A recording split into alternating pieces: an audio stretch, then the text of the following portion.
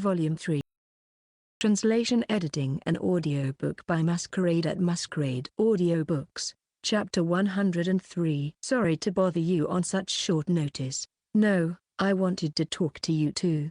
There was an atmosphere of embarrassment between me and Farah because of how we confessed our feelings for each other at front room. The place where I am now is Farah's room. I was in the same room as my father until a few minutes ago, but I wanted to talk to Farah about the future, so I contacted her. I asked her if it would be alright if I visited her room. She answered yes, so I immediately moved to Farah's room. Diana was with me until we got to the room. After arriving at the room, I ordered her to go to the castle town with Rubens. Farah and Asuna, who were watching the exchange between me and her, looked at me strangely, not understanding my intentions. Only Diana blushed a little shyly and said, "I understand." Then she bowed to us and went to Rubens. When we arrived at the room, I sat down on a chair as Farah suggested. Farah and I were now talking face to face across the table from each other.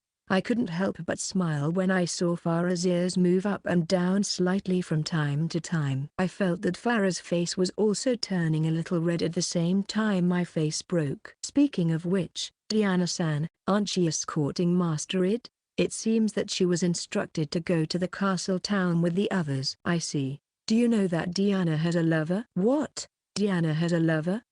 Yes. He's a knight named Rubens who belongs to the same knighthood as hers and who teaches me swordsmanship. Farah's eyes twinkled as she caught on to my story. Asuna, who was standing beside her, also raised her eyebrows and raised her hand to me before speaking. I'm sorry, Master Id, but may I ask you a question? What's wrong? I was wondering if he is a great swordsman, being Rid-sama's instructor in swordsmanship and Diana Dono's lover. What is it? I'm always challenging him with all my might, but I've never been able to beat him yet. I'm always challenging him with all my might, but I've never been able to beat him yet. I'm always challenging him with all my might, but I've never been able to beat him yet, I said with a hint of regret about the can't win part. He is strong. Asuna was strong, but I think Rubens is even stronger than that. If I had not trained with him on a regular basis, I would never have been able to put up such a good fight against Asuna. Asuna's eyes lit up at my words. Still, it seems that even though the world has changed, everyone still likes this kind of story. In Asuna's case, though, I think the direction is a little different. After Asuna and I finished talking, Farah asked me a question with a dubious look on her face. But why did you give the two of them an order to go to the castle town at this time? Wouldn't a normal request have been fine? That's it. I hesitated a little, but the two of them will come to Bardia territory, so they will know sooner or later. The story of how they were childhood friends and had recently become lovers. They had been officially approved by the knighthood, but their relationship had been slow to develop. I told him everything, even the worries that Diana had just expressed to me. I may have told too much.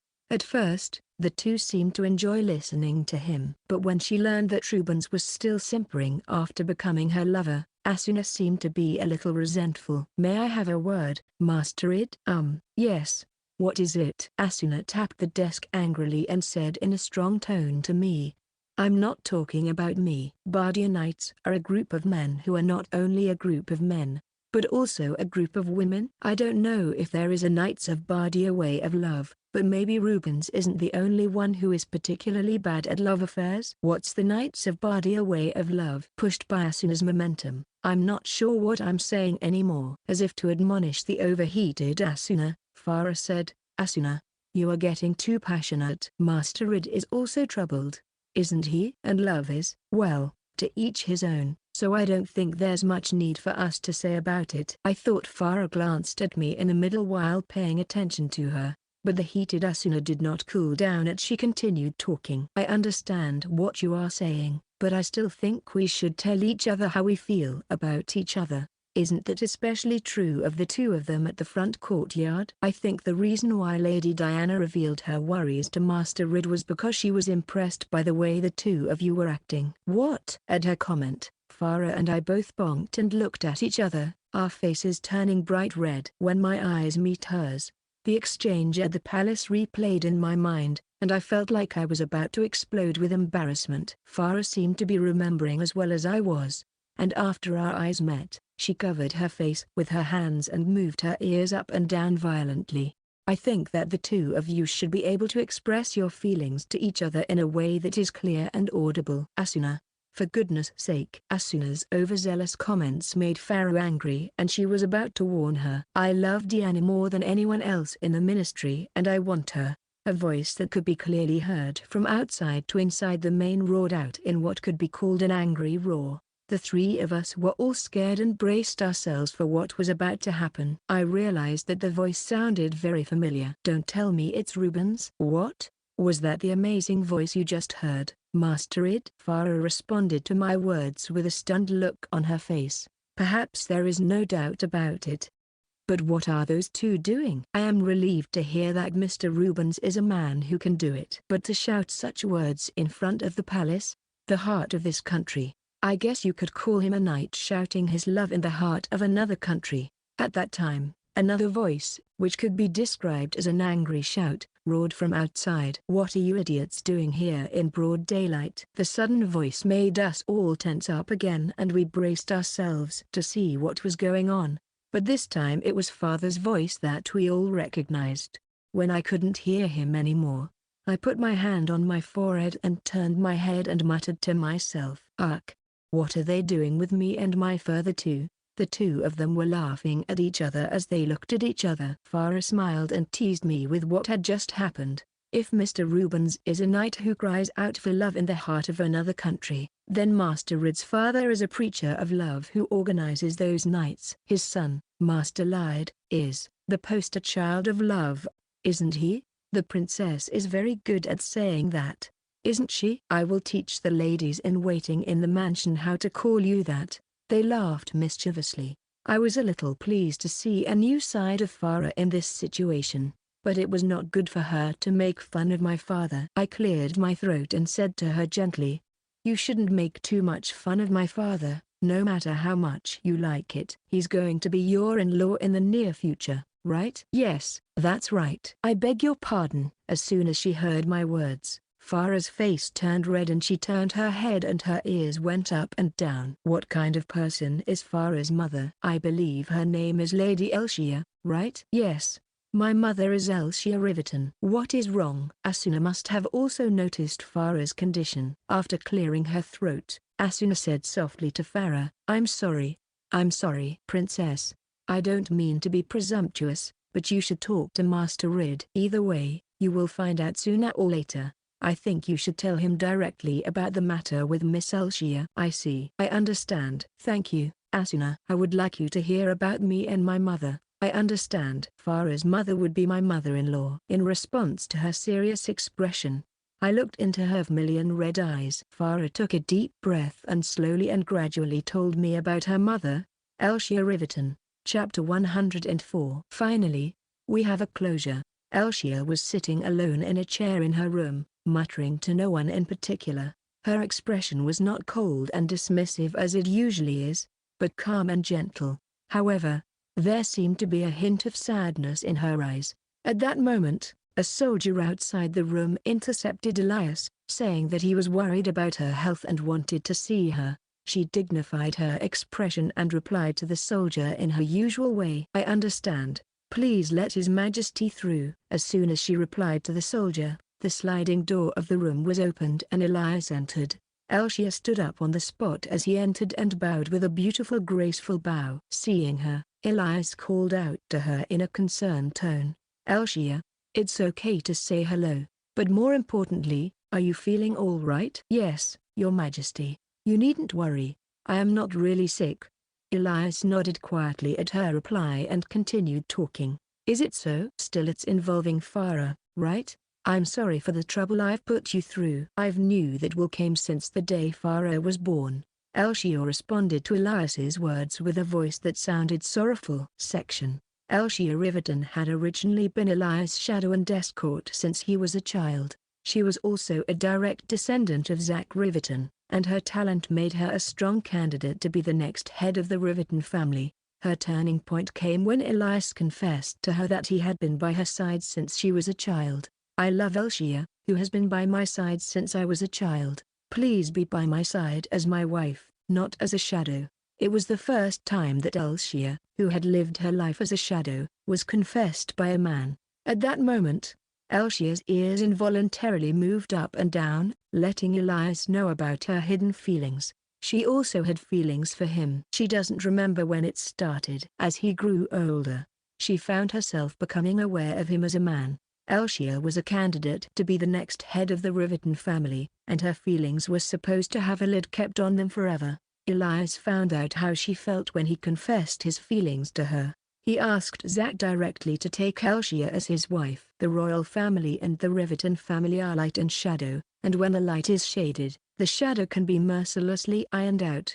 It might be better to say that the Riverton family serves the country, not the royal family. The relationship between the two also gave Zack a head start on them. The royal family and the Riverton family's direct connection would not look good to the nobility, but it's not all bad news. If the royal family has the direct blood of the Riverton family, it will make some aspects easier to move in the future. In the end, Zack agreed to Elias's proposal with a condition. At this time, Elias still had no side wives and no official wife candidates. The nobles would not be silent if he only considered Elshia as a candidate for a regular wife. Zack gave Elias the condition that not only Elshia but also a certain number of candidates be prepared at the same time. Elias accepted this condition and selected Elshia and several other candidates for the queen. Since the birth rate of dark elves is low, there is a possibility that the king may not be able to leave a bloodline without a concubine. In any case, it was necessary to have other candidates for queen besides Elshia, so Elias accepted the offer. It is a rule that the Dark Elven Queen is the first woman to bear the king's child. This is because the birth rate is low, and if the queen is chosen based solely on the order of marriage or position, it could lead to a power struggle later on. A few years after Elias began spending time with many candidates, including Elshia, a long-awaited pregnant woman appeared among the candidates. Her name was Liesel Tamuska, a Tamuska woman with a long history and a certain amount of power as a member of the noble family. The country erupted with joy. Elias and Elshia also rejoiced at Liesel's pregnancy. However, the pregnant Liesel had very mixed feelings. She knew that Elias and Elshia were in love with each other. There was another reason: Liesel did not think she was fit to be queen. Chapter 105. Liesel Tamusk. Her father's position in the Tamuska family was poor. Living conditions were only slightly better than those of commoners. Then something happened that changed all that. She received a letter from her grandfather Norris, the most powerful member of the Tamuska family, ordering her to become a candidate for the position of queen to His Majesty Elias. When Liesel heard that the reason she was chosen was because she was the youngest of her family, she was outraged at the terrible news. Her parents, however, were pleased. Even though she was a candidate, she would be the king's concubine. As parents who wished for their daughter's happiness, they were very distressed that their daughter had to live a life similar to that of a commoner. Liesel herself was not dissatisfied with her current lifestyle, as she disliked the ties between the royal families. There was also a childhood friend who had a slight liking for her, so she was about to say no. However, her parents did everything in their power to stop her. The man who gave the order, Norris, was ruthless, and a poor refusal would have been a big problem. He also convinced Liesel that she would be happy alone if she went to a side room. She had no choice but to go to as a candidate for queen, and after receiving queenly education at his place, she was to go to the king. Liesel wanted to at least say goodbye to her childhood friend, but in the end she had to leave home without being able to say anything to him.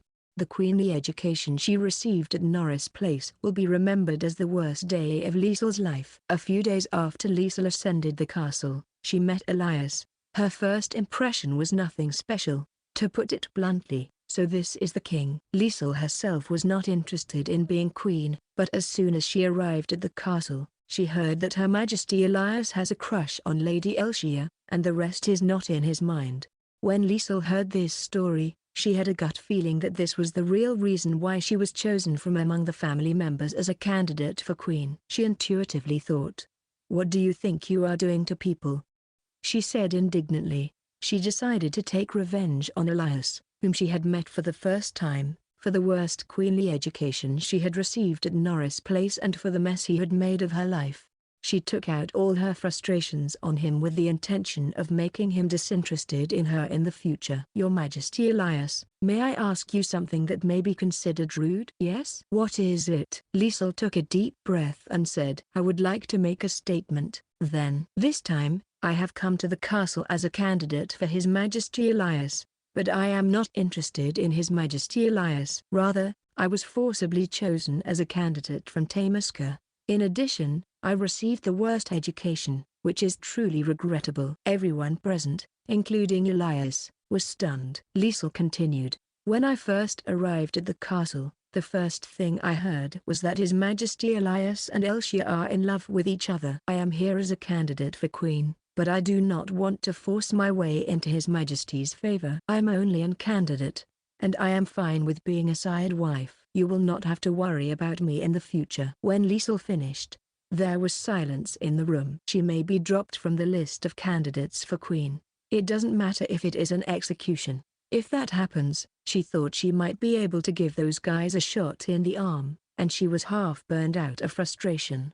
A few moments of silence passed, and Elias was the first to speak, but what he emitted was a loud laugh. Liesel was taken aback by the unexpected reaction. The people around her were similarly taken aback. After laughing for a while, Elias said to Liesel in a curious tone, "Liesel, there are few people who can say such strong things as you. I would love to have you by my side. No matter what anyone says, I will accept you as a candidate for queen." Liesel muttered a small yes, and then said, "I am a nonconformist, but I look forward to working with you." She, Liesel, did not know. It is the nature of men in power to want to catch women who resist. Liesel had unintentionally charmed Elias in a way. As the months passed since their meeting to the castle, Elshia and Liesel had become very close friends. Liesel, who had only been in the castle for a short time, often struggled in the castle due to the queen's education, which was a second-hand one. Also, for better or worse, she had caught Elias's interest, so she was isolated among the candidates. It was Elshia who saw the situation for what it was and helped him out. Elshia was also isolated because she was seen as a favorite of Elias. As a result, it was inevitable that their interaction would deepen. Elias's comings and goings also began to noticeably skew towards Elshia and Liesel. It began to be said that one of them would be the queen in the royal family. Just then, Liesel's pregnancy was discovered. Elias and Elshia were pleased by Liesel's pregnancy. They told her not to give up on the child. Liesel then told them that she was not fit to be queen and that Elshia should be the one. Elshia told her that she fit that role. Elshia gently scolded her, as if admonishing her. "Liesel, you are not a queen because you have the capacity to be a queen. The one who becomes a queen becomes the queen's vessel. Don't worry. We will support you." Lady Elshia, supported by Elshia's words, Liesel became queen. Her name was also changed to Liesel Reinut. About a year later, Liesel gave birth to a baby boy. He was named Lassis Reinalaut. After the birth of Lassis, some of the women who had been made concubines by the queen's candidates began to leave the castle. Reinut's chambermaids could express their wish to continue as chambermaids if any of them bore the king's heir. If their wishes are respected and approved, they can resign their position and leave the castle. However, once they resign, they cannot return to the chamberlaincy unless the king requests it. Usually, most of them remain in the chamberlaincy. However, in Elias's case, he cares for both Liesel and Elshia, therefore, it was difficult for him to have the opportunity. Elias promised to provide as much support as he could to those who expressed their intention to resign from the chamberlaincy. Although the country had always provided support for those who resigned from the inner chamber, Elias made it even more generous. This was largely due to the fact that Liesel told Elias about her dissatisfaction and how she had become a candidate for the queen's office. In his own way, Elias did this out of a desire to repay the women who had become his candidates and chambermaids. Even if only a little. Elias, Liesel, and Elshia supported each other, and Lassis grew up healthy. She thought it was smooth sailing. However, something was about to happen that would gradually change Reinalaut's fate. Chapter 106. Reports of missing persons are still coming in today. Supposedly a slave-related abduction or kidnapping. Again? Zack, what is going on with the shadows? Elias's room was filled with angry shouts. His face was stern and distorted with anguish. About a year had passed since Lassus was born. Lesurely became queen, and Elias and Elsia supported her. The country was more lively than before.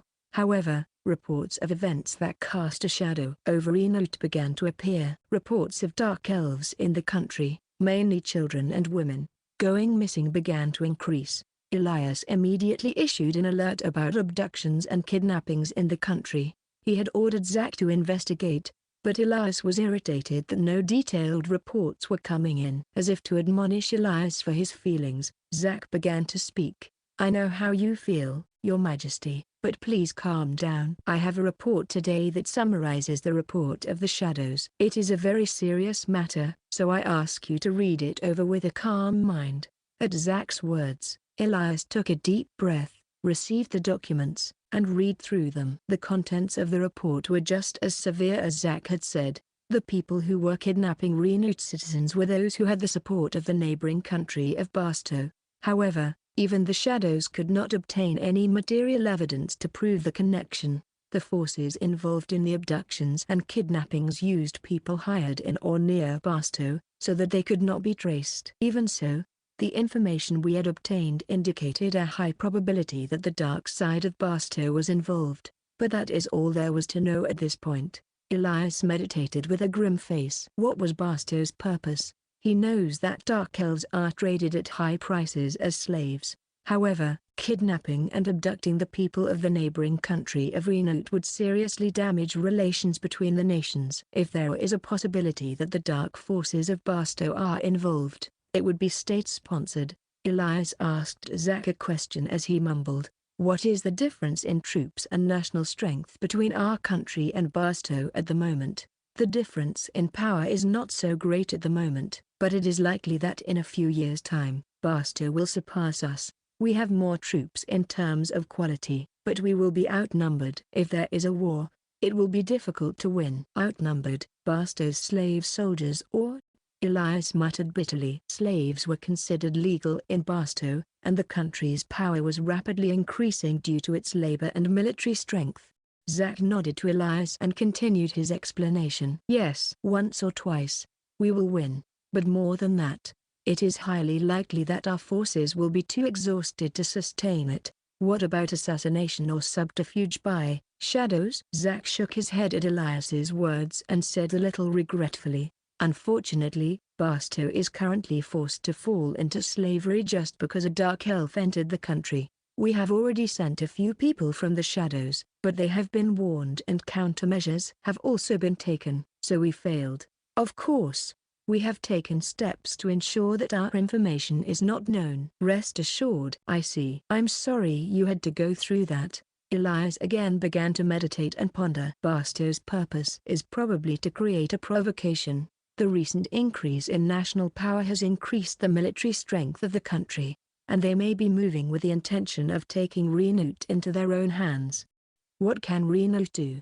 They wondered what would hold the key to the future fate of Barstow and Reincarnated. Opening his eyes slowly, he gave Zack his instructions. Send a messenger to Barstow as soon as possible. Abducting the people of Reincarnated and selling them into slavery would only lead to conflict between the nations. And tell them to return all of the dark elves who have fallen into slavery through Barstow. Yes, sir. Zack nodded Elias's words, then said as if to add, then sent a messenger to the capital to inform the Emperor of the Magnolia Empire of the current situation and that he should be connected to the Emperor. Also, send a similar messenger to the Bardia frontier Count, Raina Bardia. Zack unusually tilted his head at Elias's intention and asked a question as if to confirm it. I understand the Imperial capital, but is it also necessary to send one to the Bardia territory Raina frontier Count? But if something should happen, the Bardia territory is too close to the other side of the river. They may be more friendly to us than the nobles in the capital. I understand. Zack nodded in agreement. After the discussion with Zack,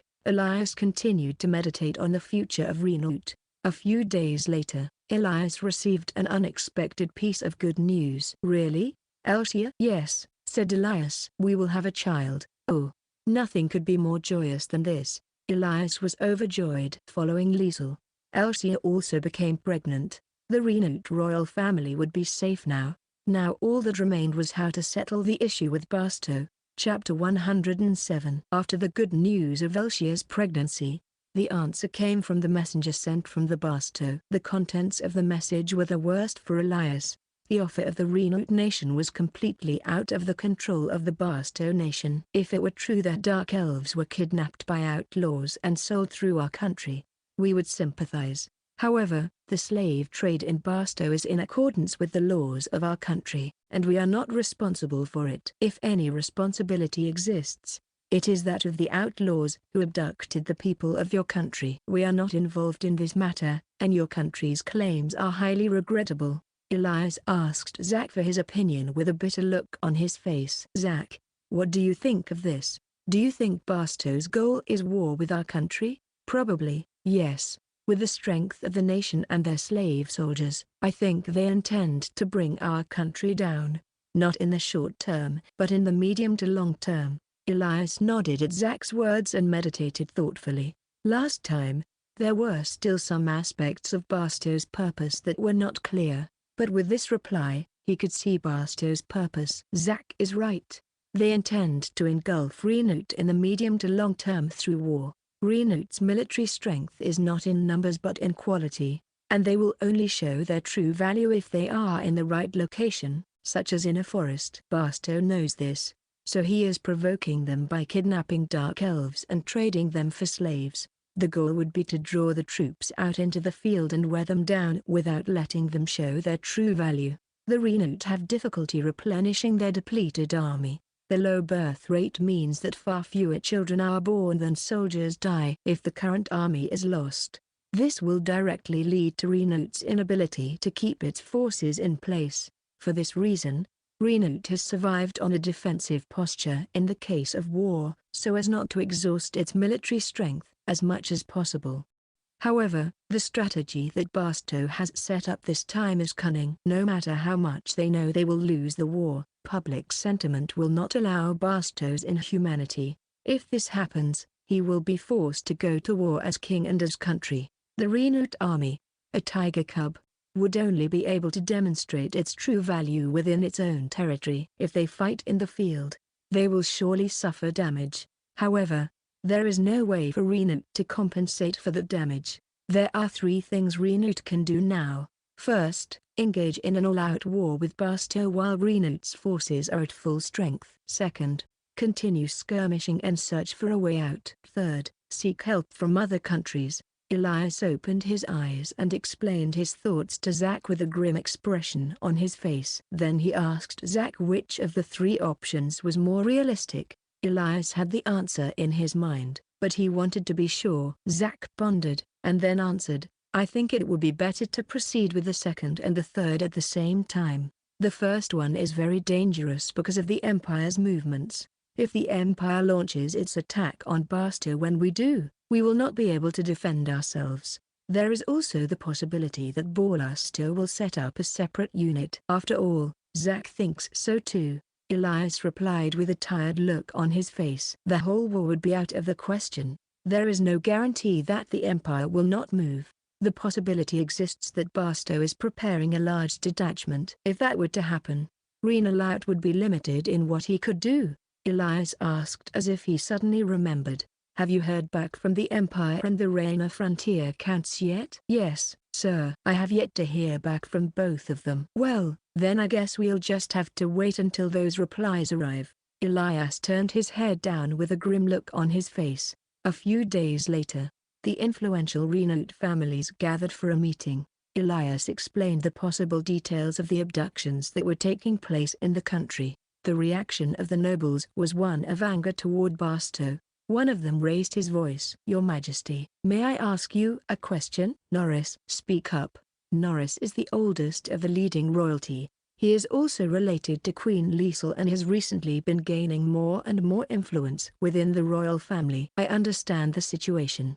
However, the people will not be satisfied with the situation as it is. In order to prevent an all-out war, It is necessary to show our stance both domestically and internationally. To that end, why don't we deploy some of our troops only near the border on the Barstow side? Ostensibly, this would be to catch the outlaws who are kidnapping people, Norris explained to Elias and the other members of the nobility present. A few members of the nobility seemed to agree with Norris' words. Elias replied to Norris with a dubious look on his face. We will consider placing some of our troops near the border with their nation, but what about after that? If it is a permanent placement, it will cost a reasonable amount of money. I would like to hear some concrete solutions. You're right. If we deploy our troops near the border, we can check them against Barstow. In the meantime, why don't we make an alliance with the Empire to eliminate any lingering danger, and then attack Barstow from our side? Our army has never lost a battle. If we show them how strong we are, they will be reluctant to attack us. Elias shook his head at Norris' words and said in a strong tone, I agree with you about the checks and balances, but launching from our country is out of the question. Did you not hear what I said? Besides, the reason we've never lost a war is because we've always been committed to defending ourselves. We cannot wage war outside our territory. You have not forgotten that, have you? You are right, Your Majesty. Therefore, I advise you that you should set an example. Elias shook his head and muttered in his mind, I can't get into this. Even if an alliance is formed with the Empire, it does not eliminate the possibility of the Empire invading Renoot. At the moment, there is no merit for the Empire to form an alliance with Renoot. In fact, it is a situation in which they would be targeted as a fishing expedition. Norris does not understand this. Elias told everyone present at the meeting. We will not start a war, and then think of a good plan. Of course, I myself will think about it. We will overcome this crisis at any cost. Some of the nobles, including Norris, looked bitter, but they generally looked satisfied. Elias returned to his room and sagged in his chair. He had said he would think about it at the meeting, but to be honest, he was in limbo. At Zack's direction, Shadow and his team conducted various investigations, including the difference in troop strength, location conditions, and Barstow's anti-assassination defenses. As a result, they found that even if they fought a one-time all-out war, the chances of winning were infinitesimally small. Even if they were to reach the capital of Barstow, the Renoot troops remaining at that time would not be able to bring down the capital. In other words, they would be forced to retreat. Even if they attacked at a cost, Renoot would gain nothing. He would only lose men. So it all depends on the Empire, Elias muttered weakly. The king of a country is forced to rely on other countries for the fate of his country, and he is so frustrated by this situation that he ends up hitting the desk with his hand as hard as he can. A dull sound echoed hollowly in the room. Elias sent messengers to the Empire and Bardio again. The Empire would hold the fate of Renoot in its hands. Thereafter, some Renoot troops were deployed near the borderline between Barstow and Renoot. Naturally, this was to crack down on the outlaws who were abducting and kidnapping their own citizens. However, Barstow claimed that the deployment of troops near the borderline was an act of war against our country. For this, Barstow also deployed his troops near the border of Renoot. Elias tilted his head at this. Why are they placing them at this time? Even if they wanted to go to war, he did not immediately understand the reason for the placement by the Barstow side. It took a little while, but I soon understood the reason. Can't get salt? Nonsense. We should have been able to stock it through various channels. Elias was outraged by the reports from Zack and many other noblemen. Renoot is a landlocked country, so it relies on imports of salt from Barstow and the Empire. As soon as Barstow deployed its army near the border, the salt merchants in and out of Renoot stopped selling salt at once. To be more precise, it is said that the salt merchants in and out of Renoot were no longer allowed to purchase salt. In the worst case, they were assassinated. The merchants in both Magnolia and Barstow were no longer able to sell salt at the same time. At that moment, Elias understood. This was the reason why Barstow had placed his army near the border. If the salt runs out, the country will not be able to survive. In other words, they would have no choice but to strike out. That is why he placed his army near the border so that he could intercept them at any time. They instructed Zack and Hui to check the stockpile of salt and to find out where to purchase new salt. Then came the startling revelation: there is almost no stockpile at. That's ridiculous. Sorry about. It seems we've been completely outfoxed, Zack muttered bitterly. In order to deploy troops near the border with Barstow, instructions were issued within Reno to prepare as much military funds as possible. After that, a group of merchants who had been in and out of the country for many years offered to lend money to the army by pledging salt as collateral. The trading company offered to the administrator, a member of the Han Chinese family, that the salt they used as collateral would be kept in Reno, and that the country's stockpile would remain unchanged, but that they would effectively only gain military funds. The nobility accepted the proposal.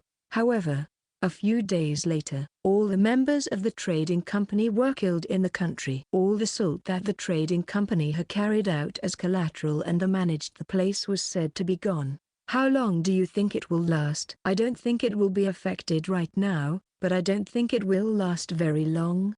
They got hit. The messenger still has not returned from the Empire, nor from the Bardia territory. Barstow and the Empire had already joined forces, and as soon as they were ready, they stopped the salt. It seems that the two countries seriously intend to crush Reno, Elias muttered as he sagged.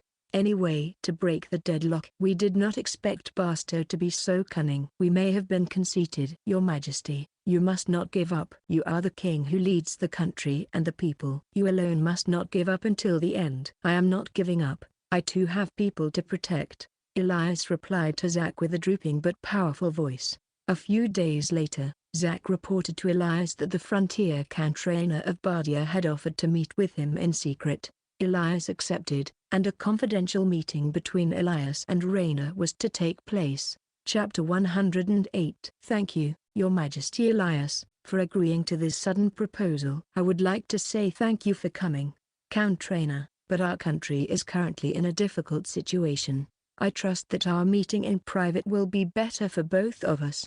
Elias and Rainer are sitting across from each other at a desk in a room in the guest house. Rainer has asked to get rid of a person, and now they were alone in the room. In the room, Rainer begins to speak. Now, I would like to present you with a letter from His Majesty the Emperor of the Magnolia Empire. Please read it here. After he finished, Rainer took out the letter and put it on the desk. Elias quickly picked it up, opened the seal, and read through the letter. Elias looked at the contents of the letter and, with a grim expression on his face, looked at Rainer and said, "Is this for real? I can only imagine what Your Majesty Elias is going through." The letter from Erwin Magnolia, the Emperor of the Magnolia Empire, read, "First of all, the Magnolia Empire is not involved in the tensions between the two countries of Barstow and Reno, and we are keeping a close eye on the situation between the two countries. As for your offer of an alliance, we have discussed the matter at home and are prepared to conclude an alliance with conditions. Conditional terms. First, after the alliance is signed, the final decision-making authority on major issues within Reno, such as military preparations, politics, foreign and domestic, and the right to name the next king, will be given to the Magnolia Empire. After the alliance, all decisions shall be made by the Empire. Second, if a princess is born to the Reno royal family after the alliance, she must be married to a member of the Magnolia Empire's royal family or an official of the imperial nobility equivalent to the second rank. Third, any child born to a member of the Reincarnated royal family who marries in accordance with the second step shall have the right of succession to the throne of Reincarnated. Fourth, the first three matters shall be kept secret and shall not be made public at home or abroad. If you agree to the above, the Empire will become your ally and will be ready to protest against Barstow. Furthermore, a secret letter was received from the nation of Barstow before yours, and its content is a request for a haul to salt to your nation. We are aware that some nobles belonging to the Empire have gone ahead and made a decision to stop sending salt to your country, but this matter is not the judgment of the Empire as a whole. I hope your country will make a wise decision." Elias hung his head. Magnolia was not aligned with Barstow. However, by a perfect fishing expedition, they are forcing Reno to make a choice between belonging to a country or going in exile. Elias muttered bitterly to Raina. This means that our country will be treated no differently from a subject nation in the name of an alliance. And to take the yet-to-be-born princess hostage, we will let her marry a member of your royal family or a noble. You even ask us to give the child born eventually the right to inherit the throne in our country. But you will still survive as a nation. Hearing Raina's words, Elias glared at him with sharp eyes as if to pierce him, but he ignored him and continued. The offer from your country and the secret letter from Barstow reached the Reich at about the same time. In the Empire, there are two factions, the Barstow faction, which insists that we should join forces with Barstow and confront Trinote, and the Alliance faction, which intends to form an alliance with your country. The Alliance faction and the Barstow faction, both of them are really bitter groups. For your information, may I ask which you are? You may consider me the leader of the Alliance faction. As you know, my territory borders 3 countries. Your country, Barstow, and the Beast Kingdom. As soon as I heard about the messenger from your country, I approached my emperor for support. I don't know if you will believe me. He looked Elias straight in the eye as he answered his question. Perhaps he was telling the truth. I asked him the next question. If that is the case, I would like you to make a normal alliance with our country. No king would accept the offer to turn his country into a vassal state. Raina shook his head at Elias's answer. I am sure that His Majesty Elias is aware of the situation. The Reincarnated now has no choice but to go to death knowing that the salt will be stopped and in the future it will be defeated. If your forces are depleted, Barstow will be happy to attack Reincarnated. A people who cannot fight will be treated as slaves in Barstow. The Empire will not be so naive as to miss this opportunity. Elias pondered Raina's words for a moment before replying. Give me 1 day to think about it. Yes, please. After the day's meeting, Raina moved to his guest room in the guest house. Elias returned to his room in the main palace and called Zack, Elshia, and Liesel. When the 3 arrived, he dispensed with the people and talked about the alliance with the Empire. The 3 listened to Elias' words with a somber look on their faces. Zack asked, how is His Majesty Elias doing? What do you intend to do, Your Majesty Elias? If it is exile, the people will be the family. If we are in exile, we cannot protect our people or our families. So you are going to give up Elshia's long-fought child to the Empire? It was Liesel who snapped at Elias's words. She knew how much Elshia had been looking forward to the birth of the child. She knows how much Elshia had looked forward to the birth of her child and how much she had suffered because of her inability to have a child. Liesel knows this painfully from her side. She could not allow the Empire to take that child away from Elshia. Elshia admonished Liesel, who was getting passionate. Thank you for saying so, Liesel-sama, but the king and his concubines have children in case something like this happens. If the child is a princess, then let it be raised so that it may fulfill its role. Elshia, is that what you want? Elshia gently scolded Liesel, shaking her head. We are on the brink of the destruction of Reincarnated. Liesel, the queen, should not be so distraught. Besides, I still don't know if my child is a princess. It could be a prince. So I will be fine. Liesel was saddened with tears. Elshia was calm, her down with a resolute look. Elias muttered apologetically to Elshia. I hope you will forgive me for having only this kind of talk with you. As a king and as a father, I have been nothing but unworthy. Your Majesty, we don't know which one this child is yet, so don't worry about it. Zack, who had been watching the 3 of them, asked Elias with a grim look on his face. Then, would it be correct to say that we accept the Empire's terms and form an alliance? Is that correct? If a skirmish should break out, it will only lead to more casualties. As long as he accepts, let's talk about getting the situation under control as quickly as possible. The next day, Elias met with Raina again at the guest house, just the 2 of them. Elias told him that he would accept the terms and form an alliance, and prepared a secret letter to the Empire. He told him that he wanted Bast to stop his movements as soon as possible. Raina promised that he would return to the Empire immediately and address the Emperor. I will be sure to let our Emperor know how His Majesty Elias feels about this. Raina, I am counting on you. Just, what is it? Elias stopped mid-sentence and looked down. When Raina asked if he was concerned, he muttered quietly and tremblingly, sorry, Raina then quickly returned to the Reich. Elias then gathered only the leading nobles of the country. He explained to them about the alliance with the Reich and the secret agreement at the same time. The nobles were stunned and shouted angrily at Elias. However, Elias heard their angry shouts and said, "Who will be happy if the country is destroyed? But if it perishes, there is no future. This is the only way for the country to survive." The nobles silently obeyed Elias' words. Even they understand the current situation. The Dark Elves have a long history of success in the Dark Elven Kingdom. However, Reincarnated, which boasts a long history of Dark Elves, became a vassal state of the Empire at this time. When Reincarnated formed an alliance with the Empire, Barstow withdrew its troops from the border area in a panic. The Empire pressured Barstow to protect and return the abducted and kidnapped Dark Elves. It is said that it was the frontier camp trainer who went directly to Barstow and conveyed the Empire's intentions to him. In the country, victims of abductions and kidnappings were happy to be reunited with their families. In addition, the people of the country became very friendly toward the empire with which they had become allied. As a result, they began to adopt the culture of the empire into Reincarnated. The alliance with the empire and the problems with Barstow. In the midst of the hectic daily life where various problems were going on at the same time, Elsia safely gave birth to a child. The child was named Farah Reincarnated. She was a lovely girl who looked very much like Elsia. Chapter 109.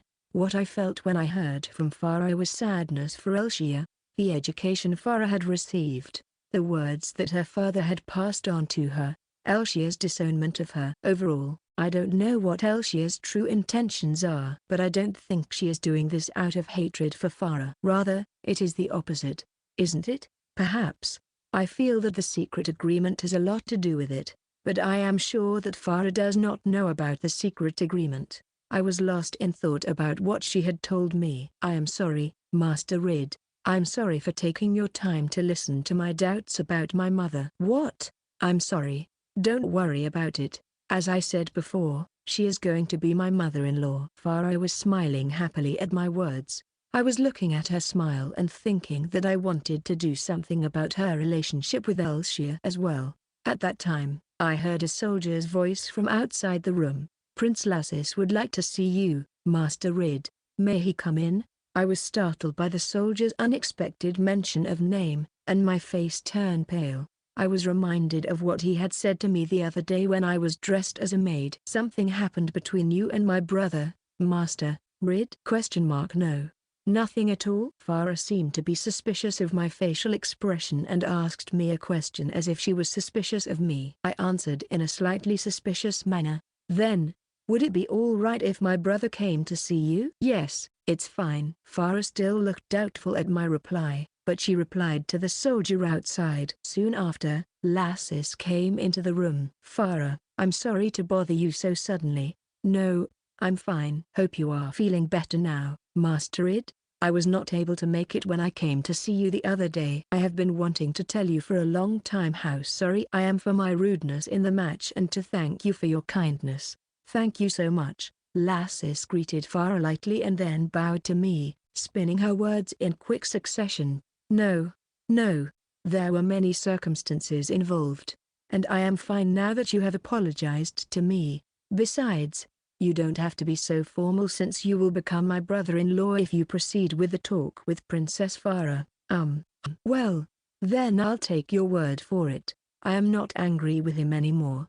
However, I feel that I have some sense of bitterness toward him because of the incident." When he heard my response, he quickly changed his language. He then broached a topic that I didn't want him to touch. "Master Id, do you know that you have a lovely maid named Tia in your place?" My Asterid, are you all right?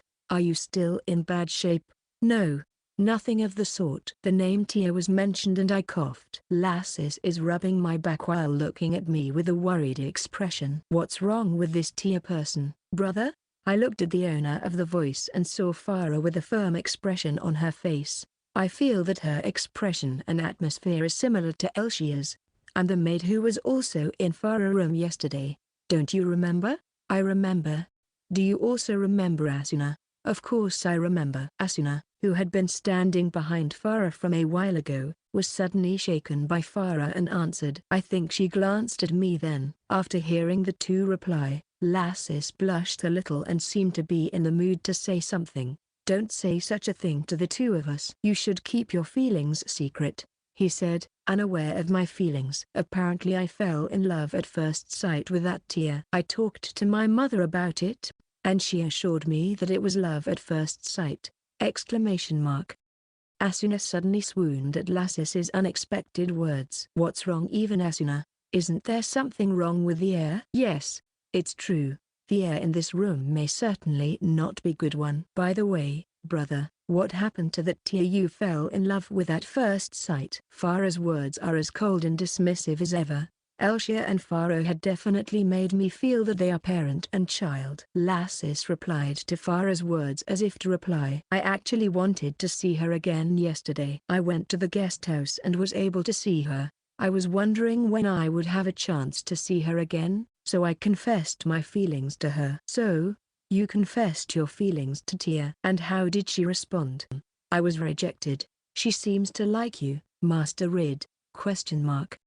I and Asuna both coughed at the same time. Lassis, whether it's me or not, in front of the person in question. I don't think that's the right thing to say. Lassis looked at me with a dubious expression on his face and said, What's wrong with you two? Are you sure the air in this room is safe? Farah, shall I warn the maid of honor to clean up properly? I'll make sure to give them a good warning. I'll make sure to give them a good warning. Oh, really? I hope so. Farah's eyes were not smiling.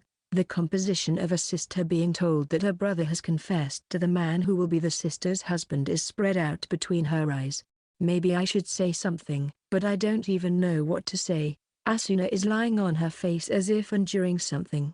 Is it at least a relief that Farah knows everything and Lassis knows nothing? In the midst of all this, Lassis looked at me and said, Mr. Rid, I'm sorry to be pathetic, but I have a favor to ask of you. What kind of favor? I flinched inwardly at his passionate gaze, but when I replied frantically, he continued, The truth is, when I confessed to Tia, she told me that she would not approve of me unless I was stronger than Rid. Of course, I had always intended to challenge Rid's challenge again someday. If I were to challenge you again, and if I were able to beat you, I would really appreciate your support for my relationship with Tia. Well, that's a matter between the two of you, so it's hard for me to do anything about it. Besides, I unfortunately don't know anyone called Tia. I was desperately trying to find a way out of it. Farah is looking at me and our exchange with a colder look in her eyes. Asuna is still lying on her face and shaking her shoulders. I'm glad to hear you say that. Also, please take care of Tia for me. Brother, please don't do this to me. Lassis said to my words as if he had just remembered. Mr. Rid doesn't know her, but I am sure that Lady Diana was there at that time. If you ask her, she should be able to tell you. I would like you to ask her about Tia. I'll ask her next time. At this point, I was really glad that Diana was not here. I thought it was meddlesome, but what I did for her was not in vain. The mercy is not for everyone. Farah, who had been watching and listening to the exchange between me and Lassis, said coldly and dismissively, Rid Sama, as a candidate for marriage, is here today to deepen our relationship. If you are apologizing for your rudeness the other day, I have nothing to say.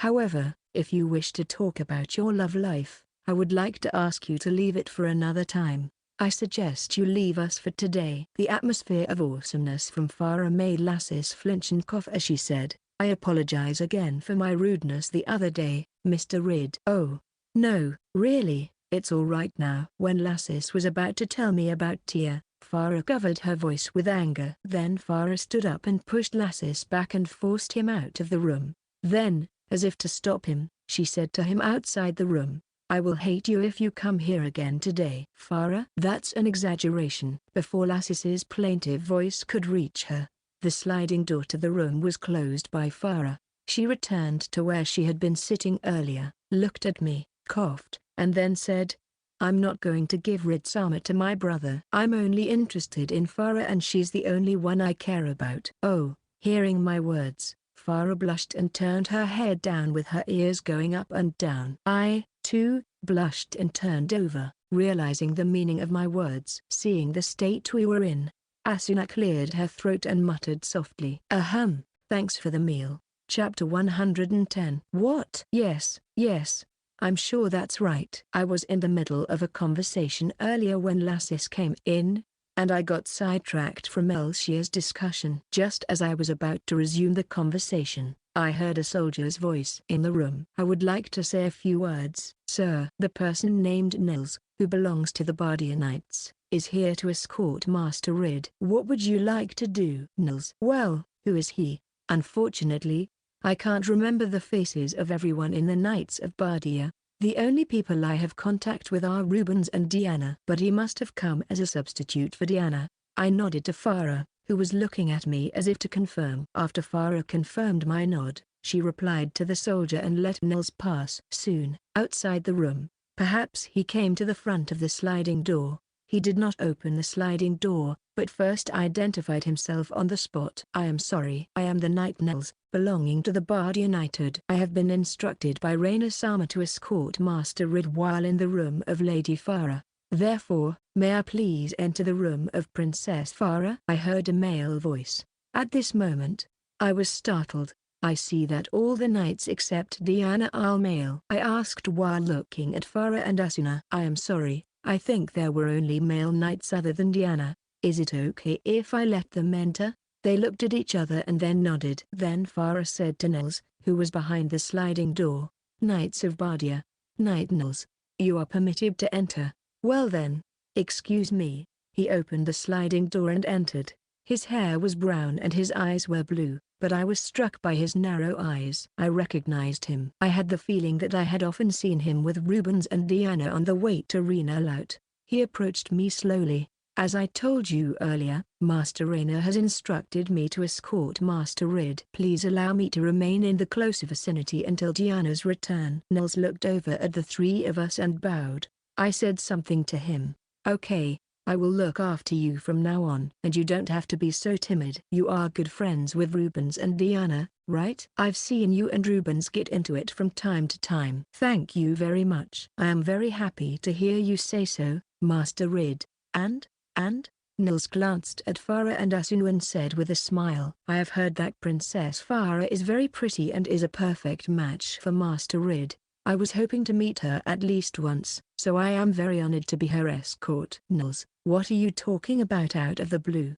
I told him to be careful, coughing at Nils' unexpected words. Farah blushed at Nils' words and turned her head over, her ears going up and down. Asuna didn't change her face in any particular way, but I think she was looking at Nils as if to observe him. I blushed a little and coughed, and told him to be careful. Nils, you know, it's nice to be told that you look good together or that you're honored, right? I'm not sure if it's a good idea to be so blunt, but if you say it to our faces, it makes me and Farah a little embarrassed. I'd like you to be patient with me there. When Nils saw that Farah and I were both blushing, he said, as if he had guessed what was going on, I'm glad to hear that you two are already having feelings for each other. In fact, I know some people who have made very slow progress. I muttered in my heart, another superfluous word, at his words, but I had an idea of the people he was referring to who were slow to make progress. Perhaps it was those two. Nils continued, I was worried that you might be under the influence of those two. No, it was a sincere intervention. I am very sorry. He seemed so aloof and light-hearted, but I felt no aversion to his words. If Rubens had said the same words to me, I might have said, who are you to talk like that? What I feel from his words is not anger but disgust. I let out a sigh and said, ha, that's enough. But be careful what you say next time, okay? Especially since this is the center of another country, right? Yes, I understand. Nils replied to my words with a smile. He turned to Farah and Asuna and spun his words languidly. I am very sorry for my outburst. He bowed his head in apology. Farah called out to him, looking a little embarrassed. I am sorry for the trouble I have caused you, but more importantly, has there already been talk of such a thing within the Knights? Nils said softly, smiling as he heard Farah's words. Yes. Since the two of them, Master Raina and Master Rid, met with Princess Farah, they have been smiling very much. And I have also heard from Diana that the two of you are getting along very well. Therefore, There is a lot of talk within the order that Princess Farah is a very good match for Mr. Rid. I see. I and Master Rid are a good match. Farah smiled happily at his words and turned her head. She blushed and put her hands on her cheeks, and she is moving her ears up and down and seems to be about to say ache at any moment. She is probably happy that someone other than us is saying this to her. I couldn't help but smile at the sight of her. But is Nils aware of what he is doing, or is he a bit of a natural? I think it's amazing how easily he can say things that would leave your mouth open. In a way, should I learn from him? Just when I was thinking that, Asuna, who had remained silent until now, said to Nils in a stronger tone. Nils Dono, I have been watching you from a while ago, and your movements are flawless. How strong are you within the order? I was taken aback by Asuna's words. The question was asked. Nils answered aloof. Is it strength? Yes. If I were to put it plainly for Asuna Dono, I would say that I am above Diana, on par with Rubens, or maybe even a little below him.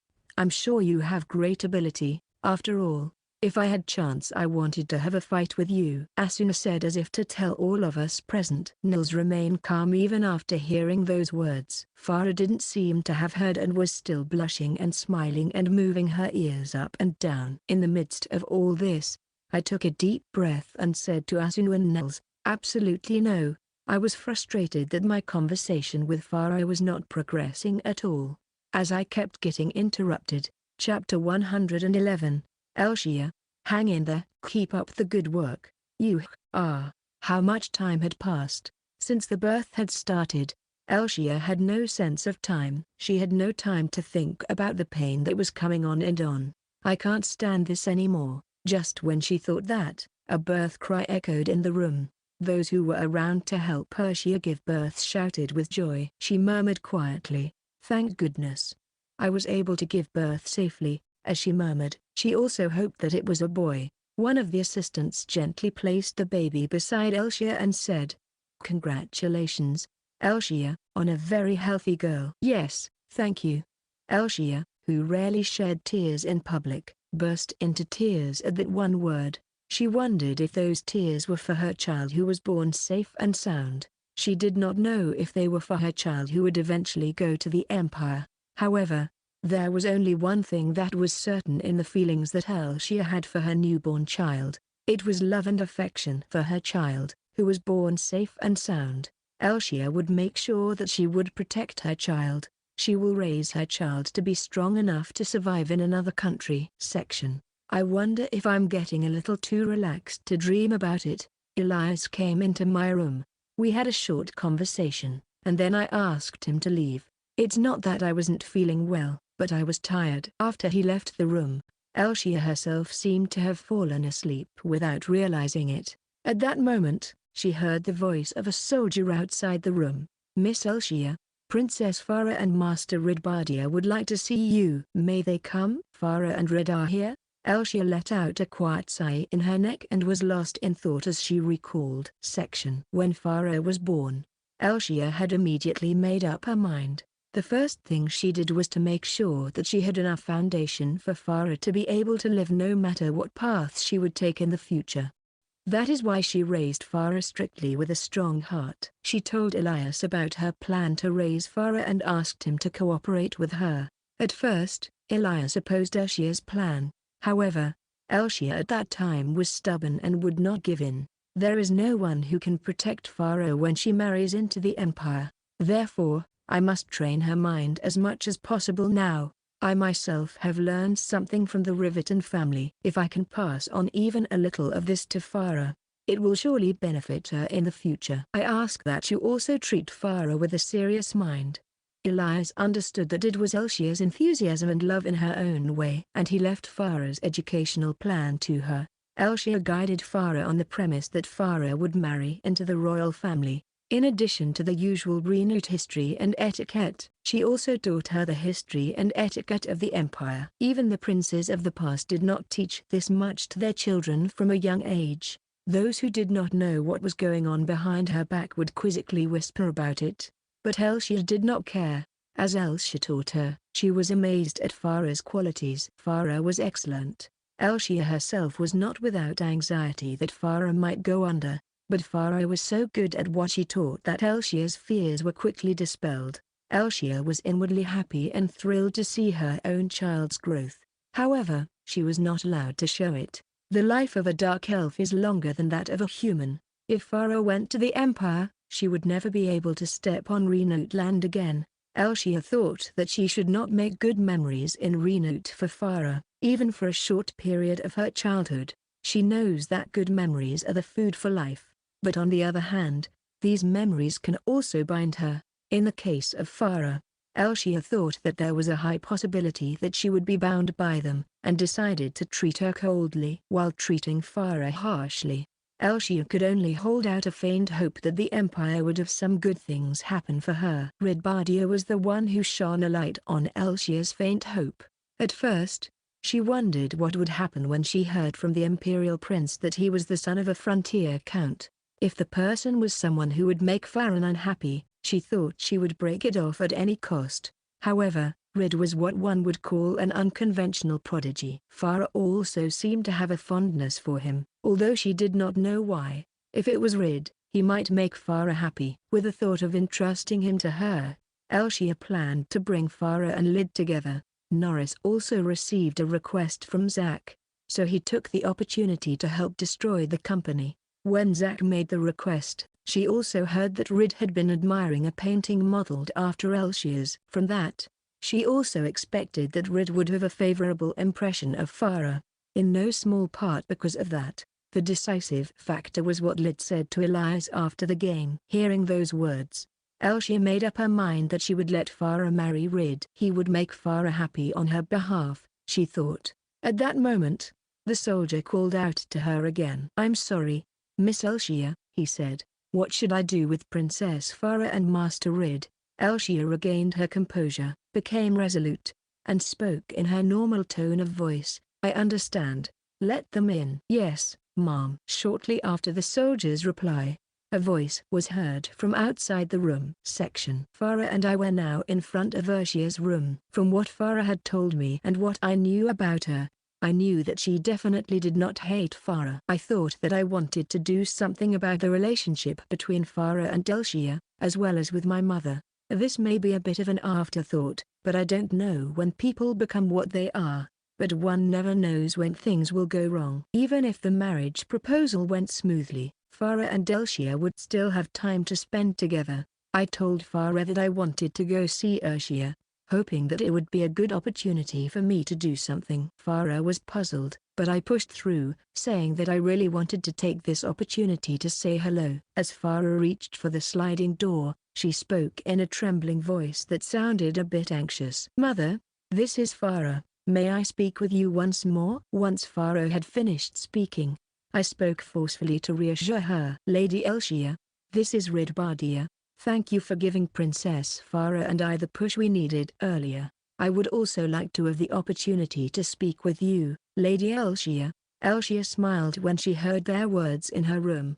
Then her expression tightened and she said, "Please, come in, both of you." Chapter 112. "Excuse me, please have a seat over there." The four of us, including myself, Farah, and two guards, were to come to Elshia's room, but I asked the two guards to stay outside the room. The only three people in the room now were Elshia and us. Farah and I sat down on the sofa as Elshia suggested. We were sitting across the table from her, looking at us. Elshia suddenly said, "So, how can I assist you two?" "Yes. First of all, thank you for giving us the push we needed earlier." When I finished, I bowed to Elshia. I smiled when I looked up and said, "So, from now on, I would be happy if I could call you mother-in-law." "What?" Elshia seemed to find my words unexpected and looked stunned, but she quickly returned to her usual expression, coughed, and said, "I am disconnected from Farah. I am not qualified to be called mother-in-law by Master Rid.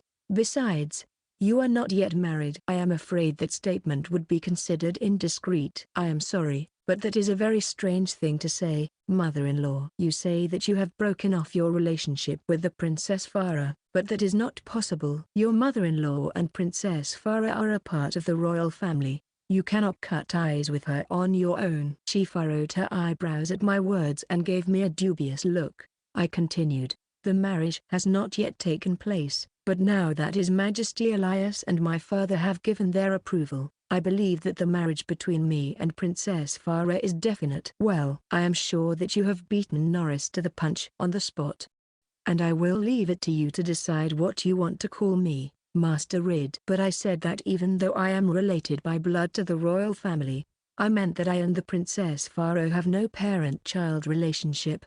Elshia gave me a cold, sharp look, and then she gave Farah that look as well. Farah looked frightened by the look, but looked at me at the same time as I strongly grasped her hand. Farah responded with a small nod, took a deep breath, and then looked at her. She then spun the words that she had decided to tell her before visiting Urshia's room. I do not know what mother is thinking when she says such things, but Master Rid told me that mother never hated me. So I believe in my mother, whom Master Rid believes in.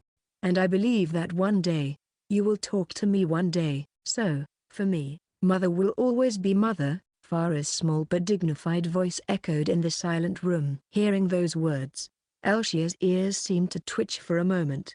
Elshia looked at Farah's face with sharp, cold eyes as she finished, and said, as if to shun her. Foolish thing. Master Rid and Princess Farah like pretty things very much, don't you? Love and kindness cannot protect anything. You should be more careful in your ability to see through people. Mother-in-law, I am afraid to tell you this. Love and kindness give people the resolve and strength to protect others and their families. If a person has neither love nor kindness, nothing will protect them and they will simply run away from the situation.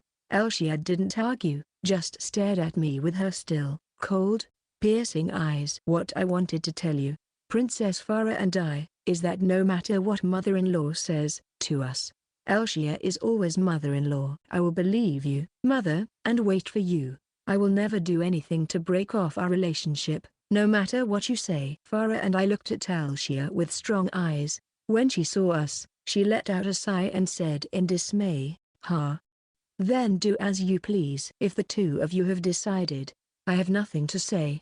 If you want to believe it on your own." "Yes, mother." "Thank you." Farah must have gained something in her own way from the current exchange. The darkness that was there when she was being consulted was no longer there. Hearing Farah's words, Elshia coldly said, "Are you done? Then leave." "I understand. I will be leaving today." Farah and I decided to leave the room as Elshia had said. We had already accomplished our goal. Our objective was to convey in words that we believed in her. When I heard all Farah's story, I felt that Elshia did not hate Farah. She also said that she did not know how to deal with Elshia. If that was the case, I told her that I would trust her. There are many things about Elshia's behavior that I don't understand, but she never did anything to make Farah unhappy. So I told her that I would believe her. Farah also said, so we decided to wait until one day Elshia would tell us everything. As Farah and I were about to leave the room, Elshia stopped us. "Master Rid, if you don't mind, can we have a little talk alone?" After I heard Elshia's words, I looked at Farah as if to confirm. She looked at me and nodded quietly. After confirming Farah's nod, I smiled and said to Elshia, "Yes, it's okay." Elshia stopped me and I sat down again where I had been sitting before. "Why am I alone?" As I was thinking this, Elshia suddenly said to me, "Master Rid, let me ask you one question. Why do you care so much about me and Farah?" "I beg your pardon, but I know this is none of your business." She had a very strange expression on her face. For some reason, I thought it might be okay to talk about it with Elshia. I thought so, and began to talk. "I want you to keep it between me and you. My own mother, Nana Libadia, is suffering from a deadly disease called magic depletion." Magic depletion syndrome. I explained to Elshia about the disease. Nikiak had told me that there were only a few cases of the disease in Renote. Without telling her the important parts, I told her that she could lose her life at any time. I told her that we had managed to prolong her life in various ways. Elshia just listened to me in silence. Finally, I told Elshia and Farah what I was thinking. "I don't know what kind of feelings there are between you and Princess Farah, but I couldn't think of the two of you as strangers. I am sorry for my intrusion." Finally, I bowed my head. apologizing for what I had just said. I knew it was tactless for me to enter into the parent-child relationship between Farah and Elshia, but I couldn't leave it alone. As I bowed my head with this thought in mind, I was suddenly embraced in the arms of Elshia. I was taken aback, and it took me a little while to realize that I had been embraced. "What's going on, Miss Elshia? What's wrong?" It was so quick that I called her Elshia instead of mother-in-law. Elshia spoke to me softly. "I know that your mother, Lady Nana Lee, would be very proud of you, Master Rid. Please, have confidence in yourself." "Is that so?" "Yes, I am sure there is no mother who would not be proud to give birth to a child like Rid. Please be strong in your heart." "Thank you." I felt a warmth that I had never felt before, and tears naturally overflowed. Elshia held me gently until I stopped crying. It was very loving, just like my mother used to be to me. "I apologize, Master Rid. I was thinking about what Lady Nana Lee was going through, and I got too emotionally involved." No, I'm fine." "Well, thanks to you, Miss Elshia. I also feel a little relieved."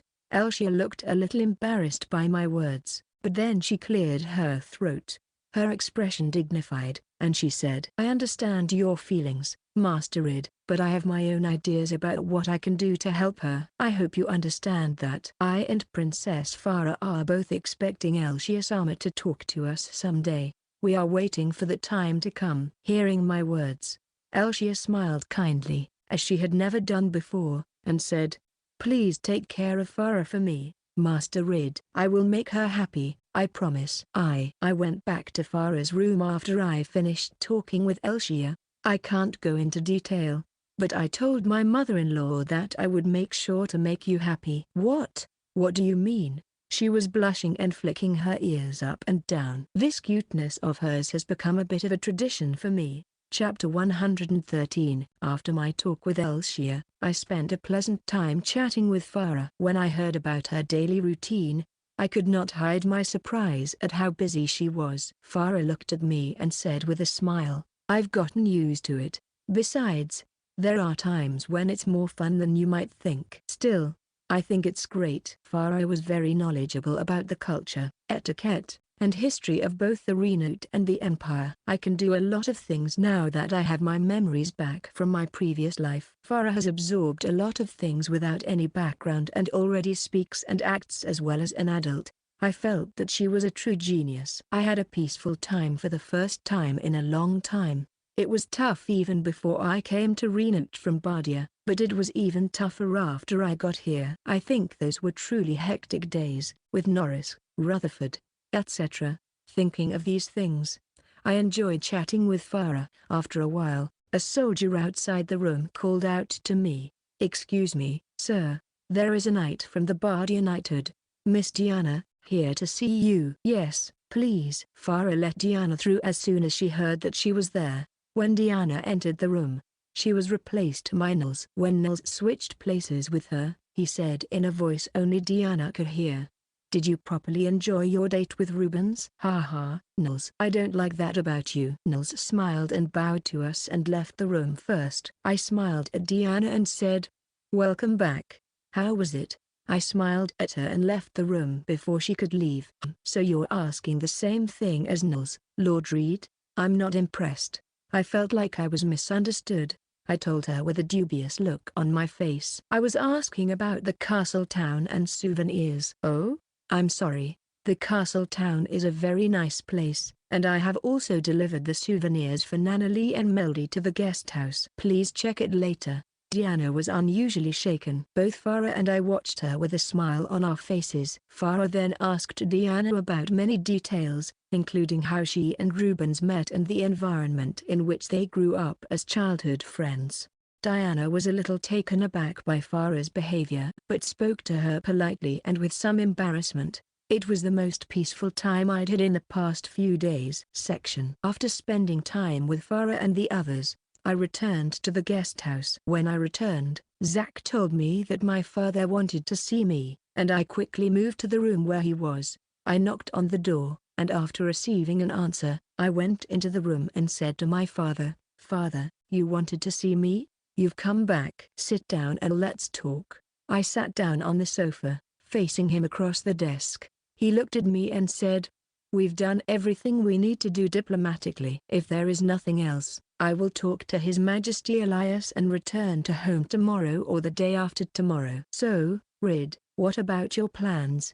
Do you still need something here?" Well, I was lost in thought, wondering if I had forgotten anything. "I think I've done what I need to do, such as the marriage with Farah and the loot grass. If anything go wrong, Chris has set up a business channel, so we'll be able to handle it." I nodded and said to my father, "I've done everything I wanted to do here, so I'm fine." "I will tell you something else first. I am going to go to the capital as soon as we return to Bardia. I'm sure it will be fine, but it will be troublesome if the nobles in the imperial capital make a fuss." "The nobles of the imperial city, huh?" "I am grateful in a way because I met Farah thanks to them." Right after he had finished, I suddenly remembered and said, "Father, I am sorry. I don't think there is any problem, but this time, I would like to bring into the Bardia territory and engineers whom I intend to hire in the future." "That's new news to me. Tell me how it happened." I explained about the dwarfs.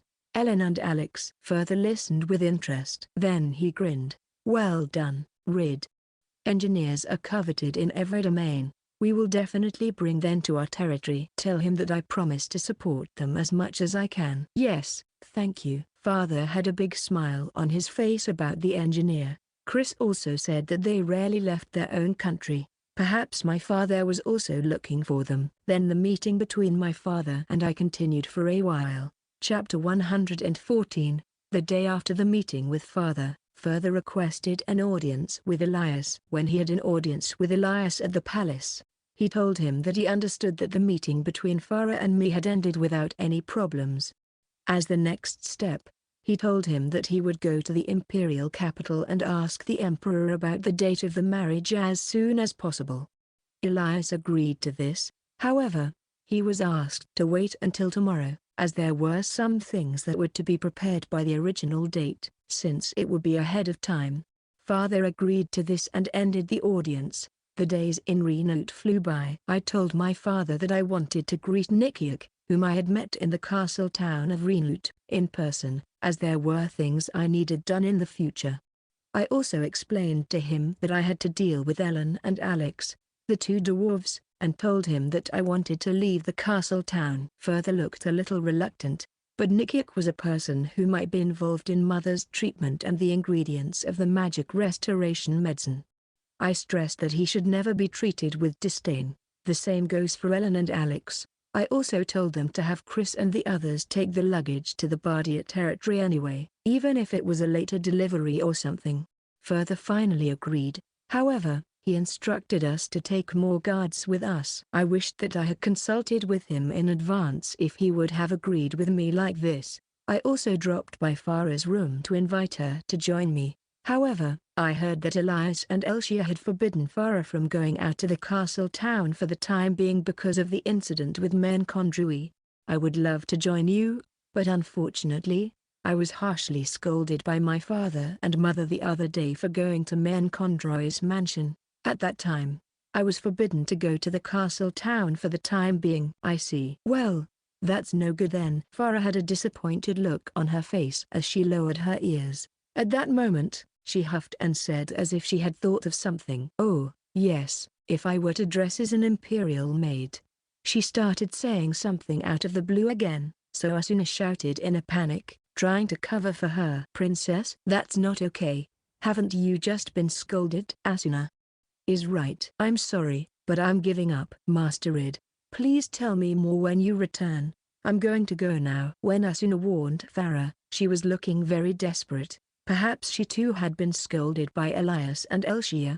I left Farah's room thinking that section. "Are we going to Bardia tomorrow, too?" As expected, I think it's too sudden. I left the castle and went first to the store where the dwarf were. I told them both that we would be leaving tomorrow for my own territory. I explained that I wanted them to come with me at the time. When I told them that I would introduce them both to my father at that time, both of them were shocked, their eyes starting. "Yes, I'm sorry, but there are some things I need you to do for me in Bardia." "Of course, if I can't carry something right away, Chris and the Bardia Knights will carry it for you," so don't worry, I said with a smile.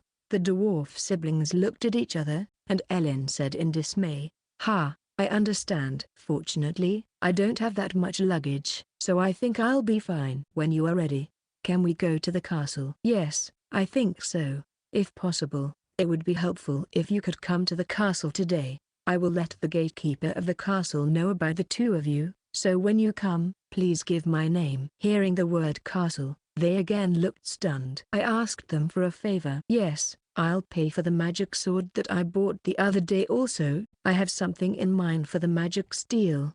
So if you have it on hand, please make sure you can take it to Bardia territory." "Thank you very much. The magic sword is also happy to find a user named Rid-sama. But what do you use the magic steel for?" "I think its use is quite limited." Ellen looked doubtful, as if she didn't understand my idea of needing magical steel. I smiled and said, "It's still a secret, but if it works out, I think it could be very interesting. I'll let the knights and Chris know, and I'd like you to take what you have on hand and as much as you can to Bardia territory." "Huh. Okay, I understand. We will bring everything we have." She didn't understand the intent of my words as she replied, and she and Alex looked at each other suspiciously until the end. After explaining the whole process from now on, I left. Section. "Ha, you really were a little boy, not a missy. SHH, don't say that so loudly, some knights don't know about that." Nikiak chuckled at my flustered expression. I explained to him that I was returning to my own territory. When I told him that I had come to say goodbye to him, he said in a good mood, "You know, kid, that's how you win people's hearts. Nickel will be an important person from now on, in case of my mother's matter. Strengthening the relationship is absolutely necessary." When I chatted with him for a while, I suddenly remembered them. "Nikiak, did you send those monsters back to the demon forest?" "Yes, I took them back to the forest yesterday. You won't see them again." "I see, they are safely back in the forest." "I think it was hard for them to be captured by humans. They were very clever, so I just hope they don't hate all people." "Oh, yes." "Did you know there are rumors about you?" "Yeah? What's that about?" Nikiak grinned again and told me what the rumor was in town. Apparently, Men Condroy was famous around here for being a bad magistrate. Many townspeople were made to cry by him. At that time, a princess appeared dashingly with her followers and a monster. Enraged, men attacked the princess in an attempt to kill her. However, the monster and followers who protected the princess turned the tables on men. The people who saw the princess were so proud of the men who accompanied her that they now call them the princess and the noble knights. The princess and the noble knight. Nikiak enjoyed exaggerating with his gestures. I was astonished that such a story had been created. On the way to Men's mansion, the townspeople were watching us. Those who escaped from the mansion of Men may have fled to the town and talked about the situation. However, I am concerned that Farah, who should have hardly ever been in the castle town, is already known to be a princess. Did someone intentionally spread the rumor? I mean, this is you guys. The boys are very popular in town right now. You're going to meet the princess, aren't you? Give her my best regards. Princess and noble knight? I don't know, but I'll let Princess Farah know if I see her. To his sly smile, I replied in a slightly annoyed tone. Afterwards, I told Nikiku about the medicinal herbs. He was in a good mood and pounded his chest, saying, "Leave it to me." After finishing my business in the castle town, I decided to return early. I didn't notice the presence that was quietly watching me from the shadows. When I returned, I reported my return to my father. He told me that he had made arrangements and that we would be able to leave Renote before noon tomorrow. "We will return to Bardia tomorrow. There is still time today, and you should also visit Farah. You won't see each other for a while." "Yes, I will do so." As father had told me, I sent a message to Farah and then visited her in her room. I told Farah that I would return to Bardia tomorrow. She was surprised and then looked a little sad and lonely. I spun words to cheer her up. "We will be able to be together the next time I come back, so please wait for me until then." "Yes, I will be waiting for you." Farah blushed a little and the forlorn look was gone from her. At that moment, I remembered what Nikik had told me. "Oh, yes. It seems that what happened at Men's mansion has become the talk of the town." "Eh? What do you mean? Farah looked stunned. When I told her what had happened, she turned red and was embarrassed. Why are such rumors spreading around? But I'm glad my name hasn't been spreading around. She looked quite flustered and didn't realize she was saying the wrong thing. As I was wondering whether I should point it out or not, Asuna quickly raised her hand. Farah asked with a dubious look on her face. Asuna, what's wrong? Princess, I apologize for interrupting you at this moment of relief. In this country, Farah is the only princess. In other words, the moment rumors spread that it was a princess, it was already widely known that it was you. Oh, that's right. Farah seemed to regain her composure as Asuna said it so matter-of-factly, but after a little while, she still blushed and was embarrassed. They say it takes 75 days to hear a rumor about someone. Is that so? I'm sure you're right. Rumors die away quickly, don't they? I enjoyed my time with Farah as we talked about such things. Section. By the way, our expectations of the rumors were far off. A princess brings down a well-known bad government official. It was impossible for the people to leave such an invigorating story of good and evil unchecked. Soon after the rumors spread, a stage playwright heard about the princess and the noble knight. He later said, "The moment I heard that rumor, it was like a bolt of lightning struck my head. Next thing I knew, I was asking around for details about it." Ahahaha. The play he wrote and created with the same meaning as the rumors, but with a slightly changed name, was released to the public. Reincarnated and the Noble Knight. Why didn't he make it the Princess and the Noble Knight as in the rumor? The stage director later said, Princess Reincarnated was not a public person. When she heard about the evil magistrate, she couldn't stand still and stood up with a few knights for the townspeople. I wanted more people to know about her activities and achievements. The play became very popular among the people of Reincarnated and will be talked about for a long time. Another event that took place at the same time was also adapted for the stage, and the two plays would become known around the world as representative works of Reincarnated. But that is another story. Chapter 115. I'm sure you'll be back in our country again. We'll see you off later. Yes, Your Highness. I look forward to seeing you then. I told Elias in the palace that my father was returning to Bardia and ended the audience with a farewell speech. Me and my father moved to the front of the guest house to make a final check of our luggage and personnel. A few days ago, I had no idea that I would be going to Bardia. Hey, Alex. Goodness, phew, it's true. My sister and I were wondering what we were going to do about our debts. The two dwarven brother and sister were supposed to go to the Bardia territory together in the Christie Trading Company's carriage. The two had been drifting from place to place, so they were used to horse-drawn carriages. They are currently helping us load our luggage onto the company's carriage. Apparently the people from the company told the two that it was okay, but they said, if you're giving us a ride, we can't just do nothing. Sis, you can load the carriages over there. Yes, I know. At that moment, Ellen lost her balance at the same time she was holding the luggage and almost fell down. But before I could move, someone else quickly appeared to support her. He supported her from behind, preventing her from falling, and spoke softly to her. Miss, are you all right? What? I'm fine. That's good. I'm glad you weren't injured. He had a blank look on his face but spoke kindly to Eren as he took her luggage. She blushed a little at him. Miss, sister, are you all right? Ellen, did you hurt yourself? I and Alex worriedly called out to Ellen, who was about to fall down. I'm sorry. I'm fine. You look a little red, sister. Are you sure you're okay? Yes? No. I'm fine. As you can see, when Alex pointed out that Ellen's face was red, she shifted around a little, feeling a bit shaken. I'm not worried by the way she looks. Capella, thank you for helping Ellen.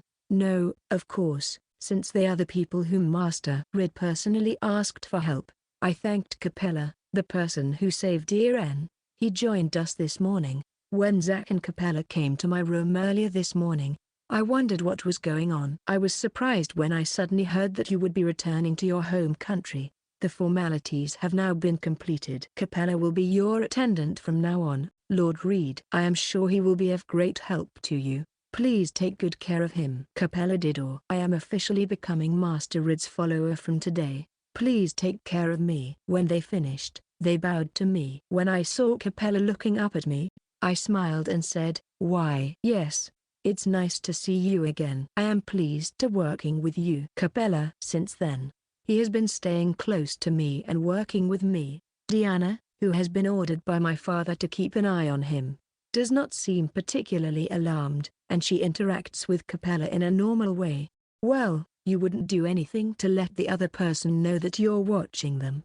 What can I do for you, Master Rid? Something on your mind?" "What?" "Oh, I was just thinking about Capella and Zach's visit earlier today. I seemed to be a little lost in my thoughts, and Capella seemed concerned about me, although he had no expression on his face." Diana looked at him with a bit of dismay. "Mr. Capella, you are going to be Master Rid's squire, right? Why don't you try to show a little facial expression? You may have been doing a job that didn't require facial expressions before, but as you are going to be Master Rid's squire, I don't think you should always have a blank expression on your face." "Diana, you may call me Capella, but you are right. I have been training to smile since I was chosen to be Master Rid's squire, but I am having trouble getting it right. If you don't mind, may I see it once?" Diana and I looked at each other suspiciously. "What kind of training is training to make you smile?" I quietly nodded to Diana. Diana coughed in response to my nod and said, "I understand. I will call you Capella from now on." Capella can also call me Diana. Also, since Capella and I will be the squire for Master Rid, you can change your vocabulary. "I understand. I am used to speaking this way, so please forgive me." I felt a delicate atmosphere between the two of them, but I decided that it could not be helped since today was the first time they met. I'm more concerned about something else. "Capella, if you don't mind, show us the results of your smile training." "I understand. I'm not too sure," he replied to me and took a deep breath before concentrating. I wondered why it took a deep breath and concentration to make him smile, but I swallowed it down. For some reason, there was an indescribable tension around us. "I'm ready." Capella said one word and then smiled. Diana and I felt a slight tension in our faces, and our faces tightened up. The corners of his mouth were up, so to say, but his eyes were not smiling at all. Is it like his mouth is smiling but his other facial muscles are not moving? He may be quite dexterous to be able to make this kind of face. Other than us, there were people who noticed Capella's smile, but all of them pulled a face. What should we say to him? Just as we were thinking that, a bright and cheerful voice echoed around us. "Capella's smile is wonderful." I turned my head to look at the person who had spoken. The voice belonged to Ellen, who was blushing a little. Alex next to her said, "Hey, sis." He looked indescribable. Capella recognized Ellen's voice and thanked her with that same look on his face. "Ellen, was it?" "This is the first time anyone has ever told me I have a nice smile." "Thank you." No. Well, if it's okay with me, I'll help you practice your smile in the future." Ellen's response to Capella's thanks seemed very curious. He looked at Ellen with curious and fond eyes after a moment of contemplation. "Is it good?" "Your smile is so bright and wonderful that I would rather ask you to do it for me." "I'd love to work with you next time if it's okay with me." "Why?" Just a moment ago, Capella's smile had created an awkward and tense atmosphere, but now it felt like a somewhat sweet mood was floating about. As for Ellen, she blushes and murmurs primly, "My smile is bright and lovely." Alex was a little taken aback by Ellen and mumbled, "My sister's taste is." "I'll leave it to you, Ellen, to deal with Capella's smile. Let's get back to work, everyone." Diana clears her throat and speaks to the people whose work has been halted by Capella's smile. Everyone was startled by her voice and began to get back to work. Ellen and Alex also came to their senses and resumed their work. I had something on my mind, so I called out to Capella. "Speaking of which, is there anyone in this country that Capella is interested in? A good person or something?" "Are you okay?" "Me? Yes, I am. I used to have a childhood friend I was interested in, but now I don't have anyone." "I see. Are you okay with this childhood friend of yours?" I'm not sure if Capella had a childhood friend that he was interested in, but he will be living in Bardia territory from now on. Will it be okay? Capella seemed to realize the intent of my words and gave me an awkward smile. Thank you for your concern. She's married to someone else and has children, so there's nothing to worry about in that regard. Oh, really? I'm sorry for asking you such a thing. I felt like I had asked him something that was hard to say, and I felt bad, but he didn't seem to mind. No, Master Id. You really don't have to worry about it. Besides, yes, it is. Since it's a good opportunity, maybe I should look for new encounters in this new place too. Capella said to me, smiling awkwardly. From the looks of it, he really didn't seem to care anymore. It was then that I noticed some people coming toward us as we were working. I was a little panicked. It was the entire royal family, including Elias. Chapter 116. Everyone pause your work. His Majesty Elias is coming. Hearing my voice, everyone stopped working, panicked, and dropped to their knees and hung their heads. He said he would come to see us off, but did he have to come while we were working? At this time, two unusual visitors were mixed in with the carriage that was loading the goods, but no one noticed that, including me, who was hanging my head.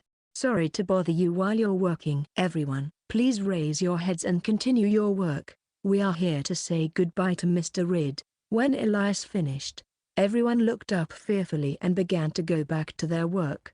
I'm sorry to bother you at this busy time, but I've been busy with various things in conjunction with your return to home. I came to see you off early. I thank you, Your Majesty Elias, for taking the trouble to see us off.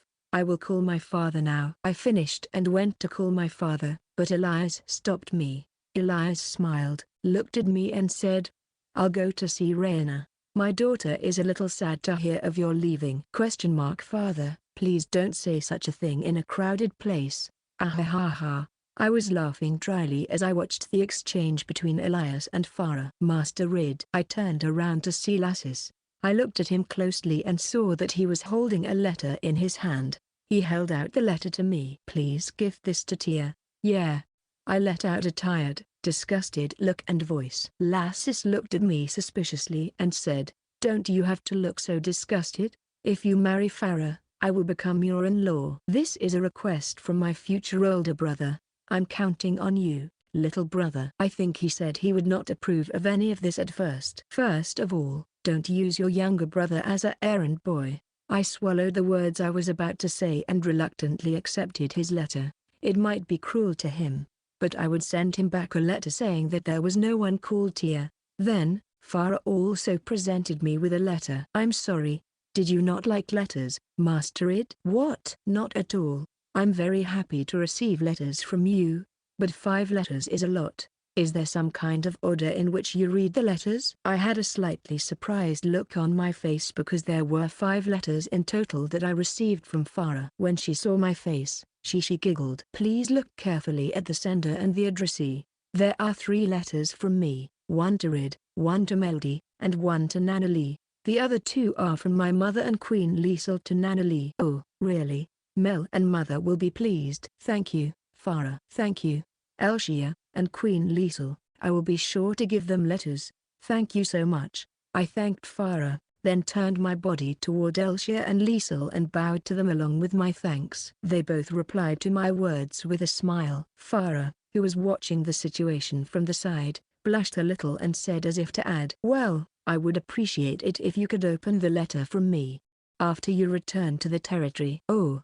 Yeah, I'll be looking forward to it. I'll write to you when I get back to the estate. Thank you, I look forward to it. While Farah and I were having a pleasant conversation, a slightly spiky voice came from behind me. Lord Reed, isn't your attitude quite different towards the letters from me and Farah? I turned round and there was Lassus with a gloomy air. Apparently, he was in a bad mood because my attitude toward him and Farah was totally different. I thought, of course that's not surprising. I was enjoying the conversation while quieting him down. At this point, I looked at Capella and saw that he was bowing to Elshia and Liesel. They both seemed a little surprised to see Capella here. I sensed that he was acquainted with both of them. Are you listening to me? What? I had been so preoccupied with Capella that I had not heard what Lassus had said at all, and I had offended him again. After a while, my father came to us. Rid, the preparations are finished. Are you ready, too? Yes, father, I am ready. I nodded in reply to his words. It was time to say goodbye to Reincarnated. I approached and spoke softly to tell Farah goodbye for the last time. Then, Farah, the next time I come back, I will not come to see you as I did this time. What do you mean? Well, Farah, I'm coming to pick you up next time. Look forward to it. Yes. Farah blushed at my words and moved her ears up and down. Where do such words come from, Master Rid? It's terrifying. You absolutely must not say that kind of thing to any woman other than the Princess Farah, understood? Yes. Okay. Diana sighed. In the end, I don't really understand. After that, Father and I left Reincarnated for our own territory in a carriage. We were accompanied by a group from the Christie Trading Company. Thus ended my visit to the country of Reincarnated, but there is still so much more to do. When I return to my own Bardia territory, I will immediately start working on the next problem. That's what I thought as I left the castle in Reincarnated. Section. Rid. Farah was seeing off the carriage he was riding into the end, even after Elias, Elshia, and the others had left the place. At that moment, a soft, gentle voice called out from behind, "No, Sir Reed has returned to this country having achieved great success." Master Zack, do you mean Norris? Or are you referring to the much is held? It was Zack Riverton, who is related to Elshia. Asuna also noticed that it was him, so she did not interrupt his words. Farah was curious about Zack's words. What did he mean by great success? Lord Reed has achieved a great victory. Doesn't Princess Farah understand? Farah did not understand what Zack was trying to say and tilted her head a little while making a grim face. Zack smiled at Farah and told her softly, Lord Reed's big win would be Princess Farah's love. Farah blushed at Zack's words and then silently turned her head down. Zack smiled kindly when he saw how Farah blushing. Then he left the place as if he was satisfied. As Zack left, Farah looked up and gazed again at the path Rid was leaving. Chapter 117. Rid, are you all right? We're already in Bardia territory. Just a little longer. Yes, Father, I feel a little less shaken now that we are in Bardia. The journey from Reincarnated back to Bardia was still very tough. The reason for this is clear after going to Reincarnated. Because of the lack of trade and distribution, there is probably no budget to spend on improvements. However, even if there was a budget, I still have some doubts about whether it would be technically possible to maintain the system. The interstate distribution channels may be a problem that will affect my future. I will come up with a good idea when I get back to my mansion. With this thought, I continued to fight against my sickness. Section. Hey, Rid, we're at the mansion. Oh, Father, I'm sorry. Don't worry about it. You seem to get sick easily. It would have been easier for you to sleep. Get out of the carriage and get some air. I did as my father told me and got out of the carriage. As I was stretching my body, I noticed a figure approaching me at a run. I was so excited to see someone approaching me. Mel. I'm back. Mel came running and jumped into my arms with all her strength. Mel was smiling in my arms. There was a maid who came after Mel. It was Diane.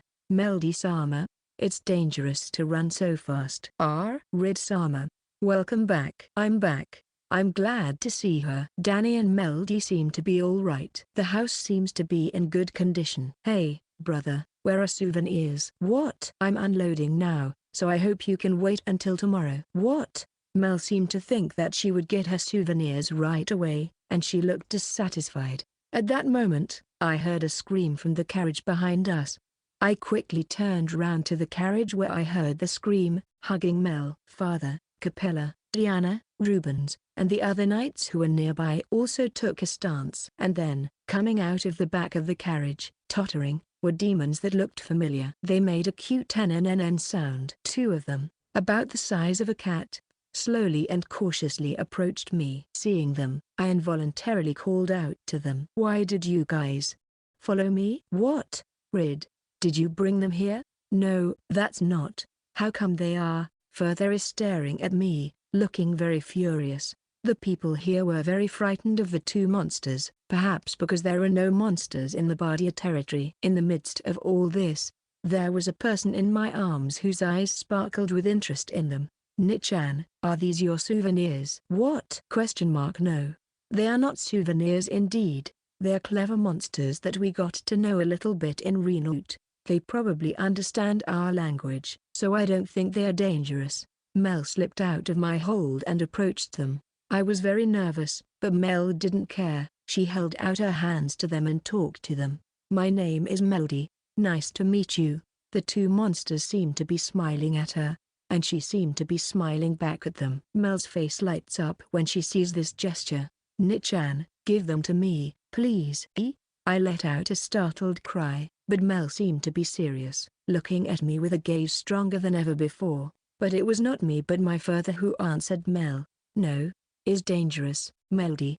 They may be small, but they are still wild. Yes? They're fine? See?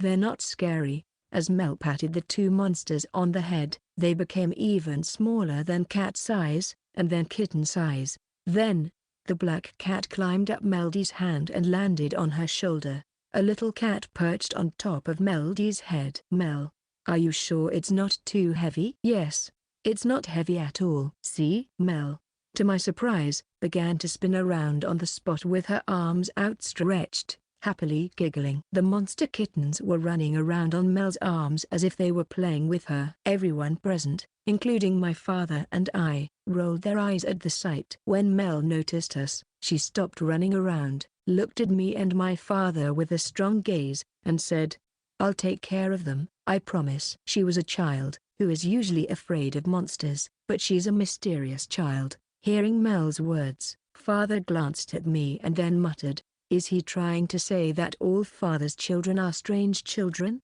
A little rude, I thought, but I looked at Mel. Perhaps now that this has happened, Mel will never give in. I won't say who, but I have a feeling that his temperament in that area is very much like someone else's. I think my father knows Mel's character. He had a very troubled expression on his face. I tugged on his hand and began to whisper in a quiet voice. "Father, I can see from their actions that they probably, but definitely, understand what we are saying, and I don't think they can stand up to us. They are not Mel's squire, but I think they would be perfect for escorting her. But no matter how hard you try, monsters are." Father had a very troubled look on his face, but I folded it up and said, "They are very smart. Even if we get rid of them, I think they will eventually come back, and if Mel were to keep them in secret, it would be very difficult to manage them, wouldn't it?" "Oh, and what's with there? Is it okay for Mel to hate you, father?" My words made him look at Mel. Mel is looking at us with strong eyes, but her eyes are a little moist, as if she is somewhat anxious. He sighed with resignation and turned to Mel and gently told her, "I understand. Melody, do what you want. Rid, that's fine with you, too, right?" "Huh? Yes, I'm fine with it. I don't mind." "Really? Thank you, father, brother." Mel hugged me and my father with a very happy face. After Mel hugged us, she put the two monsters on the ground and gave a cute coughing sound. "Ahem. The black one's is Cookie and the white one is Biscuit. Is it okay if you and Dad like that?" Huh? "I'm fine with them, but why are they named that way?" "Well, you know, I took it from the name of my favorite tea sweets, and then I just kind of went with it." Thus, Melody had two new servants or bodyguards, Cookie and Biscuit. Chapter 118. Somehow, but it's a good name. "I think it's a great name, Mel." Cookie and Biscuit, the two little kitten-sized animals on Mel's shoulders, nodded their heads in agreement with my words. "I'm not sure I can handle it now that it's come to this. Melody may not be able to take care of them all by herself. Rid, you and Melody should take good care of them." "I understand. I'll take care of them for now. But what kind of monsters they are, these two?" After hearing my answer, my father looked at the two animals and asked me a question. I hadn't told my father or Mel what kind of monsters they were. Mel was also curious about it and smiled brightly. "Nichan, tell me too. What kind of animals are these?" "I think that they are called shadow cougar. Their feature is that they can change the size of their bodies at will." Mel's eyes lit up at my words. Then, without delay, she looked at Cookie and spoke to him. "Can a cookie be both small and big?" "Show me." "Show." "Nah." He nodded at Mel's words and jumped off her shoulders to the ground. At that moment, the wind suddenly began to blow in around him. Then he instantly grew bigger. His fur is fuzzy, like a long-haired cat that has grown as big as it is. His size was about the size of a lion from my previous life. I would say, my father and I were a little taken aback by the suddenness of the event, as well as by the growing size. Danny, standing next to Mel, rolled her eyes. Cookie, that's an amazing gourd. Cookie, in his larger form, lied down in front of Mel. Apparently, he was asking her to get on his back. Mel was happy to get on. She was already excited. Wow, it's so soft and fluffy. Mel was rubbing her face on Cookie's back. He didn't get angry at all. My father and I were a little relieved to see that. However, Mel asked Cookie for another favor. Cookie, can you get bigger? Mel? That's a little too much to ask. I tried to stop it, but it was too late. At that moment, the wind started to blow around Cookie again. I unintentionally closed my eyes. When I opened my eyes, I saw that Cookie was bigger than the carriage. Too big. It was as big as an elephant in my previous life, or even bigger. Danny, who was standing next to Mel, fell on her back and trembled. Wow, that's amazing. It's bigger than brother and father. Look at it, father. Melody, stay still and don't move. Mel was waving her hand to father, her face sticking out from the back of Cookie. Father was flustered at the sight of that, his face turning pale. Everyone who was unloading the carriage was rolling their eyes and shivering on the spot. I shouted as quickly as I could. I knew how big you are. Just get small and put Mel down. I want him to stay like this. Cookie seemed to think that he had gone too far, so he shrugged and got smaller. He went back to the size he had been on Mel's shoulders. Mel, who had been on his back, was lowered to the ground. Naya, is it over already? Boring. Cookie got smaller and further looked relieved when Mel landed safely on the ground. Then his expression immediately changed and he shouted furiously. Cookie, you are not allowed to be bigger than a carriage. Don't ever do that again, or I'll shave your fur if you do it again. Yeah, I'll shave your fur. Naya. I think I know what Cookie said just now. Probably oh no. I look at him and see Biscuit pumping his paw on his head. Adorable. Further stared at me in disgust and said, can other one do the same, huh? I doubt it. Because she seems to be a slime copying what Cookie looks like. I don't think he could grow that big. You mean Biscuit is a slime? Further looked incredulous. Biscuit looked a little offended by his words and expression and released his cat form. Then he became a light blue, transparent, spherical slime. What the hell? Further was startled by the appearance of the slime. Come to think of it, I was surprised when I saw it for the first time too. While I was thinking about that, Mel made a happy sound again. Biscuit can change its shape, and it's so soft and sticky. Mel hugged Biscuit, who was in a slime form, while talking to him. Then, she murmured, can you transform into me by any chance? Mel, I don't think even Biscuit can do that? Oh, I might have stepped on a landmine. The reason is that the slime form of Biscuit has no expression, but for some reason I sensed a black aura. The slime jumped out of Mel's arms. Then, like with Cookie, the wind blew. The shape of the glowing changed into the human form. It was like a transformation scene I had seen in my previous life. The moment the light disappeared, Biscuit took on the exact same appearance as Mel. In addition, he is the same height and wears the same clothes. When Biscuit looked at me triumphantly in Mel's form, he made a smug face and said, how about it? Biscuit is so cool.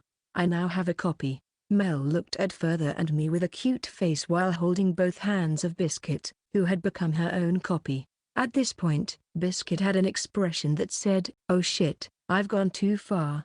It seems that even though it can't speak, emotions come out on its face when in human form. Everyone, including my father and I, was stunned by the amazing feat that Cookie and Biscuit had displayed. My father, who had quickly regained consciousness, looked up, wrinkled his brow, and muttered with a grim look on his face. I'm going to show you. What? What did you say, father? I'm going to put out a gag order, and all you here are to forget what you've just seen, and you are to never speak of it. Father's voice brought the knights back to their senses, and they went back to their work as if nothing had happened. Further looked at Biscuit with a look of anger on his face, but she freaked out in Mel form. and tears welled up in her eyes. As it was, she hugged father's leg and looked him up and down. Mel herself did the same thing with father's other leg. I'm sorry. So, please don't hurt them. Okay, you two, get away from me. Naya. Cookie muttered something as he saw that father had forgiven the two of them.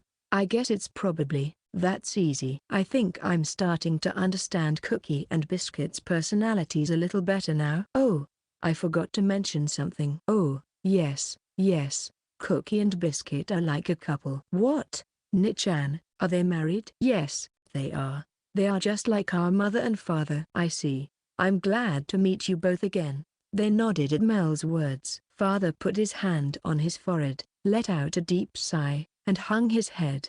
In the meantime, all of the carriages had been unloaded at the house.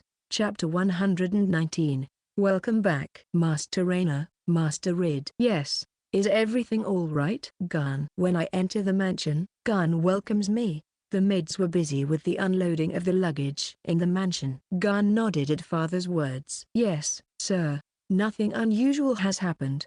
There was nothing out of the ordinary. I see.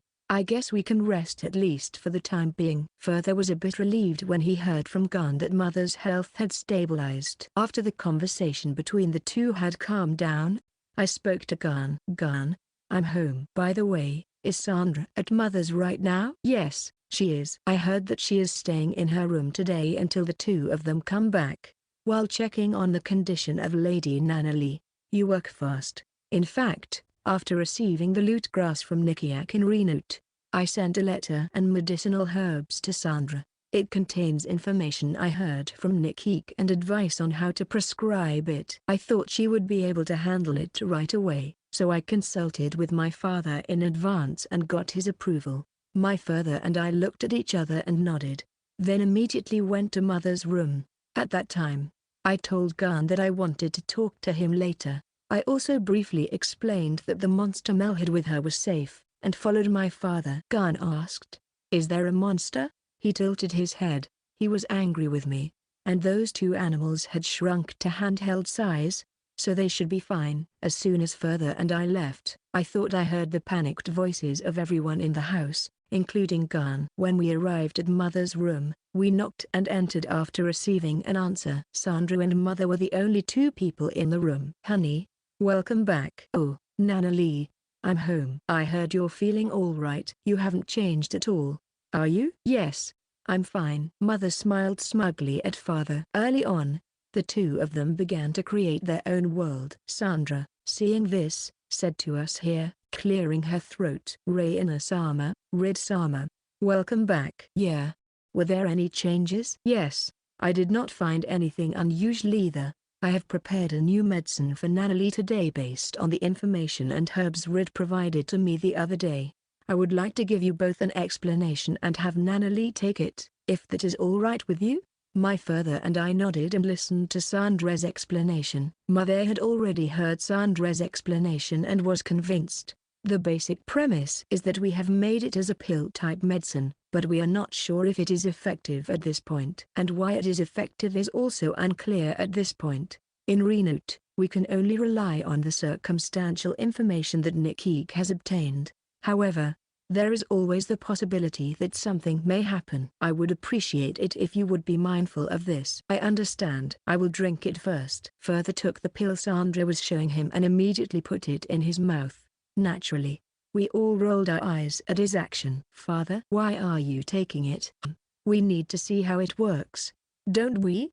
Besides, the medicine Sandra made is safe. Raina, father, who had been given a glass of water despite my mother's and my concern, seemed to have nothing in particular to say. There seems to be no problem. Nanalee, if something happens to you, you are not alone. Drink. It's safe. Mother took the pill from Sandra and swallowed it, showing a little embarrassment. However, no change occurred. Sandra looked at mother and spoke to her. How do you feel? Do you feel any change? No, I don't see any particular change. Well, I don't know yet, but it may not work unless you take it continuously. The three nodded in agreement to my words. If it were a game, it would have worked immediately after drinking. But this world is real. I don't think the disease can be cured so easily. But I think we are definitely moving forward, one step at a time. Mother smiled and said, thanks to all of you. I've made it this far, so I'm sure I'll be fine. I'm still going to do my best. I won't leave you alone this time. Let me be with you this time. Father's usual strict tone seemed to fade away in front of Mother. Afterwards, as a result of our discussion, it was decided that Mother would continue taking this new medication. It was decided that Sandra would observe and see if she would recover. After some discussion, I coughed and then spoke to my mother, since I had something to give her. Mother, this is a different topic, but I have received a letter addressed to you from Queen Liesel of Reinut, Lady Elshia, and Princess Farah. Please read them when you have time. Oh, my, it is amazing to receive so many letters from people related to the royal family. Mother was surprised at the number of letters she received, and as if remembering, she looked at me with a twinkle in her eye. I know, Rid, you've been to see the bride-to-be, haven't you? Can you tell me about it? Yes. It's a bit embarrassing though. Although I felt embarrassed by my mother's words, I explained what happened in Reinut. Mother showed me various expressions of joy, tension, sadness, surprise, happiness, and a little anger. Sandra and Further also watched us with smiles on their faces. I wish this kind of time could continue forever. With this in mind, I continued my conversation with my mother. Chapter 120. Mother, I think it's time for me to go. I understand. I will hear more about the story of Princess Farah. Mother listened to me and Farah's story with great pleasure. I smiled as I spoke to her and she murmured, I can't wait to meet Queen Farah. Right now, the four of us in Mother's room are me, Father, Diana, and Sandra. Capella, being a man, is waiting outside the room. After I had finished talking with my mother, I turned to my father and said to him, Father, I'm going to go meet Capella and introduce him to Garn. I'll go with you then. I nodded my head in reply. Capella is a dark elf who became my squire and came to Bardia territory. He originally belonged to the dark side of the Reinut country, so he would not be trustworthy right away. However, I believe that there is no one more reliable than him if we can make him our ally. At that moment, Mother heard our conversation and muttered with a curious look on her face, Who is Capella? Oh, I am sorry, I had not told you about Capella yet. I explained to my mother about Capella. Of course, I did not tell her that he had been a member of the Dark Society. I told her that he had been introduced to me by a member of a noble family related to Princess Farah who was very fond of me, and that he was a very talented man and had become my squire. Is that the case? Yes. I am going to tell Garan about Capella and ask him to instruct Capella as my squire. It may seem a little risky, but considering the future, I think it is better to build a good relationship with Capella than to be hostile to him. I have no full-time butler, but if I marry Farah, I will definitely need one. If that is the case, it would be better to have an excellent candidate, and he would probably be the right person for the job. I understand. Then, please introduce me sometime. Yes, or rather, he is outside the room right now.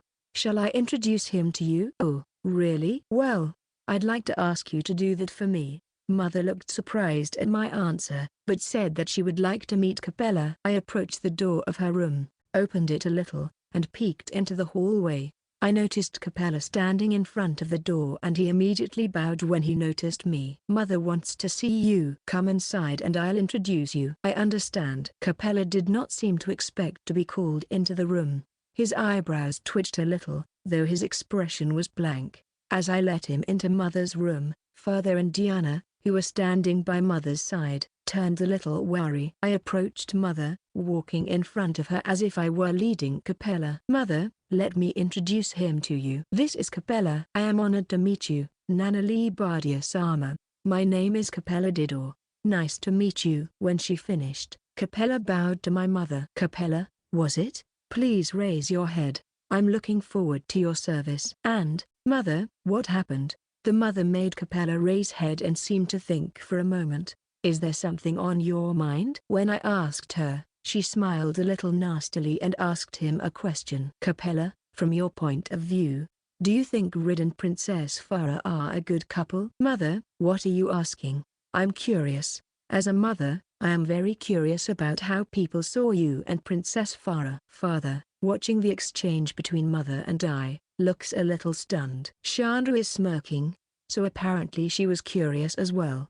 Diana is standing there with no particular expression on her face. Capella wondered for a moment what to say, and then answered, I would like to say, with all due respect, that I think the two of them are a very good match. I have never spoken to Princess Farah, but during the departure to Badia, she blushed and moved her ears up and down during her conversation with Master Rid. Capella, you must not say any more. How do you know they're a good match if she moves her ears up and down? I didn't expect Capella, a dark elf, to bring up the subject. I panicked to stop him, but mother looked at Capella with a curious expression on her face. Looking at me and my mother, Capella continued the conversation, giving off an air of having guessed what was going on. I beg your pardon, it was a common thing in Renote. If it's a general matter, you don't mind if I ask, do you? Mother's eyes blazed with interest as she asked Capella. Seeing this, I gave up and hung my head, and in my heart I turned to Farah and repented. I'm sorry, Farah,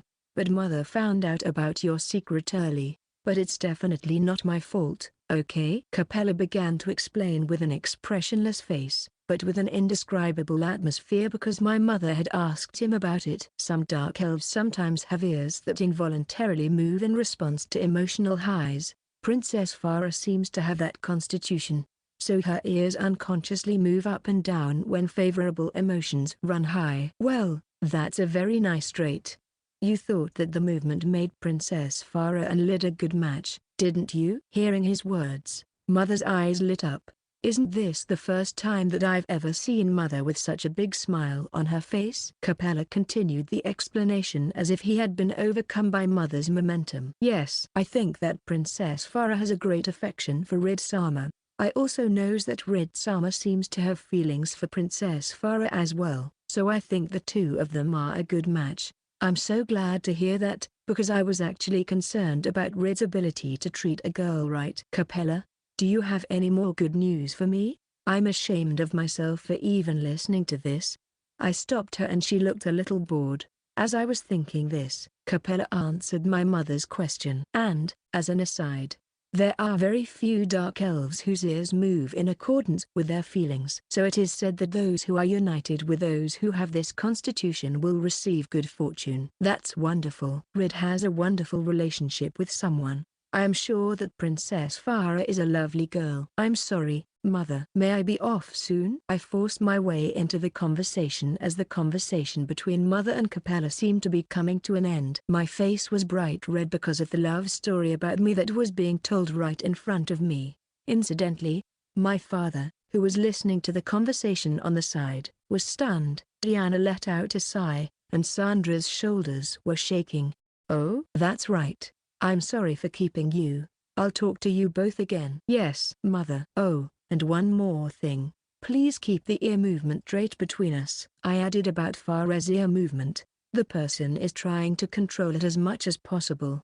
But even so, they seems to be moving. Farah does not yet know that I have noticed the meaning of her ear movement. I told her that until she explained herself, I was not going to ask her anything about the ear movement. Mother smiled happily when she heard my words. I understand.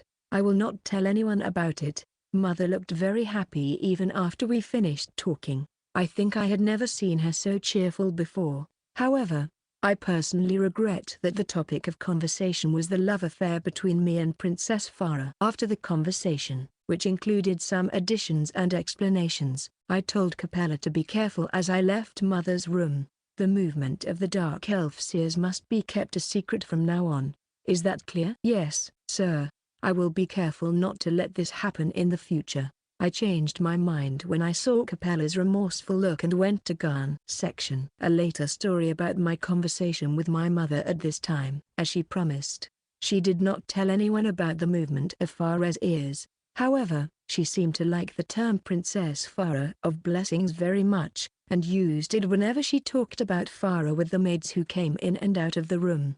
As a result, the term spread throughout the mansion. The blessed pharaoh princess who will bring more prosperous times to the Bardia territory. I noticed that Farah had become an unpublicized favorite among those who worked in the Bardia household. I mischievously mentioned this in a letter I sent to Farah and mailed it. Later, I received a letter from Farah, with a heavy pen pressure. Dear Id, thank you very much for your letter. It is very soon. What is the blessed Princess Farah? Why is that the case? Master Id's mother says she likes to call me Princess Farah of Blessing. How did you explain it to her? Please tell me the details. I could immediately see Farah's panic in her eyes from the letter. I smiled and wrote back, but that's another story. Chapter 121. Do you want me to train Capella to be a butler? Yes. Can you do that for me? I left Mother's room and went straight to Garn. Father, Diana and Capella were with me. When we arrived at Garn's place, he was giving us instructions on how to clean up our belongings. As far as I could see, most of the things had been cleaned up, so I called out to him and introduced Capella to him. So I asked him to train him to be a butler. Garn looked at Capella and immediately smiled. I understand. It is a great pleasure for me to be entrusted with the training of the person who will become Master Rid's butler. When Garan finished, he bowed to us.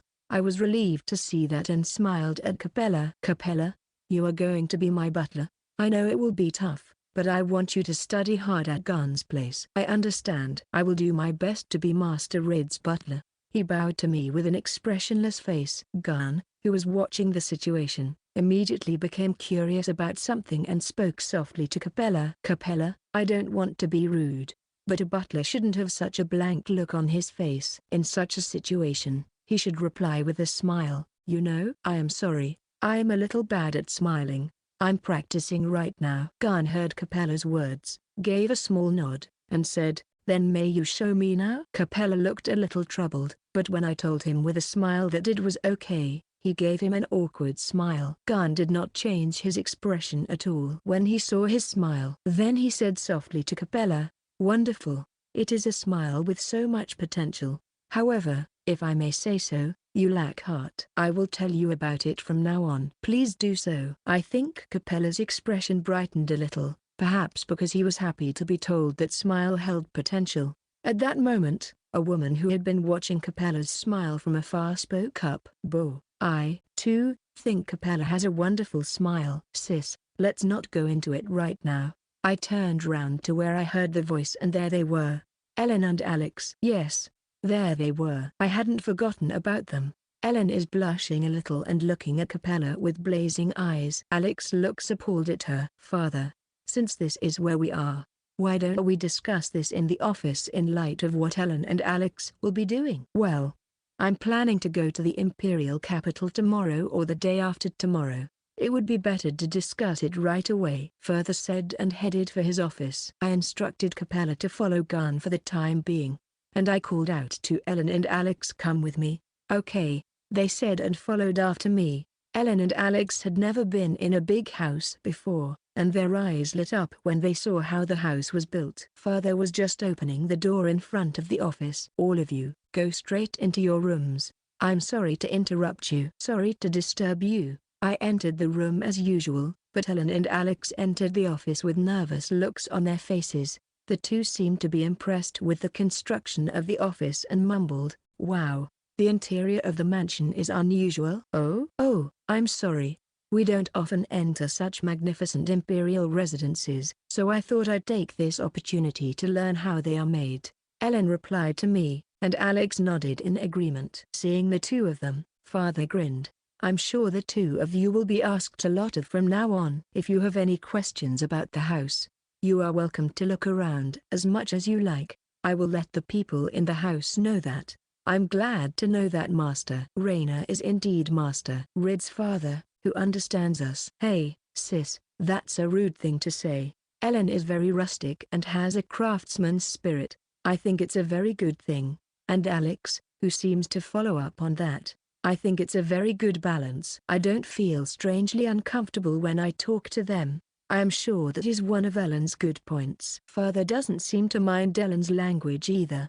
I don't mind. I'd like to introduce myself once again. I'm Count Rainer Bardia, the Lord of Bardia. Please treat me well from now on." After saying his name to both of them, my father glanced at me. I guess he wanted me to say my name too. "I would like to introduce myself once again. I am Ridbardia, son of the Bardia Lord, Count Rainer Bardia. I look forward to working with you from now on." The two of them suddenly straightened their posture and spoke in a more polite manner than usual. "I am Ellen Walter. I am very honored to be able to serve you, Ridbardia-sama. I look forward to working with you." "I am Alex Walter. I am Ellen Walter's twin brother. Like my sister, I am honored to serve Master Ridbardia." Both of them bowed when they finished. After they had raised their heads, Father asked them to sit on the sofa, and they sat down nervously. As they sat down on the sofa with me and my father around the desk, I asked them a few questions that I had about their introductions. Quick question: were Ellen and Alex aristocrats? I didn't know they had last names. No, we are not nobles. In Dwarf, each family has its own skills that are passed down from one family to another. We have surname to identify them. Me and Alex have the surname Volta because our father is from Volta. I had no idea there was such a rule in the dwarf families. I suddenly looked at my father, and he too seemed a little surprised. I wondered if he didn't know that either. When I was thinking that, Ellen smiled a little. "I don't think it is well known that dwarves have surnames. We generally do not tell our surnames to people outside the country. Especially if you're out of the country. Not me, because neither I nor Alex have ever given out our last names since we left the country." "I see, that's true." It's fine as long as you use casual language." "Do you mind the way Ellen and Alex speak, Father?" "I don't mind if you mess up with me, but it's fine if you use it differently in public and in private. Nobles tend to find fault with things." Father nodded at what I said, but seemed a bit annoyed when he spoke about nobles. Me and Ellen laughed at that, and Ellen said, "Well, I'll take your word for it." At that moment, Alex looked at Ellen. "Sis, as long as we're going to be in the care of the Bardia family, I think we should also tell them why we left the country." "I agree." Ellen's mood changed a little as she nodded at Alex's words. Father and I looked at each other, and Father looked at Ellen. "All right, let's keep what happens here to ourselves." Ellen nodded and said, "Yes." "May I ask Diana to leave for a moment as well?" "Yes." Diana bowed after hearing my words and left the office. Ellen and Alex looked a little surprised, but after she left the room, she began to talk. "The dwarven nation of Gardaland is an industrial nation that is commissioned by foreign countries to manufacture armaments using its superior technology. Ellen and Alex were also making their own weapons while doing the commissioned work. At that time, the government proposed that they gather together the technology passed down in each family for the purpose of technological improvement. If they did not comply, they would be dealt with accordingly. Various opinions were expressed by the dwarven clans in the country. Of course, there were those who were against it, but when they saw that the government severely suppressed those who were against it, Eren and his family decided to leave the country.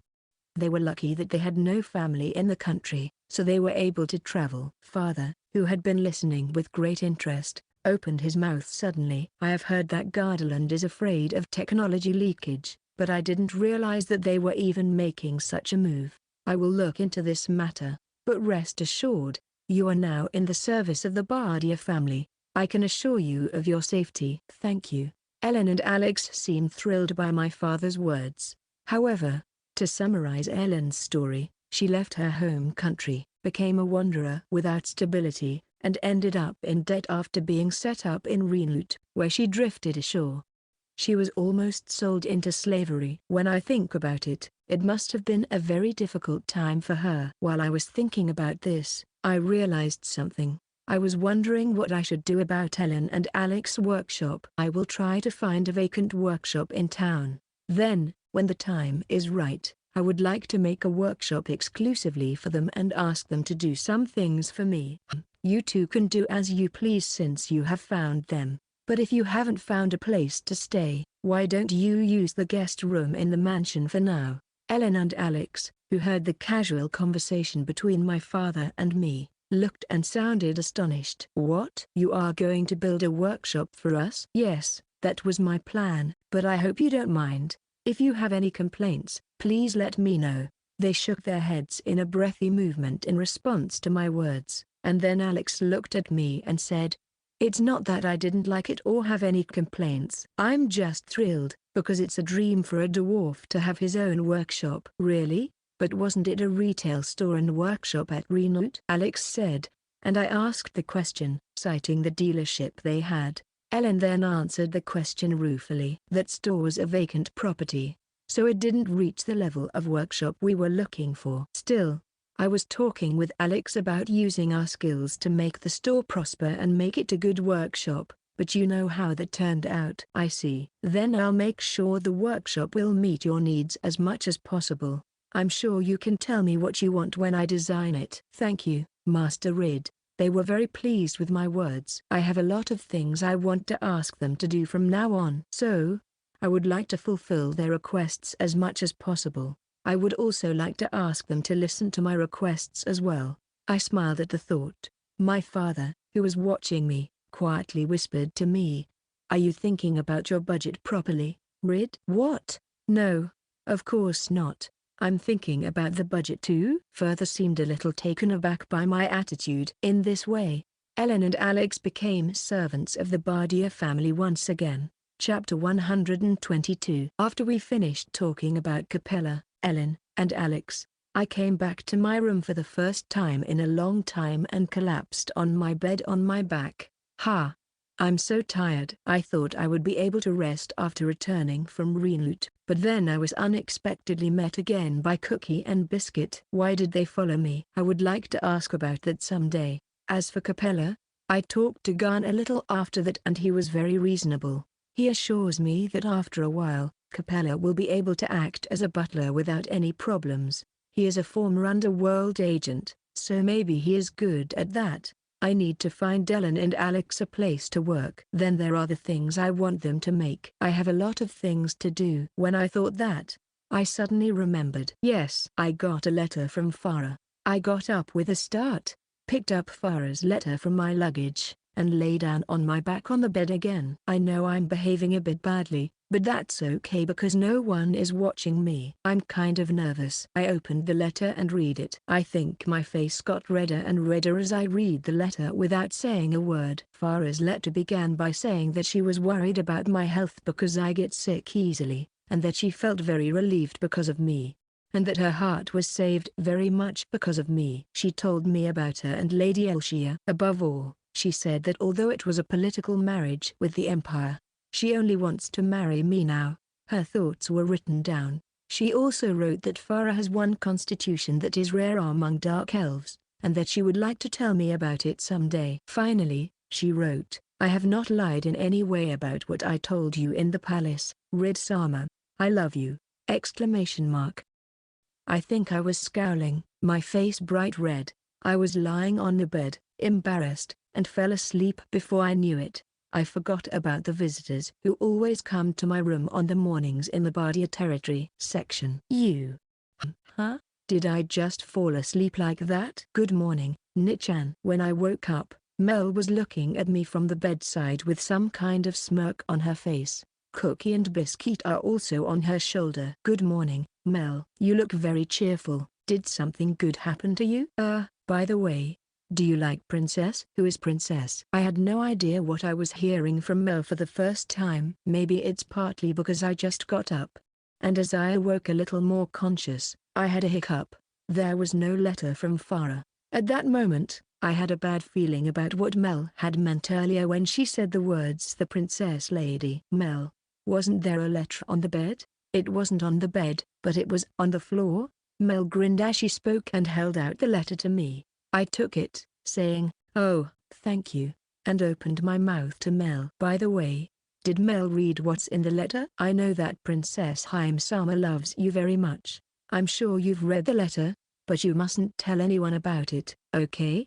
Mel responded to my words with a smile and a yes. "I'll just say that I was careless about this." By the way, I was curious about what Mel had been saying. By the way, why is Farah called Haim-sama?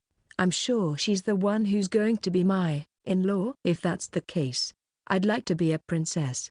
No, I don't think so. By the way, I also received a letter from Farah to Mel. Really? Let me see, let me see. Mel probably didn't think that she had received a letter from Farah as well. She was so excited beside me. I took out an unlocked letter from the luggage in which I had taken out the letter yesterday. I showed the letter to Mel and opened the seal. Then, I'll read it. Yes, read it. Farah's letter to Mel said that she was very much looking forward to meeting Mel because she and I are getting married soon, and that she was looking forward to being a part of our family.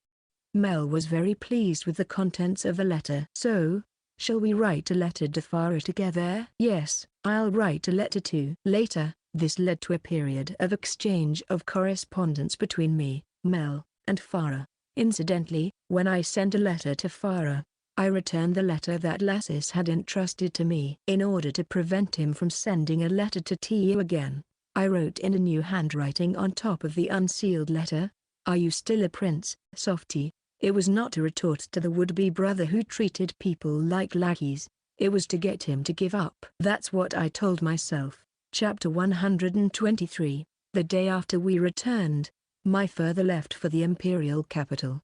He said he would immediately report on the diplomatic situation and talk with me and Farah. As soon as my father departed in his carriage, I immediately began to put my ideas into action. First, Ellen and Alex. But I talked to Gunn and Chris and asked them to find a property where we could have a workshop.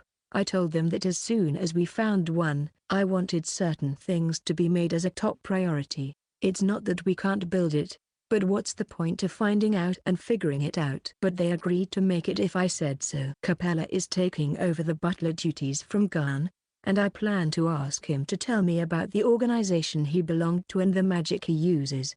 And what I'm going to do today is to have a meeting with Memory. Memory, can you hear me? Rid, it's been a long time. I can hear you. I hear voice echoing in my head as I call his name, meditating in my room. He is the Memory, the blue raccoon for me who pulls out memories of my past life when necessary. Are you thinking something rude, Rid? I kind of know what you're thinking right now, don't I? If I were a blue raccoon, would you be a bespectacled monkey? Sorry, thanks for the sharp remark. Now, did you get the information I asked you for before? The information I had requested before was a game I had played in my previous life, which is very similar to this world, called Token Cura You Cinderella! I had played the game in my previous life, and I had found out the name of a character in the game. My goal was to enjoy the extra mode of the game when I played it. As a result, I skipped all the main story with unread skipping text on. Thanks to that, I hardly remember any of the character names except for Rid. Well, it is okay if I don't know the worst of them, since most of the royalty around the Empire was supposed to be capture target of the game. It's just a matter of being on the lookout for all the royalty that are close in age to me. Besides, I can't leave the Bardia territory now, so even if I knew, I couldn't do anything. It means that what I do will be the same, but it would be better if I could get some information. So I asked my memory to do the work to pull it out of my memory. I managed to get the name of the country, the character, and the race from. I managed to resurrect it because I've seen it so many times in my walkthrough, even with unread skip on, but I can't get the details of individual character roots just once. After letting out a sigh, memory sounded exhausted, but I sounded impressed. Oh? Still, if you figured that much out, that's a big help. May I ask you to tell me? Okay, Rid, I'll tell you now. As finished, the memory that the memories had revived came back to my mind. Protagonist, Marone Rhodopice. Human race, Magnolia Empire. Villainous, Valeria Lesnizer. Race, human. Capture target, Magnolia Empire. First Prince, David Magnolia. Race, human. Magnolia Empire. Second Prince, Kia Magnolia. Race, human. Renote Kingdom. First Prince, Lassis Renote. Race, Dark Elf. Kingdom of Zubera. First Prince, Johann Bestia. Race/Beastman. Kingdom of Gardaland. First Prince, from Gardaland. Race, Dwarf. Kingdom of Astoria. First Prince, Erwin Astoria. Race, Elf. Kingdom of Tigger. First Prince, Elliot Oration. Race, human. Well, I guess it goes like this. What do you think? Rid sound familiar?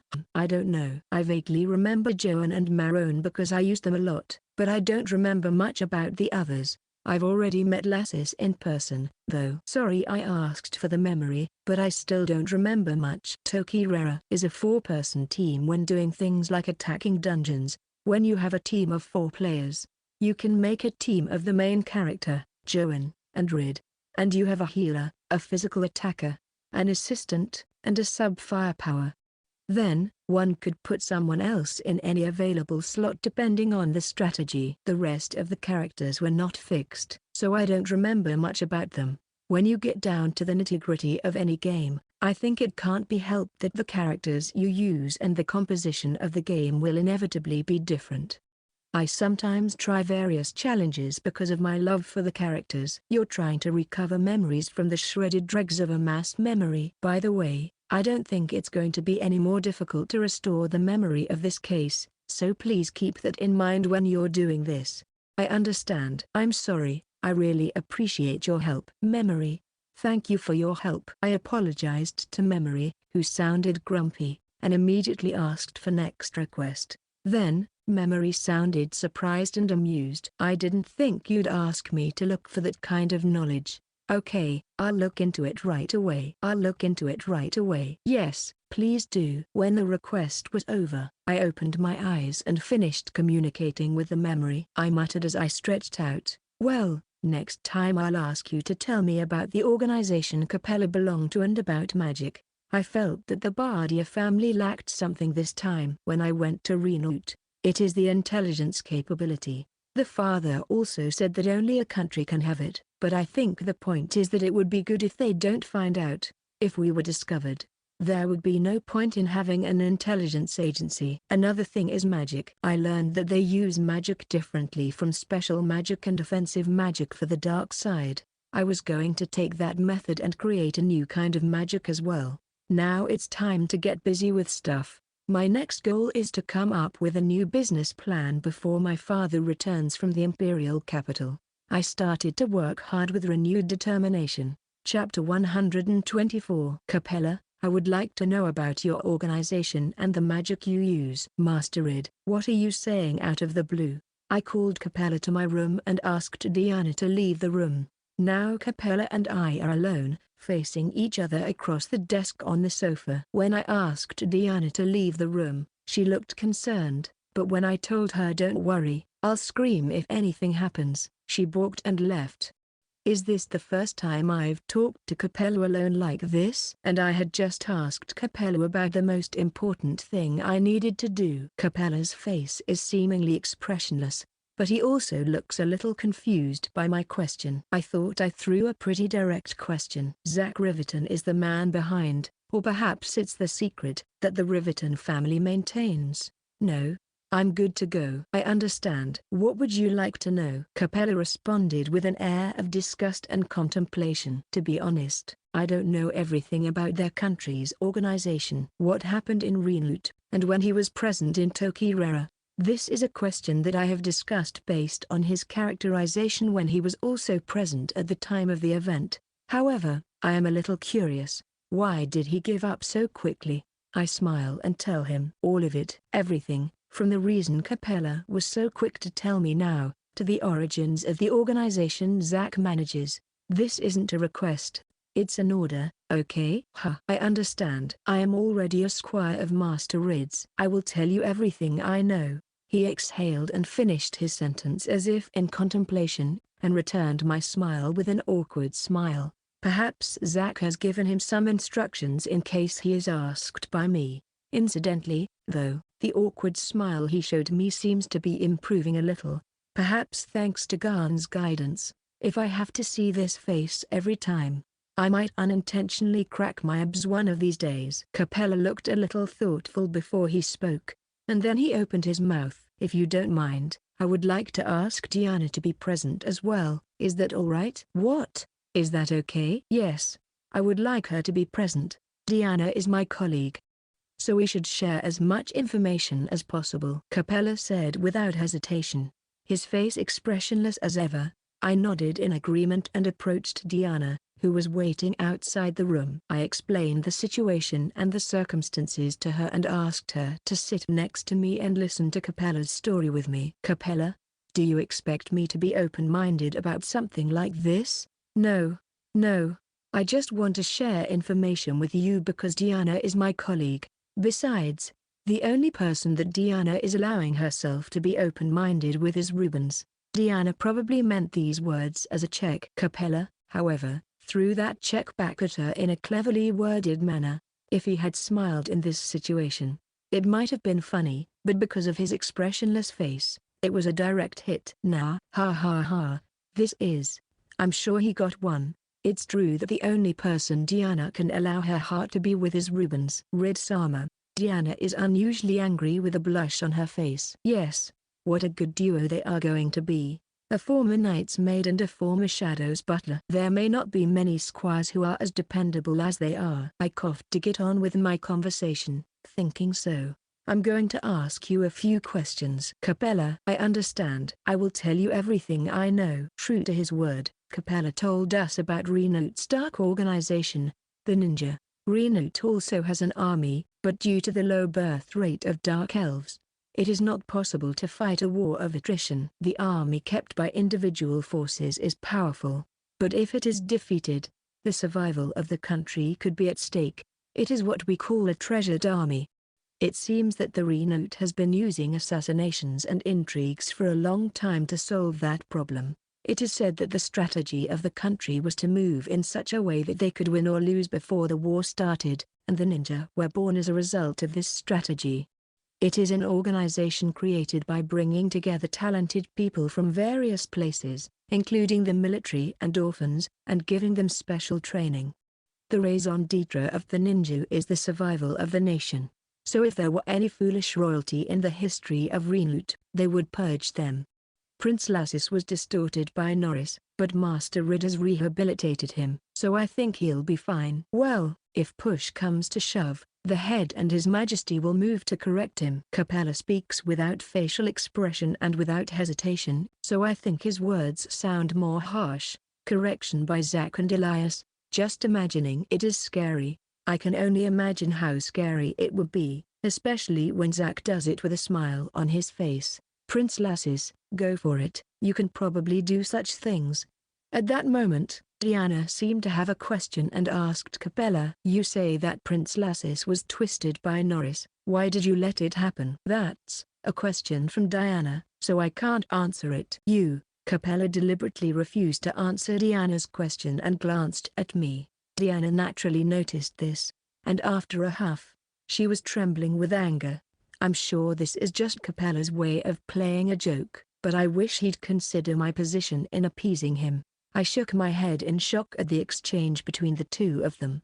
Capella, it may be that you're answering only what I asked, but you're the one who said you wanted Diana to listen to, right? Or do you have an agenda? If that's the case, I dare say that you will tell Diana everything she asks you as well as me. That's another order. Master Rid, you are indeed right. I understand. From now on, I will answer your questions as well. Diana, I apologize for earlier. It seems that Capella wanted me to order him to talk to Diana as well. He may have some special rule in his mind. When Capella finished, he held out his hand to Diana as if asking her to shake his hand. Diana also tried to give her hand, but she suddenly stopped in the middle of her handshake. Then she turned away with a TSK HMPH. I'm not going to get used to this kind of thing. I'm sorry. I will make every effort to earn your trust. Watching the two of them talk to each other, I knew they would make a good duo, but if Rubens and Dylan saw them, they might be disappointed. With this in mind, I asked Capella to continue with the explanation. Chapter 125. Well then, please continue, Capella. Oh, and by the way, you can't say, you didn't ask me. I know I said only what was asked, but we all forget things. I understand, but, may I ask you a question first? Capella seemed to be suspicious of my question and looked at me with a bit of fear. I nodded to him with a smile and asked, okay, what's wrong? Rid-sama, what exactly do you intend to do now that you have asked me about Renote's ninja in detail? It may seem impolite, but I have been wondering about them myself. If you don't mind, could you tell me? What? Didn't I tell you? I don't think so. But I think I can understand you too from the way you're talking. I smiled and said, I'm going to create an intelligence agency in the future. Of course. I didn't think you were serious about it, Master Rid. Diana, who seemed to be stunned by my answer, replied, and then she continued speaking. I'm sorry to be so blunt, but an intelligence agency can be an army depending on how you view it. If you create such an organization, it will be considered treason if you are not careful. I think it's too risky, no matter how much information you gather. Diana must have sensed that I was serious, because she said the words clearly in a strong tone. Capella watched in silence. It is true that there may be some risks, as Diana said, but the intelligence services are essential for the development of the Bardia territory. If the territory is ruined before it becomes treasonous, there is nothing we can do about it. Don't worry, I'll make sure they don't find out. I agree with you, Master Rid. Capella, who had been watching the exchange between me and Diana, quickly expressed his agreement with my opinion. Then, in the same way, he began to explain. If the Bardia territory remains at its current size, I think Diana is right. The risk of treason would be out of proportion to the risk of gaining information. However, if the Bardia territory is to grow bigger and bigger like Rid's, then it is a different story. If the territory prospers, of course, intelligence officers from other countries and within the country will come to the territory. We need an intelligence agency to deter and detect them. Capella, thank you for the explanation. Capella, so you will cooperate with us, won't you, Diana? Capella is right. The purpose of creating an intelligence agency is not only to gather information, it is also meant to prevent the information from leaking out. The Knights are primarily engaged in policing external factors and crimes. If intelligence activities and crackdowns are increased in the current situation, it would conversely reduce operational efficiency. Diana let out a resigned sigh. I understand. I have become Master Rid's squire. If Master Rid decides to do this, I will support him to the best of my ability. Yeah, thank you. Just in case, please don't tell my father about this yet. I'm sure he'll be against it. They nodded with a wry smile at my words. Then I asked them for a favor. I wanted to ask you for a favor after hearing all about it from Capella, but there is something I want you two to cooperate on. We, the two of us, are going to help you.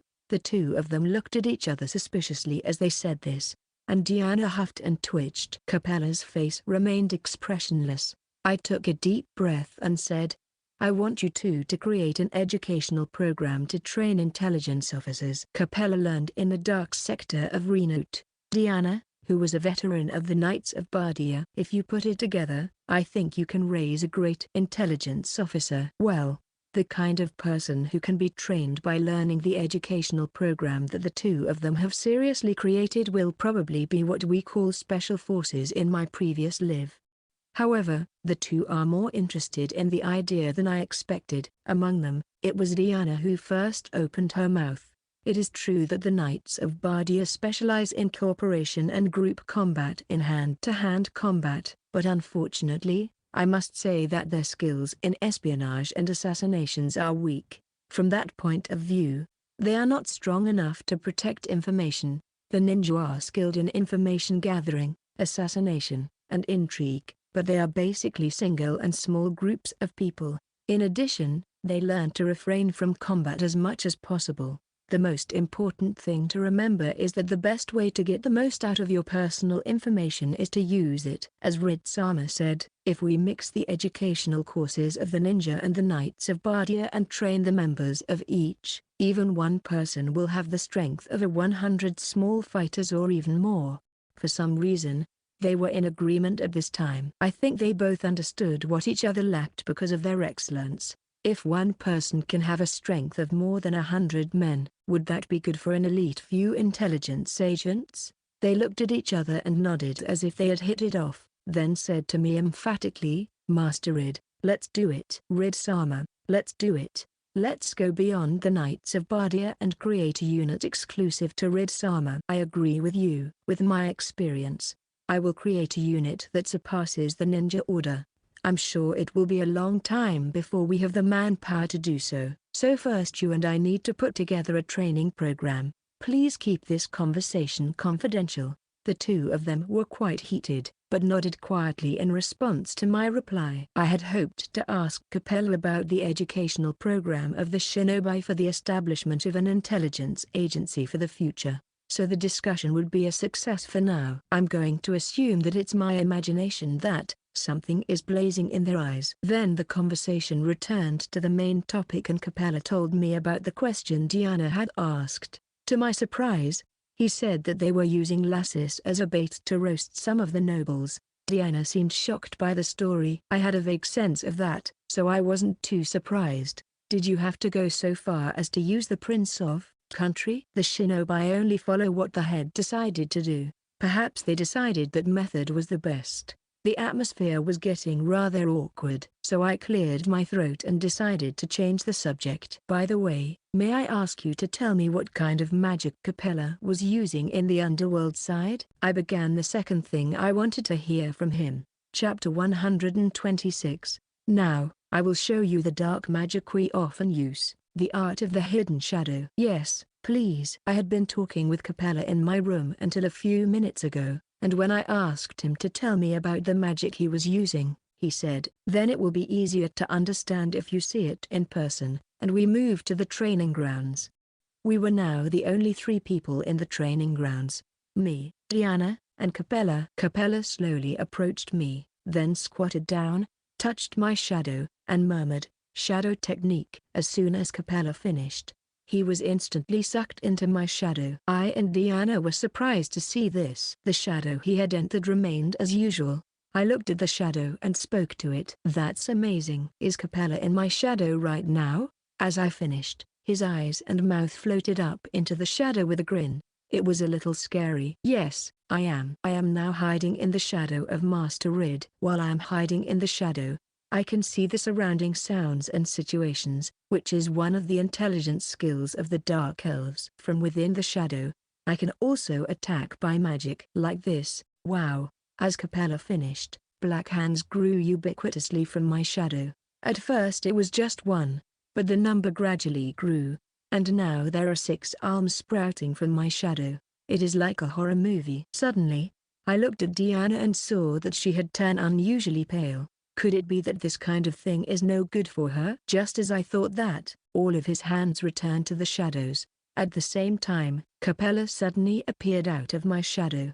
Yeah, spooky. As soon as he emerged from the shadow, Diana's face tightened and she screamed, "Hi-ah? She seems to be bad with ghosts." Capella came out of the shadow, looked at me, and said, "Is this alright? Is this alright?" "Yes, thank you. It's a great trick, isn't it? Can anyone do this?" "I think it can be done if you have a clear image and a certain amount of magical power, and if you have a certain amount of dark attribute qualities, and I think you can do it. However, this magic is considered a secret art in Reincarnated, so I would like you two to keep it to yourselves." After he finished, he bowed his head to us. "I see, even if you have the dark attribute, if you don't have an idea of being able to hide in the shadows, you can't use it. The magic is that even though you have the attribute, you can't invoke what you can't imagine." I thought I might be able to do it, too. I thought so and asked Capella to raise his head. "I understood. I will keep the fact of the existence of this magic only in my and Diana's thoughts." "By the way, is there something else that you are aware of when you invoke the art of shadow casting?" "Well, the other thing would be an appreciation of shadows. If there is light, shadows are formed. We learn that it is important to know and understand that this can also be done by the light of the stars and the moon that light up the night. Also, you can't hide in your own shadow, can you?" "I can understand how shadows work because I have memories of my previous life. The question is whether I can have a clear image." Capella showed me this a while ago, so I think I can do it. Thinking this, I touched Diana's shadow in the same way he did to mine. I began to visualize him earlier and diving into my shadow. Diana looked at me with a dubious expression and muttered, "What are you doing, Master Rid?" As soon as I muttered, "I'm the shadow," I was sucked into Diana's shadow. The ground suddenly disappears and I was hit by a jolt. When I came to, I was looking up at Diana from the pitch black world. She seemed to be looking at me in the shadow with a startled expression on her face. Soon Capella also looked into Diana's shadow, and he too had an unusually surprised expression on his face. At that moment, Diana shouted with concern at the shadow I had dived into. "Master Id, are you all right?" Inside the shadow, I felt as if I were underwater. "I can breathe, but the voice from outside is a little faint. This also sounds like what you would hear when you are underwater." "I see. This is terribly effective in espionage." At that moment, I now hear Capella's voice. "Master Id, when you step out of the shadows, jump in toward the world you see us in." As soon as I heard Capella's voice, I did as I was told. But rather than jumping in, it felt more like swimming to the surface of the water. As soon as I held out my hand to the surface of the water, I felt the sensation of being sucked back in. The next thing I knew, I was standing on top of Diana's shadow. The two of them were rolling their eyes with expressions of astonishment. I said to them in a surprised tone, "Ah ha ha ha ha.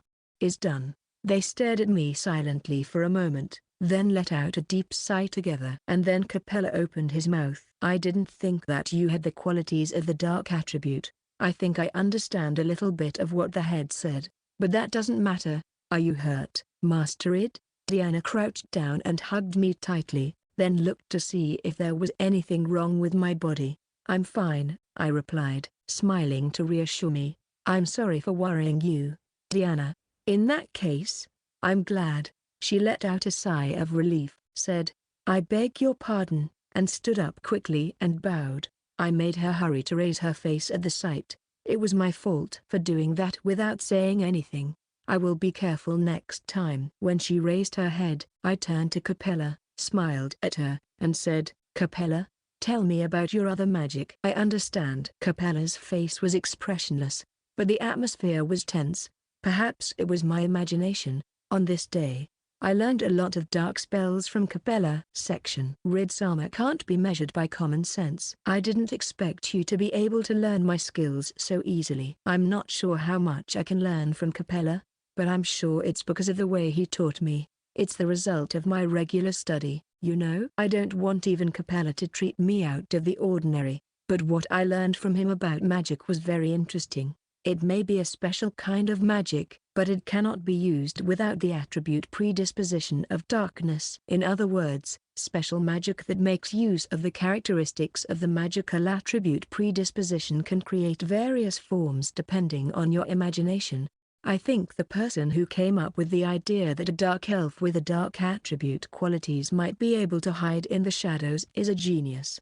Magic is not about stereotypes. It is about imagining and trying things out. Next time, I will tell Sandra about it and try to create various kinds of magic. While I was lost in thought, Diana called out to me as if to warn me. "Ridsama, please don't do anything too reckless. I would like you to remember the word wait when you are doing something." "What? I'm fine, Diana." "I would never do something so reckless and out of the ordinary.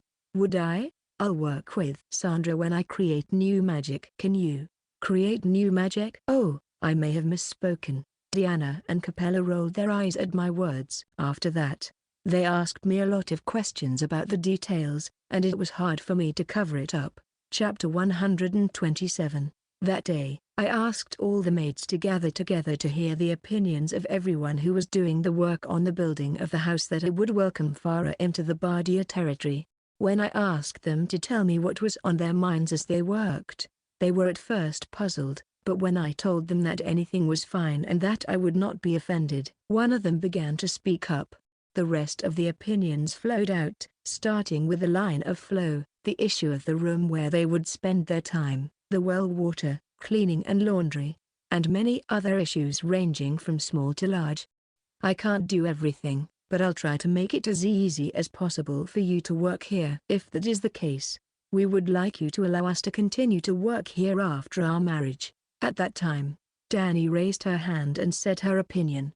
I couldn't understand what she meant, so I asked back with a dubious look on my face, "What do you mean? Can't you work after you get married?" "No, precisely, once we have children." The maids around her nodded subtly at Danny's words. "What does that mean?" I asked them in detail and learned a shocking fact. They said that when they get married and have children, They have no choice but to quit their jobs. The main reason was that they would be too busy taking care of their children. There are places in town that will take care of children, but if you work long hours, as the Bardias do, it is difficult to leave your child with them.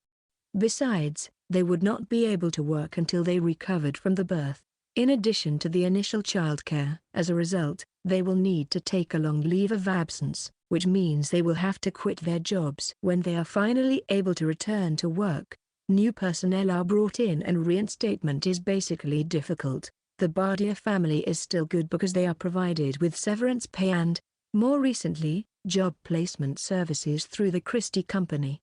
I was lost in thought because I knew of a story that was similar to the problem the girls were having. At that moment, I heard a lovely voice. "Nichan, what are you guys up to?"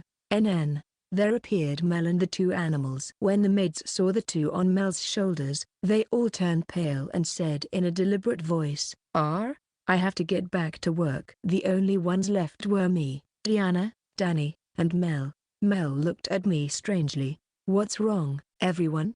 Were they scared of them? They are so cute. Mel, who looked surprised at my words, was smiling as she patted the two animals on her shoulders. Looking at Danny, I think she is also a little scared rather than okay. Diana, seeing the two of them, murmured as if to explain, "There are very few monsters in there, Bardia territory." And when we think of monsters, we have a strong image of them existing in dungeons and attacking people. We know that those are not such monsters, but they still scare people, don't they? Theirs are good guys, they don't scare people. Mel's cheeks puffed out in protest at Diana's words. Her cute behavior made everyone in the room, including me, smile. Seeing this, Mel's cheeks puffed out in anger. I looked at Mel, smiled and muttered, I'll have to do something about the cookies and biscuits so that I can get along with everyone." "Master, Rid, I don't mean to be impolite, but I have a favor to ask of you as well." When I recognized Diana's voice and turned to look at her,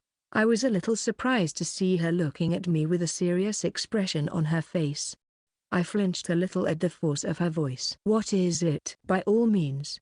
In addition to building the mansion, we would like to have a bath in the hot spring or the large bathhouse." I felt that she was unusually hopeful and desperate, but still, a hot spring or a large bathhouse? I would like to do something about it, but I don't know what to do. Just when I was thinking that, Mel spoke to me again with a curious look on her face. "What kind of hot tub do you have, Nichan?" "I see. You don't know what an onsen is yet, do you?" "Hot springs are..." When I explained about hot springs to Mel, her eyes lit up and her face lit up. "It's not fair, Nichan. I want to go to a hot spring too." "It's not fair, but there are only hot springs in Renote, so it's difficult to get there." In that case, make an hot spring." "Yeah." I was getting a little nervous at Mel's words when Cookie, who had been riding on Mel's shoulder, got off. He started to move on foot toward somewhere. I looked at him and asked Mel, "Where do you think Cookie is going?" "Mel, Cookie is going somewhere." "Yes, sometimes one of them goes away, but they always come back. And one of them will definitely stay close to me." Mel spun around on the spot with her hands outstretched as she spoke. Cookie was running around on arm as if playing along with Mel's movements. We smiled again when we saw Mel's cute behavior. With Cookie gone and the topic of hot springs settled, I left Mel and Danny and headed for Garn. "Are you making a request for the building of a mansion? You're being very unconventional again, Master Rid." "Asking a mansion owner." "Really? But everyone uses it more often than I do, right? Then I thought I should ask everyone's opinion." Garn looked pleased to hear what I had to say. He was lost in thought for a moment, and then he said suddenly, "May I take some time to think about it?" "I'll put it all together tomorrow. If you don't mind, how about I invite Capella to come and talk to you as well?" "Yes, okay." "Well, let's talk about it tomorrow, shall we?" I nodded in reply to his words. Garn also seemed to be enjoying himself a little. Garn, who knows more about the mansion than anyone else, would no doubt join in the discussion about the building of the mansion. And with Capella there, we could hear what Renote had to say from his perspective. I waited for the next day, my heart filled with anticipation. Chapter 128. The next day, I, Diana, Gun and Capella gathered in one room to discuss various ideas for the building of the mansion. Of course, we also gathered the opinions of the servants, including Danny, and the people who work in the mansion. Whenever I put forward a proposal, Gun would add to and correct it. Diana points out the security aspects while Capella summarizes like a secretary. He also touches on the Japanese-style room of Reincarnated culture, garden, planting cherry trees, and so on. There were hot springs, a large bathhouse, a training area, a dojo, the workshop of Ellen and the others, the office of the Christie Trading Company, the maids' quarters, and many other things. At that moment, Garn suddenly asked a question. Rid-sama, I know this is a little late, but what are you planning to do with the budget for the building of the mansion? If you are going to do all this, it must be quite a lot of money. I don't know the exact budget yet, because my father is in charge of it, but if we make an impossible request at the beginning, it will be easier to pass the later terms, right? So I want to force this initial idea to be bigger than it is. Upon hearing my words, Garn pretended to be impressed, but his face immediately turned dubious. What you say is true, Mr. Rid, but from whom did you learn such a thing? Hey, I hurriedly fumbled with Garn's unexpected words. No, that's right, Chris. I learnt it from Chris. She told me that the first rule of business is to make a difficult or high offer and see how it goes. I hastily decided to get over the situation by pretending that Chris had taught me how to negotiate a deal. It was not out of place. I apologized to her in my mind. I was sorry, Chris. I see that, Chris, but immediately put that into action against your own father. Rid is a terrifying, Raina is a head case. The other two nodded quietly in agreement with Garn's words. I mean, did my father have his head in the sand about what I do? No, I think there were definitely a few times when he was holding his head. Yes, I should thank my father the next time I see him and ask him for his cooperation in the future. He might get mad at me, though. Just as I was thinking that, there was a knock at the door of my room. Yes? Nichan, Cookie's not here. When I answered, I heard Mel's sad voice. I hurried to open the door and there stood Mel, her eyes red with tears, and Danny comforting her. Mel?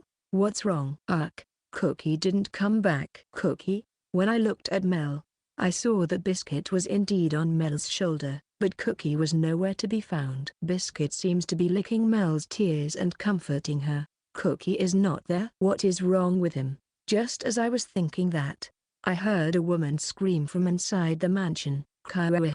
I was startled by the scream and, leaving the crying Mel in Danny's care, ran toward the front door of the house where the scream seemed to have originated.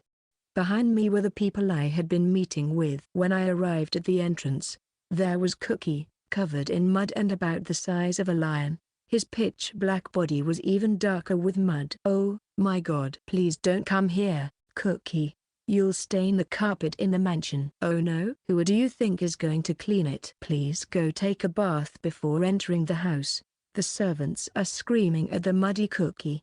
It seems that they came in through the entrance that was open while the maids were cleaning, and the carpet was indeed blackened with mud. From their point of view, it must have been a terrible thing to have their carpets stained with mud right in front of their eyes. The sight of this made my shoulders relax a little. Everyone who rushed to the scene with me was feeling the same way. At that moment, Cookie looked at me and roared. What's wrong, Cookie? Cookie roared and went out of the house. I hurriedly chased after him. The maids I passed in pursuit looked relieved that Cookie was gone. I, Diana and Capella, who had followed behind me, chased after Cookie. He was only running as fast as he wanted us to follow him. I wonder what's wrong with Cookie. He seems to be telling us to follow him. Does he have a goal? Diana replied to my words. After following him for a while, Cookie stopped. I was at a place a little further away from the back of the mansion where I used to practice my magic. I could see the mansion from where I was now. I caught up with him, caught my breath a little, and said, So, what are you doing? NN. He stopped and there was a puddle, or rather a pool of hot water, with steam rising from it. When I tried to get closer, Capella stopped me. Rid-sama, there may be dangerous gases in the hot springs, so I will check first. What? Oh, I see. I will be careful. Capella had me and Diana standing by. and as we approached the pool of hot water, he squatted down to check the smell and temperature. Then he put hot water on hand and licked it several times.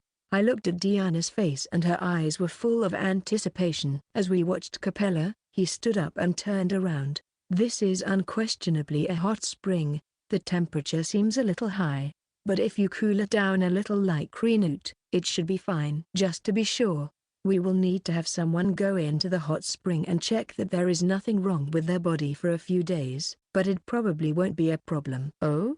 Thanks to Cookie, we have a hot spring. I'm so moved by Capella's words that I talked to Cookie, but he doesn't seem interested. Come to think of it, many cats don't like water or bathing, right? When I thought of that, I heard a joyful voice. Kawa, Rid-sama.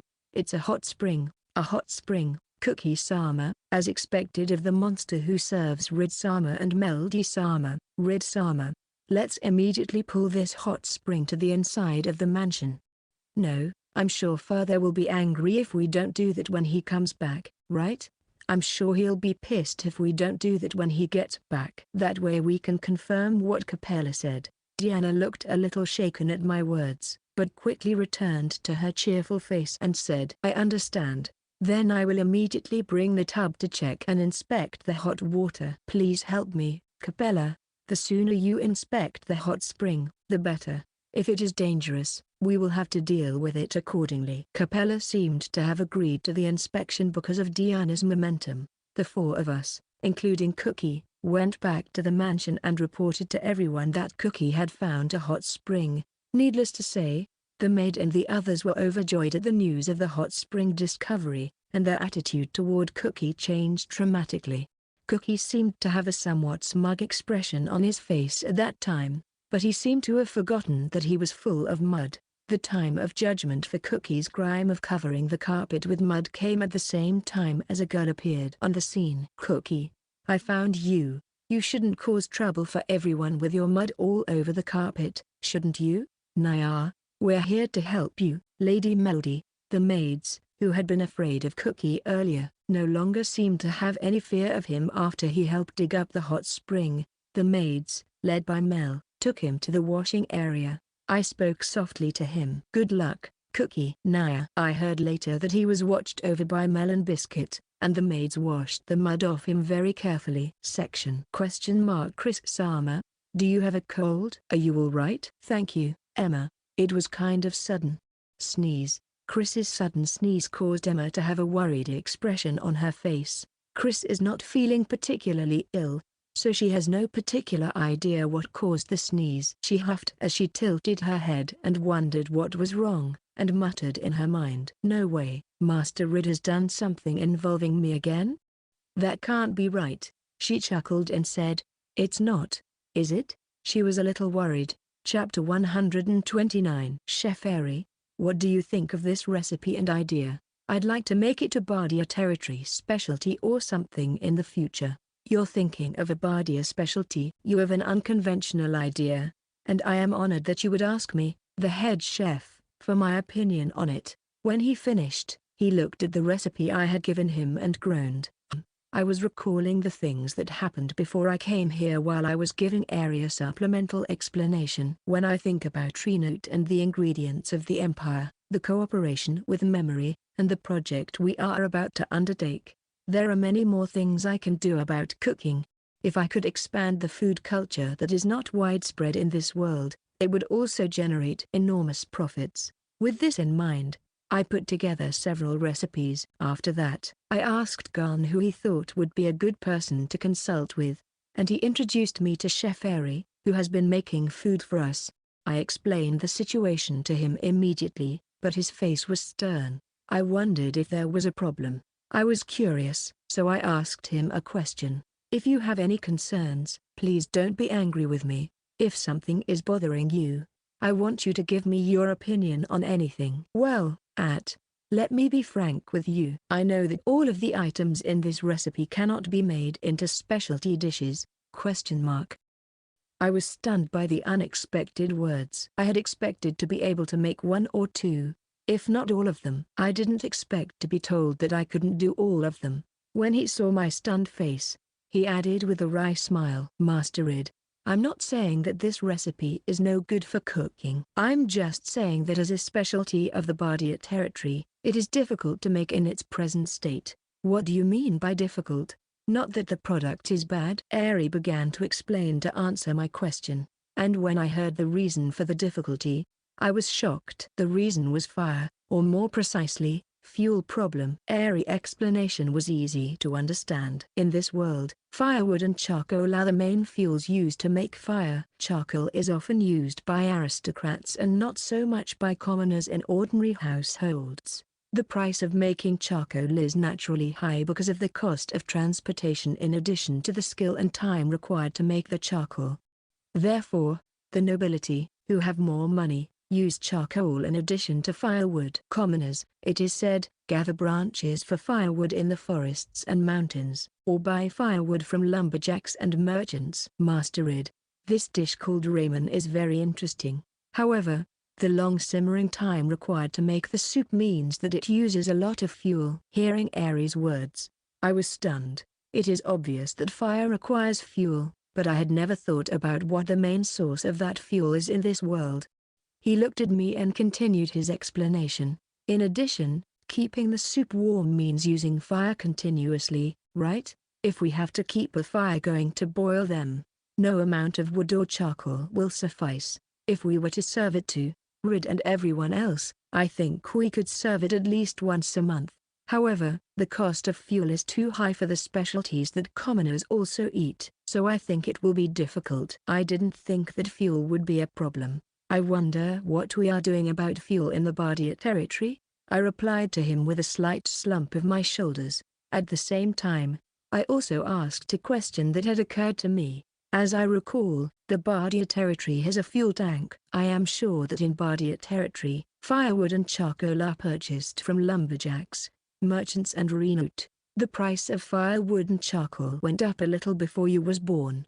Maybe a few years ago. I heard that we could buy firewood and charcoal from Reincarnated at a slightly lower price. What? You have been buying firewood and charcoal from Reincarnated since a few years ago? Sensing something disturbing, I asked Harry again with a bit of a bite. He flinched a little before answering. Yes, Reincarnated has a lot of woods and mountains. I think it's hard to find fuel such as firewood and charcoal in that country. I wonder what they do with firewood and such in the imperial capital. Ares' words gave birth to a hypothesis in my mind. I asked him to confirm it, and he thought for a moment and then said, I think the fuel situation in the capital was imported from outside the country, from merchants, and from noble families scattered around the country. The capital is growing as the number of people grows, you know. Oh, by the way, a friend of mine in the imperial capital wrote to me and lamented that the price of firewood had gone up. I see. Your friend is having a hard time too. I don't think the reason the empire made Reincarnated a vassal state is because of fuel and resource problems, according to his statement. It would be natural to use forest resources as people grow, but how long will the forest resources in the developing empire last? If the empire was aware of that problem, it would have never wanted to hand over Reincarnated, which is rich in forest resources, to Barstow for the future increase in national power. As I was lost in my thoughts, Eri made an apologetic sound. I'm sorry, Master Rid, but I'd like to start preparing the food soon, if that's all right. What? I see.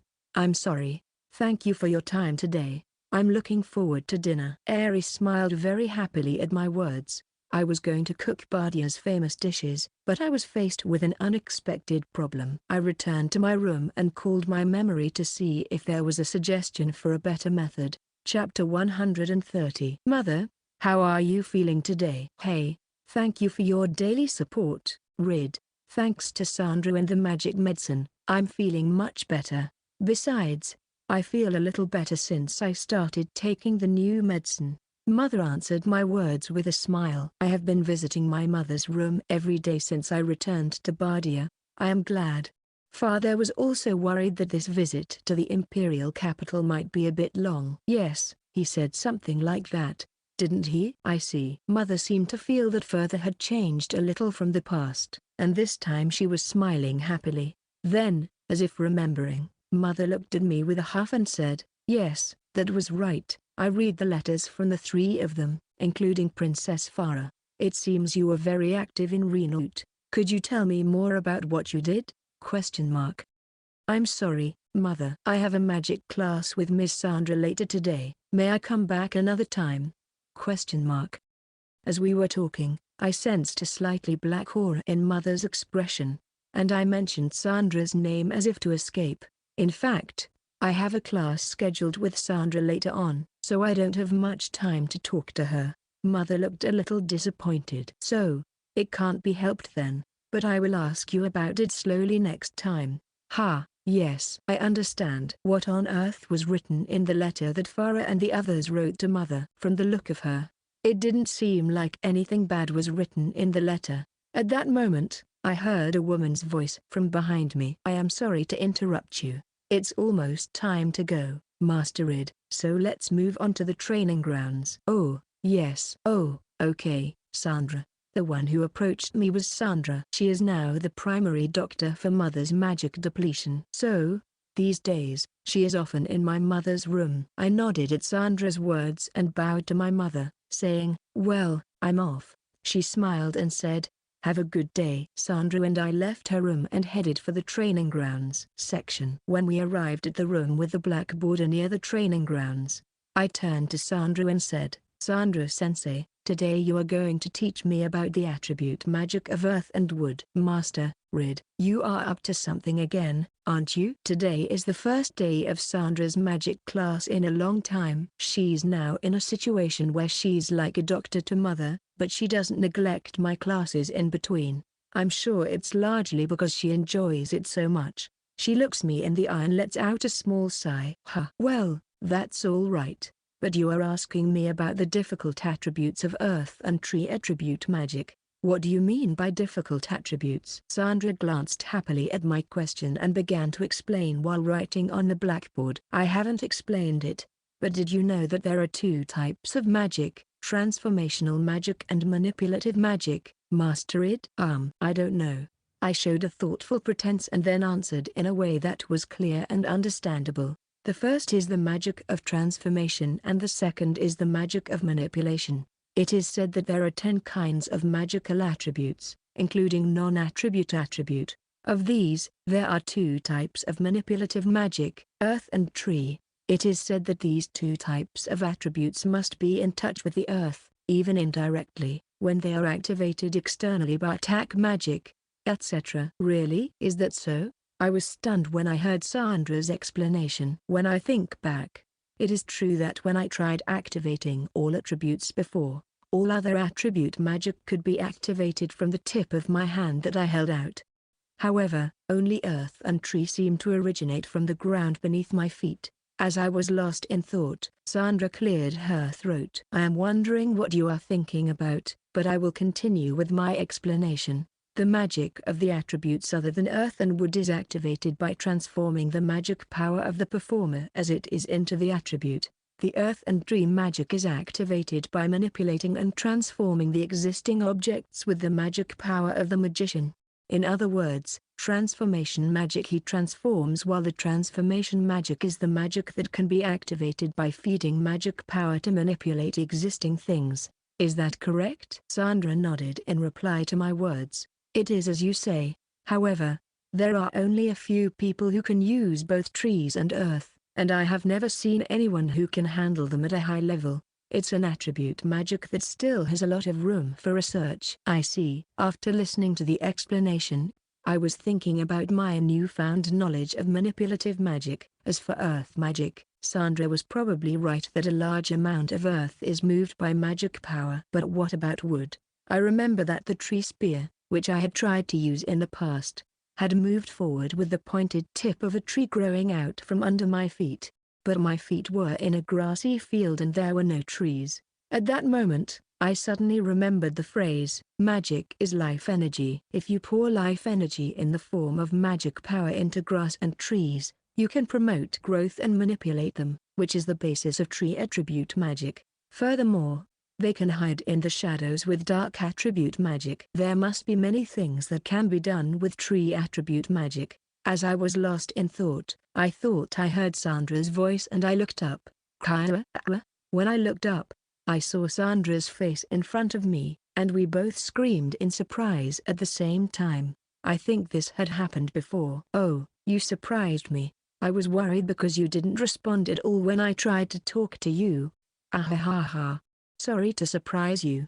I was lost in thought and didn't recognize your voice. Sandra, I responded to her words with a dry chuckle and a batty feeling. Sandra put her hand on her chest as she heard my response and took a deep breath to calm herself down. When she calmed down, she grinned and said, "So, what are you up to, Master Rid?" "Yeah, sort of. I'd like to ask Sandra's opinion, and I'm wondering if you'd like to help me out. I have something I want to try, and I was wondering if I could ask you to join me in the back of the mansion, where it is less crowded." Sandra's eyes were blazing, but she made a gesture of deliberate annoyance and then said in a playful manner, "I'm awed, but I would respectfully decline if you were to confess your love to me, wouldn't I?" "I don't think I would ever do such a thing. I have Farah, you know." When I heard what I had said, I thought, damn it, it's okay because it's true, but it's the other person's fault for saying it. I quietly looked at Sandra's face and saw that she was smiling at me. After that, while moving to the back of the mansion, Sandra kept saying to me, "I'm so jealous of." Needless to say, I was exhausted. Additional information: 10 magical attributes equals fire, water, ice, wind, earth, wood, lightning, light, darkness.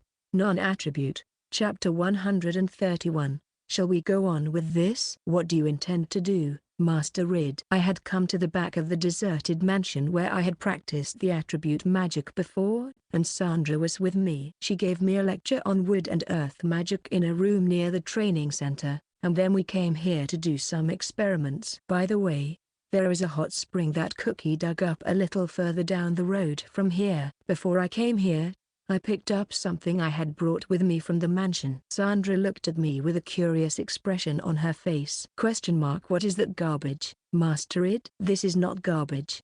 It's the fruit of a tree called the mukuroji fruit. I removed the peel of the mukuroji nut and took out the black nut from inside. I showed the blackberries to Sandra and asked her a question. For example, what do you think will happen if I give this blackberry a magical power with the wood attribute magic? After all, you were thinking of something rather non-conventional, weren't you? But I can't say what would happen if you did. I can't say for sure. I have a feeling that nothing will happen. Or rather, Master Id, are you calling for someone who can use the attribute magic of the wood? She still looks at me strangely at my words. For the time being, I decided to try to put magic power into the fruit. I wrapped the mukuroji fruit in my hands and tried to give it magic power, but nothing happened. Sandra frowned at my inexplicable behavior. Master Rid, what are you doing? If you're going to put magic into it, you should at least bury it first, don't you think? But I don't think it would make sense without wood attribute qualities, though. Well, I'll try again after I fill it up. I was told by Sandra to dust off the earth and bury the mukuroji fruit. I put some magic power into it a while ago, so I'll take a look at it a little bit, but there's no change. No good.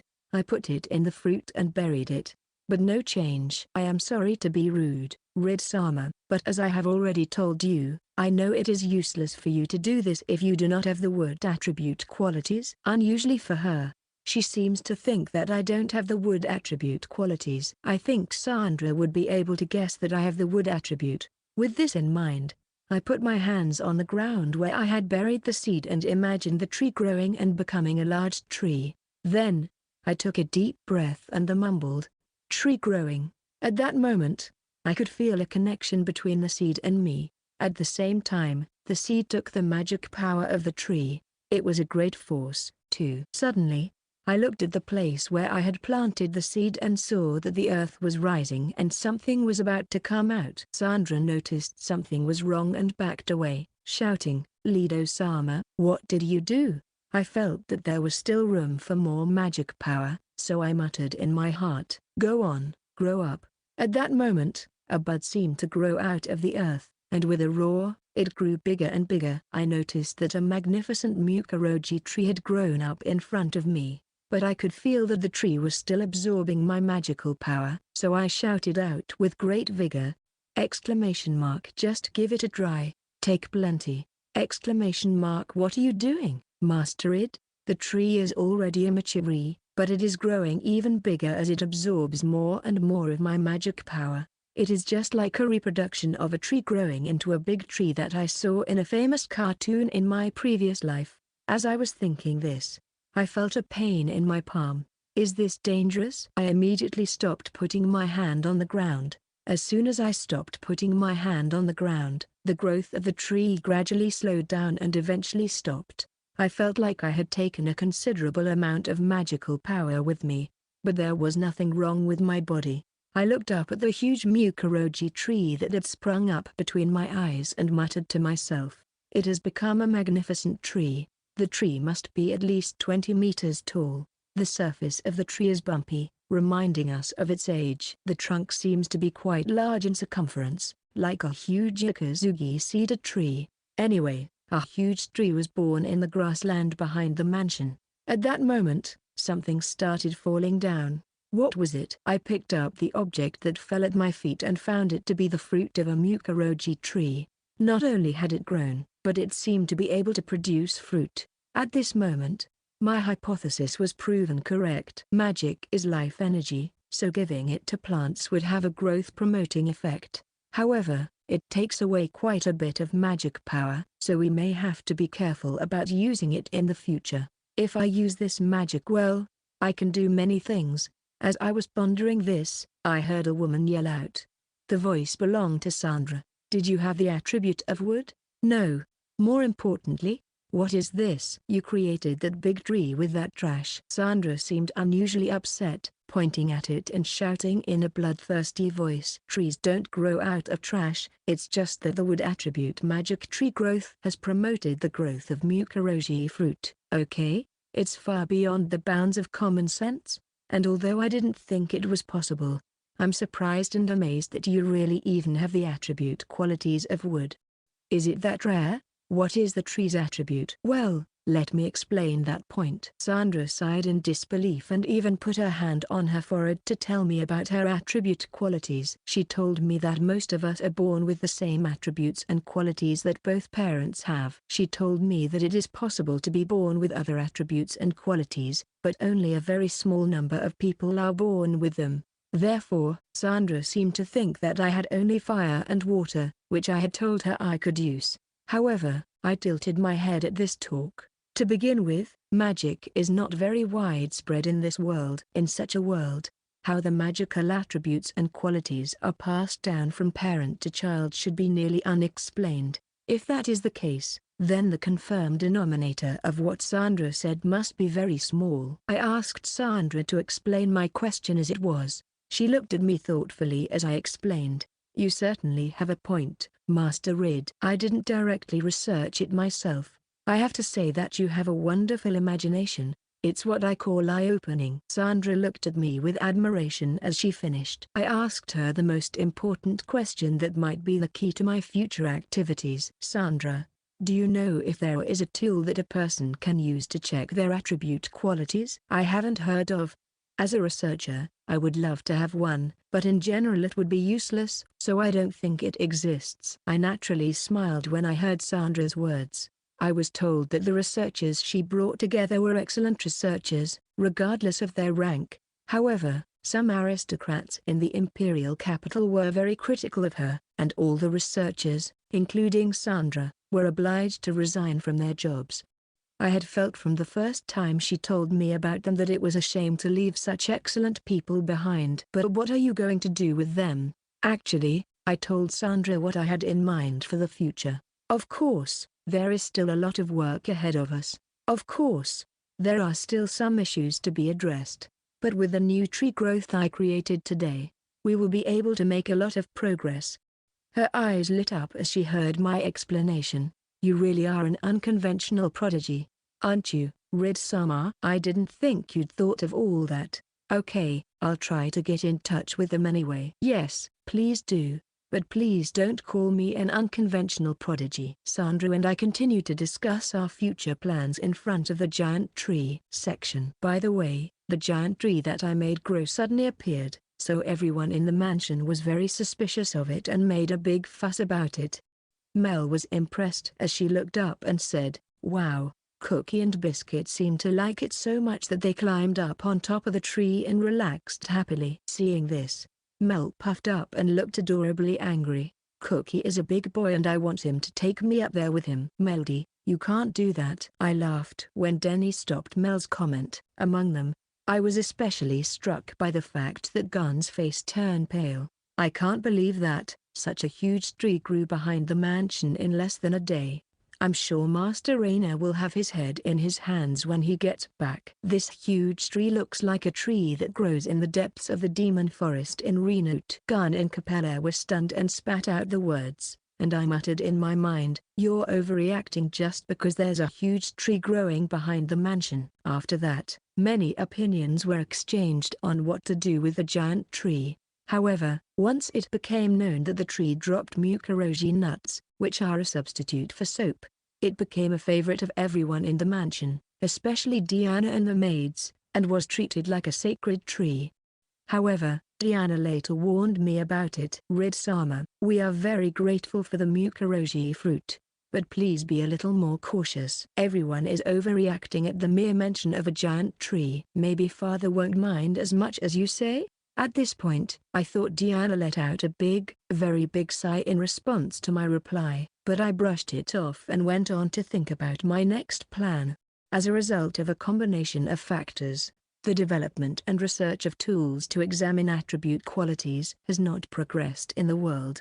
At that time, Sandra looked at my face and said in a frightened manner, "Master Rid, you look bad, don't you?" "I don't know what you are thinking, but it looks interesting and I will help you. In return, please let me use the tool to test your attribute qualities when you get it, okay?" When she said bad face, I huffed and shook my head lightly. Then I smiled and spoke to Sandra. "Thank you, Sandra." "Then I have a favor to ask you." When Sandra was the head of the research institute in the capital, can you invite some of the excellent people who worked with her to come to Bardia in the future? You say that with a very pretty smile. But the people who worked together at the research institute in the imperial capital? I think it is possible to call them, although it depends on the conditions. They have all returned to their own territories from the imperial capital in tiers. In the past, Sandra was selected as the head of the institute in the imperial capital. Chapter 132. Ellen, Alex,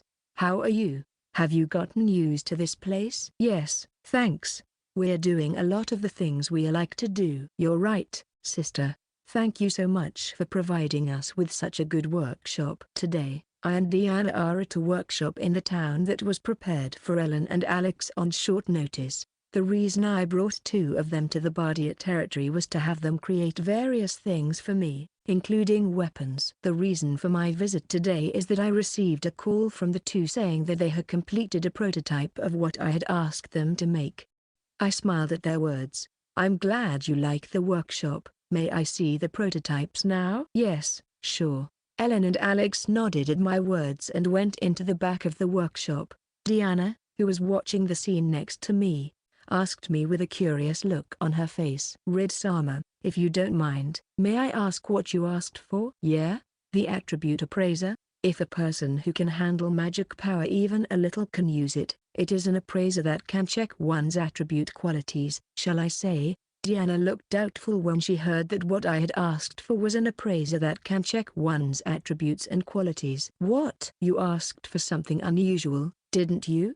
The only people who can handle magic power are the knights, some adventurers, and the nobility, and those who can handle magic know most of their own attributes and qualities. I don't think it would make much sense to be able to know what attributes and qualities they have."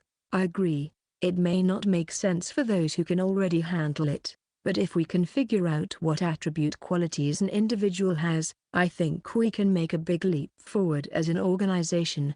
Don't we?" "She is right. It would certainly be useless for those who can already handle it. Still, I think it would be effective in the sense of providing confirmation. But for what I'm trying to do, I definitely need something that can do an attribute predisposition appraisal. My reply sounded outlandish to Diana, and she looked puzzled. At that moment, Ellen and Alex carefully brought a square box from the back of the workshop with what looked like a clear crystal ball on top of it. Not because it was heavy, but more like they brought it together so as not to break it. When we set it down in front of us, Ellen coughed and puffed her chest and began to explain in a loud voice. As Rid-sama told, this is the first prototype of the attribute appraiser that was created by applying the color change reaction of magical steel, which is also generated by a magic sword. By looking at the color, you can know the attributes of the person who placed hand on the crystal ball. I think that's a good name for it, don't you? With Ellen confidently explaining it, Alex pointed it out to her with a slightly pained look in his eyes as if he was looking at something painful. I don't think it's a bad name because it's easy to understand. I asked Ellen with this thought in mind. Ellen, thanks for the explanation. I'll get right to it. But there are a total of 10 attributes if you include the non-attribute one. But does this seem to tell us what the non-attributes are? Master Rid is right. There is just one problem. Hearing my words, she nodded and looked troubled. What is it? When I looked at her suspiciously, she continued her explanation. We were able to confirm the color change reaction. But as expected, if it was just us, we couldn't even tell which attribute would be what color. So I thought we'd have to try this one out on various people. I see, that would certainly be the case, but the fact that they confirmed it means that they know a little bit about magic too. I looked around. It was just me, Diana, Ellen, and Alex. I let my thoughts wander for a moment, and then I said to the others, Ellen, Alex, would you please make sure that no one but us enter this place from now on? What? I understand. Alex, lock up the store and I'll go lock up the workshop. All right, sis. They hurriedly went to lock the door. Diana, who had been watching them, looked at me curiously and spoke softly to me. Ride-sama, what are you going to do this time? I hope you won't do anything that will cause too much commotion. Yes, it's all right. I'll be fine. It's nothing special. I hope so. For some reason, she looked very worried when she heard my words. Why? Just then, Ellen and Alex both returned after closing the door. Excuse me, Master Rid. Sorry to keep you waiting. But what are you going to do? Thank you, Ellen and Alex. It's not difficult. I'm just going to use the appraiser. But please don't tell anyone about the qualities you saw here, okay? Everyone in the room looked relieved and satisfied at my words, and Ellen looked at me and smiled. Thank goodness. I was worried that you were thinking of something out of the ordinary and unconventional again. But I understand. We will definitely keep the attributes of Rid a secret.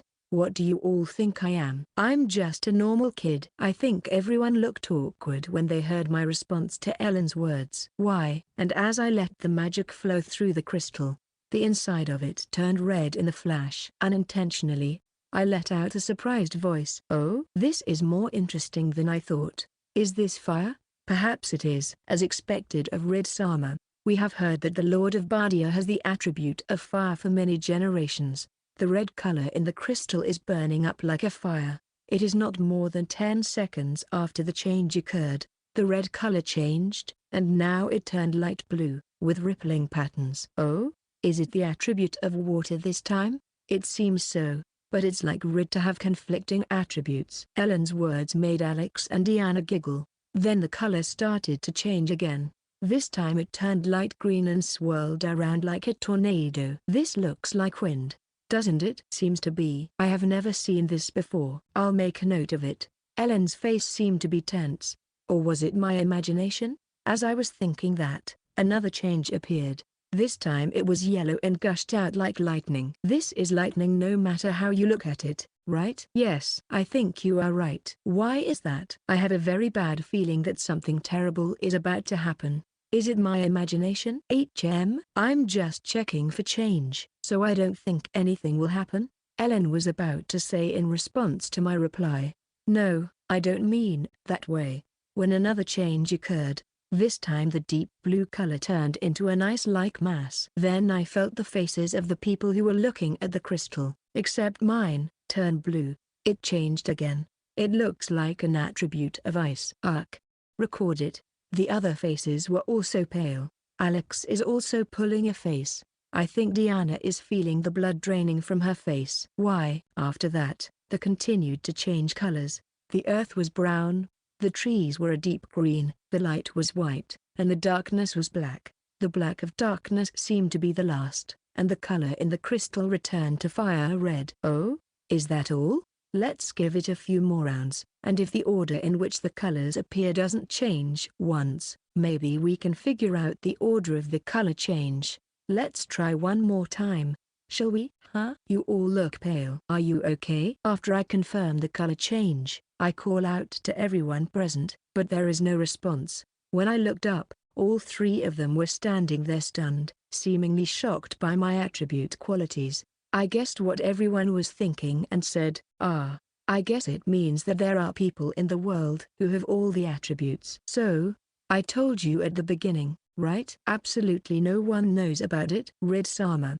Does your father, Reina-sama, know about this? Diana, who seemed to have regained consciousness at my words, turned pale and asked me a question. What? I don't think he knows. I've never told anyone. So the only people who know about my attributes are myself, Diana, Ellen, and Alex. It's a secret, okay? I smiled at the three of them with a carefree smile. Diana looked at me and my smile, then let out a deep, deep sigh. Ha, Rid-sama, common sense doesn't work with you. No. I realized once again that you are the one who cannot be measured by common sense. It's true. I never thought that people with all attributes do exist. I, too, thank you for the opportunity to meet you, Rid? I was stunned and shocked that the three of them were more shocked than I thought at the fact that I had all the attributes. After that, I told them again that they could not talk about my attribute qualities. I was particularly impressed by Diana's strong words to Ellen and Alex. They both immediately responded to Diana with an upright and unwavering "of course," and I muttered to myself, "You're overreacting." In my mind, I poured magic power into the check several times after that, but the order of the color change did not change. The reason is unknown, but there seems to be some kind of law. I was surprised to hear that the order of color change was fixed. But thanks to Master Rid, I now know the colors of all the attributes. Thank you. No, I was the one who requested the creation of it. I'm glad to be of service. I would like you to mass produce a few of these. Is that possible? Ellen meditated and looked down at my words, then looked at me and said, "I can do it. However, we are short of the magical steel that will be the material, so can I ask Chris to place an order for it? I'm going to see Chris next time, so I'll let her know then. Also, I have one more favor to ask you, ? What is it?" I told Ellen and Alex what I was planning and asked for their help. Ellen and Alex's eyes blazed when they heard what I had to say. If we can make it happen, we can do many more things we want to try, too. I'm sure we'll make it happen. I'll come back to you for advice and help. We'll be waiting for you. They seemed excited about my plan and happily agreed to it. With this, most of the groundwork had been laid. I told Chris about my plan, and after making some revisions, I would probably have no problem discussing it with my father. I was so happy that the preparations for the plan were going so well that I couldn't help but smile. Seeing me like this, Diana sighed deeply again. Chapter 133. Do you think something like this will work? I am waiting for Chris to come in the guest room while reviewing the business plan I made. Incidentally, there are no computers or printing presses in this world, so the business plan is handwritten. While I was writing it, Mel said to me, "What you're drawing? It's a little strange," which made me a little depressed. Magic research and experimentation with Sandra. I asked Ellen and Alex to use the attribute quality tester, and I also asked Memory to help me with my memory and knowledge. Using these, I was able to do the groundwork to resolve the fuel problem that Harry had indicated. Now I need to work with Chris and put together a business plan to persuade my father. Chris is the best at this, so I contacted her and said, "I would like to consult with you on a new business plan," and Chris replied that day, "I will visit you tomorrow." While I was staring at the paperwork, I heard Diana's voice from outside the room. "Chris-sama is here. May I show her in?" "Yes, Please. As I replied, the door to the reception room opened and Chris, her hair flying, entered the room. Chris and I greeted each other briefly and sat down on the sofa facing each other across the desk. I felt bad for Diana, but I told her I needed her to wait outside the room because we were going to have a business meeting. She heard my words, smiled, and said, "I'm sorry, but please be careful not to ask Chris-sama to do anything too reckless." "I won't say. What do you think I am?" "No. I'm afraid that everything you do these days, Master Rid, is very unconventional." "Then I'll leave you to it." Diana spoke softly, as if to nail me, and then left the reception room. Chris, who had been watching the whole sequence, looked at me with a dubious expression on her face. "What did you do this time, Master Rid?" "What? I didn't do anything. More importantly, I wanted you to see this today." I handed Chris a business plan of my own creation and verbally described the entire plan I was thinking of and the problems I was facing. I then told her that I would have to convince my father and asked her to check the contents to make sure there were no problems. As she listened to my explanation and looked over the documents, she was very serious. But when I looked into her eyes, I could see a complex mix of hope and awe.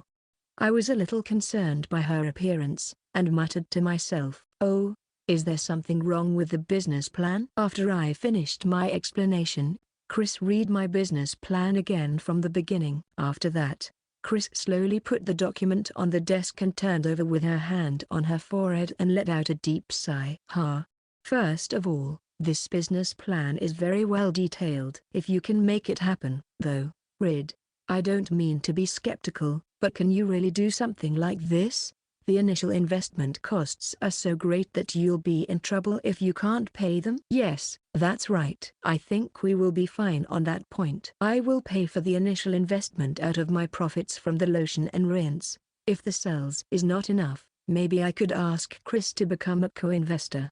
I smiled as I said this. Chris sighed again, looking a little taken aback by the situation. Well, since it's Rid's doing, I'm sure he won't make any mistakes, so when that time comes, I'll also invest in it." "Thank you, Chris." I smiled and thanked her, thinking that she was really dependable. Chris blushed a little at my words, looked down at the documents again, and seemed to have found something of concern and pointed out a sentence to me. "If you are going to submit this to Reina-sama, I think it would be better if you write this point in a little more detail." "What? Where is it?" Thus, I asked Chris to check and correct my business plan section. After all the checks and corrections were done, Chris and I were taking a break over a cup of tea that Diana had brewed for us. Chris suddenly remembered something and said, "Come to think of it, the contents in the business plan are about you, Rid, so you tried them out in advance, didn't you?" "Yes. As you can see, I couldn't convince my father with just a hypothetical conversation. I tried at the back of the house and at Helen's place." Chris heard my words and gave me a stunned look. "I can imagine what you meant when you first mentioned unconventional, Diana." I had returned a dry laugh at Chris's words. "It's true, it does seem like I'm causing Diana a lot of stress. From now on, she'll be able to enjoy the hot springs as much as she likes, so I guess she'll be okay with that." While thinking about this, I brought up a new topic with Chris. "Thank you for the business plan, Chris. Now I'll go and talk to my father about it." No, I'm glad I could be of help." "Also, there's something new I'd like you to procure. Is that okay?" "Yes. What is it?" I gave Chris a separate sheet of paper with a list of things we would need, explaining it to her. After listening to what I had to say, Chris looked at the list with a difficult expression. "I think this one is easy, or rather something we can get quickly. But what is this tree that exudes a white liquid when its trunk is damaged used for?" "I've never even heard of the name before." "That's still a secret, I guess, but I'm sure it will lead to something good for Chris, so please give us some seeds or seedlings, anything you like." I understand. I'll try and get some connections here and there." When Chris finished, she looked down at the list again, gave me a dubious look, and continued speaking timidly. "Also, is this okay? You said you would postpone it because it would be a problem before?" "That's true. However, Unlike back then, I don't think there's much chance of it causing any problems. I'll contact them in advance with a letter and do the groundwork, so it'll be fine. Also, it might be best to go with younger children, as they'll have a lot to remember. She seemed relieved to hear my words and put on a relieved expression. I understand. I'm not ready for the case you asked me for before, so I'll check it out as well. Yes, thank you. When the meeting was almost over, Chris suddenly remembered. Oh, by the way, Rid-sama, there is something I would like to ask you. Yes? What is it? Chris heard my reply, and with a suspicious look on her face, she said slowly. When I came to the mansion, Garn said to me, "Thank you for teaching the art of negotiation to Master Rid." Did I teach Master Rid any negotiating skills? Cough cough. I couldn't help but choke. I didn't think that the exchange I had with Garan the other day would ever come to Chris's. I suddenly coughed up a lung, and Chris called out to me in a concerned tone. "Master Rid, are you all right?" "I'm sorry. I'm fine, thank you, Chris." "But I must apologize to Chris." "Huh?" I explained what had happened the other day to her, who was stunned by my words. When Chris heard what I had to say, she creased her brow and made a grim face. "What are you doing? Don't use me as an excuse." "Ha ha ha, sorry." I laughed dryly at Chris's words and then apologized. Chris, who was watching me, seemed to have an idea and broke into a mischievous grin. "What's wrong?" "That's fine. Since we have the opportunity, I will teach Master Rid about the business science handed down in the Saffron Trading Company from now on. That way, it will not be a lie. In addition, we will have many more meetings in the future, so it will be an excuse for me to come to see you regularly." "I'm sure that's fine, but is it really safe to tell the outside world about the business studies that have been handed down in the Saffron Trading Company?" "I don't know what it is, but business learning passed down in the Saffron Trading Company sounds great." Chris smiled happily when she heard my answer and said, "Yes, it's not that difficult. It's more of a study to improve memory. In business, there is a lot of information that cannot be left in written form, so I think it is fundamental to improve one's memory. Of course, there is more to it than that." "Well, memory improvement is likely to be useful for you, Master Rid. Be prepared, please? Yes? Please be easy on me?" Chris had a defiant smile on her face throughout his explanation of business studies. I would later come to regret having replied so carelessly at that time. Later, Chris taught me how to improve my memory, which was quite a challenge. Chris gave me a list of numbers orally, and I had to memorize and recite them instantly. Chris smiled and said to me as she saw me struggling, "Master Rid, you seem to forget things easily even when you are told to pull yourself together, so I will take this chance to remind you of so that you don't forget it in the future. I will be careful from now on. By the way, as a result of this training, my memory will improve and I will be able to save the day in various ways, but that is a story for the future." Chapter 134. That day, Rainer finally returned to Bardia. Even he was tired from the numerous reports he had to make in the capital, including the wedding of Rid and Farah, in addition to the events that took place in Reincarnated. However, Rainer's face was bright. He told Emperor Erwin about Rid and Farah's marriage and received his approval. The pure love between Rid and Farah in Reincarnated was very heartwarming. Although their marriage was initially arranged, if their feelings were mutual, then it turned out to be a good match. Rainer suddenly recalled the exchange he had with Erwin in the imperial capital. "I understand. I will approve the marriage when the building of the mansion in Bardia is completed and we welcome the Princess Farah to the land. But we will go ahead with the formalities on the paperwork. Is that clear?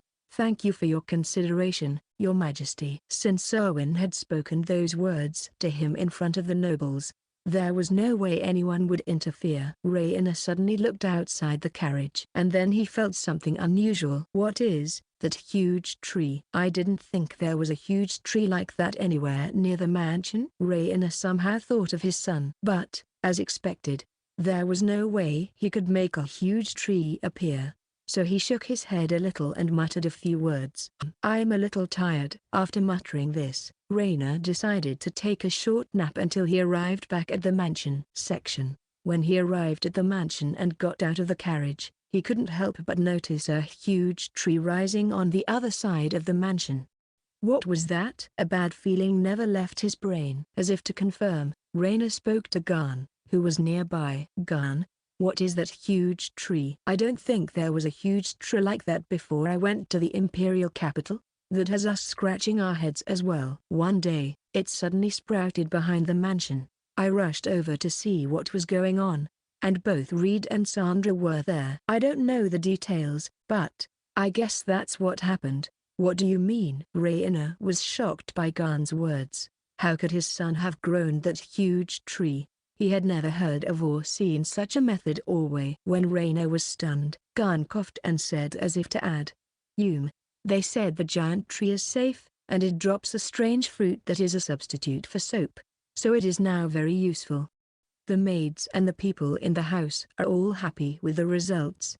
So we're leaving it as it is. Ah, I see. What else is different? Raina was sighing in exasperation as he put his hand on his forehead. Garn told him in an apologetic tone. And Cookie has dug up a hot spring. What? A hot spring? Where did he dig up such a thing? Raina's expression was stern, but the words he spoke were laced with incredulity. Garn answered again, clearing his throat. It is near the giant tree, a combination of a hot spring and a giant tree that produces fruit that can be used as a substitute for soap. Ah, I understand. I'll go to the office. Call Reed. Yes, sir. Raina was tired inside, but he did not show it on his face and went to the office calmly. Section. Reed, Master Raina wants to see you in his office. Father? Okay, I'll be right there. What? Big bro. Are you going again? You were called out last time in the middle of a picture book too, didn't you? Seriously, I hate you. Today, I was reading a picture book to Mel in the library for the first time in a while. Cookie and Biscuit also seemed to be interested in picture books, and they were listening to me reading with Mel the whole time. At that time, there was a knock at the door of the library, and when I answered, Garn came in. I answered his words, and Mel puffed out her cheeks and said, "Mwah." Mel, don't say that, okay? Further was working hard in the imperial capital, you know. I'll read you a picture book again, okay? MMHMM. Big bro, it's a promise, you know. Yes, that's a promise. I made a promise to Mel and went with Garn from the library to the office. I was still in the library, and Danny was reading a picture book to Mel for me. On my way to the office, I suddenly realized what was happening and said to Garn, "Garn, I'm sorry. I have some papers in my room that I want to show to my father, so I'll go get them. I will let Raina know about it." "Yes, thank you." I apologized lightly to Garn and immediately went to my room. The documents that I want to show to my father are the business plans that Chris read through as well. I went back to my room and took out the papers and looked them over one last time, although I had checked them many times. Okay, this should be enough to convince my father. I muttered to myself and hurried to the office where my father was waiting for me. Chapter 135. I took a deep breath to calm myself down and knocked on the door of the office with the papers I had brought from my room in one hand. I heard my father's voice saying, "Come in," and I opened the door and entered the office. Inside the room were Garn and my father. Father was sitting at his desk in his office, and unusually, I could see that he looked a little tired. He must have had a hard day's work in the capital. He asked me to sit on the sofa as usual, and I sat down facing him across from his table. As soon as we sat down, he gave Garn instructions. "Please bring me a strong tea, and some sweets for today." "Yes, sir." Garn bowed lightly and left the office. It was unusual for him to ask for tea and sweets. I wondered if there was something that had caused him some distress. I called out to him without thinking, "Father, thank you for your hard work in the capital. Was it harder than usual?" "Yes, it was certainly harder than usual, but why do you think so?" Father looked doubtful at my words. I was just curious because he usually doesn't show his fatigue on his face. No, Father seemed more tired than usual. Father heard my words and smiled with a wry smile. But his eyes were not smiling. At that moment, I had a hunch. I don't know what it is, but I have a feeling that Father is angry. Did I do something to make him angry? I tried to think back, but I had no idea. He looked at me silently, and I asked him with determination, "Well, Father, I don't know what it is, but are you angry with me, or is there something you want to say? Well, first of all, the hot springs. I'm not the one who came up with the hot springs, okay? It's Cookie, who is getting along with Mel. I don't know why, but he dug it. The hot springs have been proven to be non-toxic by Capella, Diana, and a volunteer group of maids. When Father returns, I was going to ask for permission to install a hot spring in the land. As I explained, I looked at my father's face, but apparently he was not talking about the hot spring. Just then, there was a knock at the door. When my father answered, Gam brought a cup of tea and sweets and placed them gently in front of me and my father. I'm sorry, Gan. By the way, are you going to be able to bring the hot spring to the mansion? If there are no problems, you can start work on it tomorrow.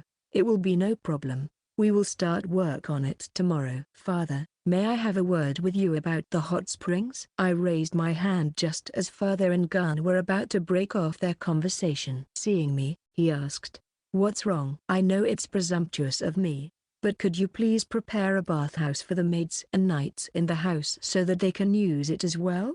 There seems to be plenty of hot water, so I think everyone in the house should use it. Please, Father. When I finished, I bowed to my father. This was my honest feeling. Of course, since it was my father, he might have intended to do so from the very beginning. But I should tell him how I felt. I think we should definitely do it, because a spa for them will definitely motivate everyone. Rid, raise your head. All right, we'll prepare a bathhouse for the maids and knights as well. Gan, please arrange for the construction. Yes, sir. On behalf of all of us who are working in the house, I would like to thank you for the hot spring. Thank you both for your consideration. When Gam finished, he bowed deeply. Seeing this, Father immediately made him raise his head. Don't worry about it. Rid is right. If there is an abundance of hot water, then everyone in the house should use it. I suppose there is a substitute for soap, right, Rid? Yes, Father. The bark of the fruit, the mukuroji tree near the back of the mansion has the same effect as soap. So if you lather it with water, it will remove dirt from body and clothes. I explained to my father about the mukuroji tree that had sprung up near the hot spring. But when I finished explaining, my father smiled again, this time with a scary smile. At that moment, I guessed what was going on and muttered in my heart, oh, about the giant tree. Oh, didn't I tell my father about the tree? Perhaps he guessed that I had guessed what my father wanted to say. I told Gam to proceed with the hot spring construction project and instructed him to leave the table until I called on him. Garan bade me and my father farewell and left the office. I turned to my father with fear and smiled at him. Seeing my expression, he grinned wryly. Well, why don't you explain it to me? About that tree? Ha, yes, as a matter of fact. I put my business plan on the desk and began to explain. I told him that I had something in mind for the future and that I had done some magical research with Sandra and tried it out, resulting in a giant tree. As expected, it would only add fuel to the fire, so I decided not to mention that I had intentionally poured all my magical power into it, which resulted in it turning into a giant tree. Father, who had been silently listening to me, turned his sharp eyes on me as soon as he finished listening. Ha, Rid, you blundering. How many times do I have to tell you before you do something? I told you before I did it. If you do anything reckless, I'll forbidden you to use magic for a while. I can't have that. I did my best to reject my father's unexpected ban on magic. I stood up on the spot because of rejection. Father seemed to be surprised by my reaction and smiled at me. I see. So you don't like the magic ban so much, huh? Then, from now on, report it in advance. It depends on the content, but if there are too many bad after the fact reports, then I will issue a magic ban to you. Understood. I'm sorry about the giant tree. I will be careful from now on. I sat back down. My cheeks puffed out with a as I gave in to my father's magic ban. I could use it in secret, but the magic ban would probably hinder my collaboration with Sandra. That is indeed a problem. Father was in a better mood, perhaps because he was happy to have found an effective tool that would work on me. I glared at him with a bitter look and muttered in my heart, I'm not Mel, but I hate your father. My father seemed to be enjoying the sight of my huffy expression. But then he shifted his gaze to the document I had placed on the desk on the other side and resumed our conversation. By the way, Rid, this is your main topic, isn't it? What is this paperwork? It is a business plan that I have prepared for the future development of the Bardia territory. What is a business plan? Hearing the word business plan, my father's brow creased and his face returned to a grim expression. It seemed that he could no longer enjoy looking at my face. I continued speaking to my father in rapid succession. I'm going to be straight with you, father. Now is the time to start poultry raising. What? Rid, what are you talking about? Thus, the discussion with father finally got to the point. Chapter 136. Rid, I don't understand how much of what you're saying makes sense. What do you mean by doing a poultry farm? Yes. So, I will explain based on this business plan. I turned the document I had left on my desk over and handed it to my father. When he saw the document he received, he furrowed his brow and rubbed his fingers between his eyebrows, then looked at the paper again and let out a sigh. Lid, you made this? Yes, I made this and had Chris check it out. I don't think there are any problems with it as a business plan. May I follow along with the papers?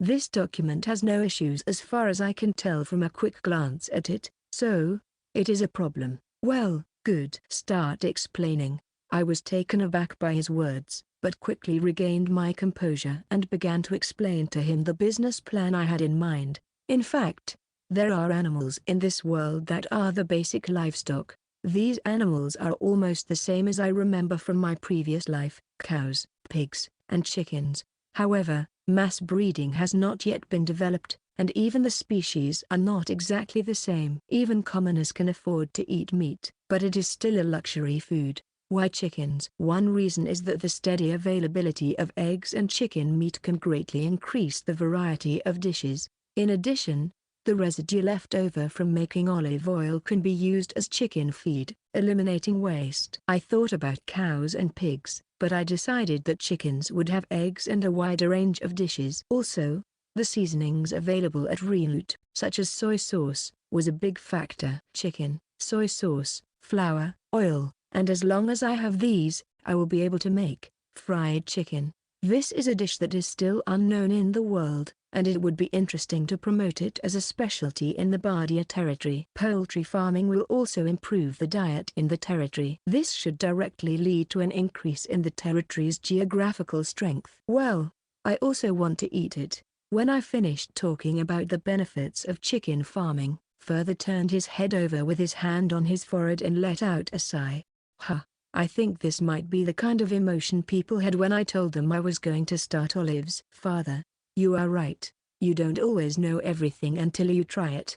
Besides, I heard that eating chicken meat is good for muscles. I heard that the part called breast meat is especially good for the muscles. If we improve our meals, it will have a positive impact on everyone living in the territory, including us. Let's do it, Father. Hearing my words, Father shook his head and looked at me.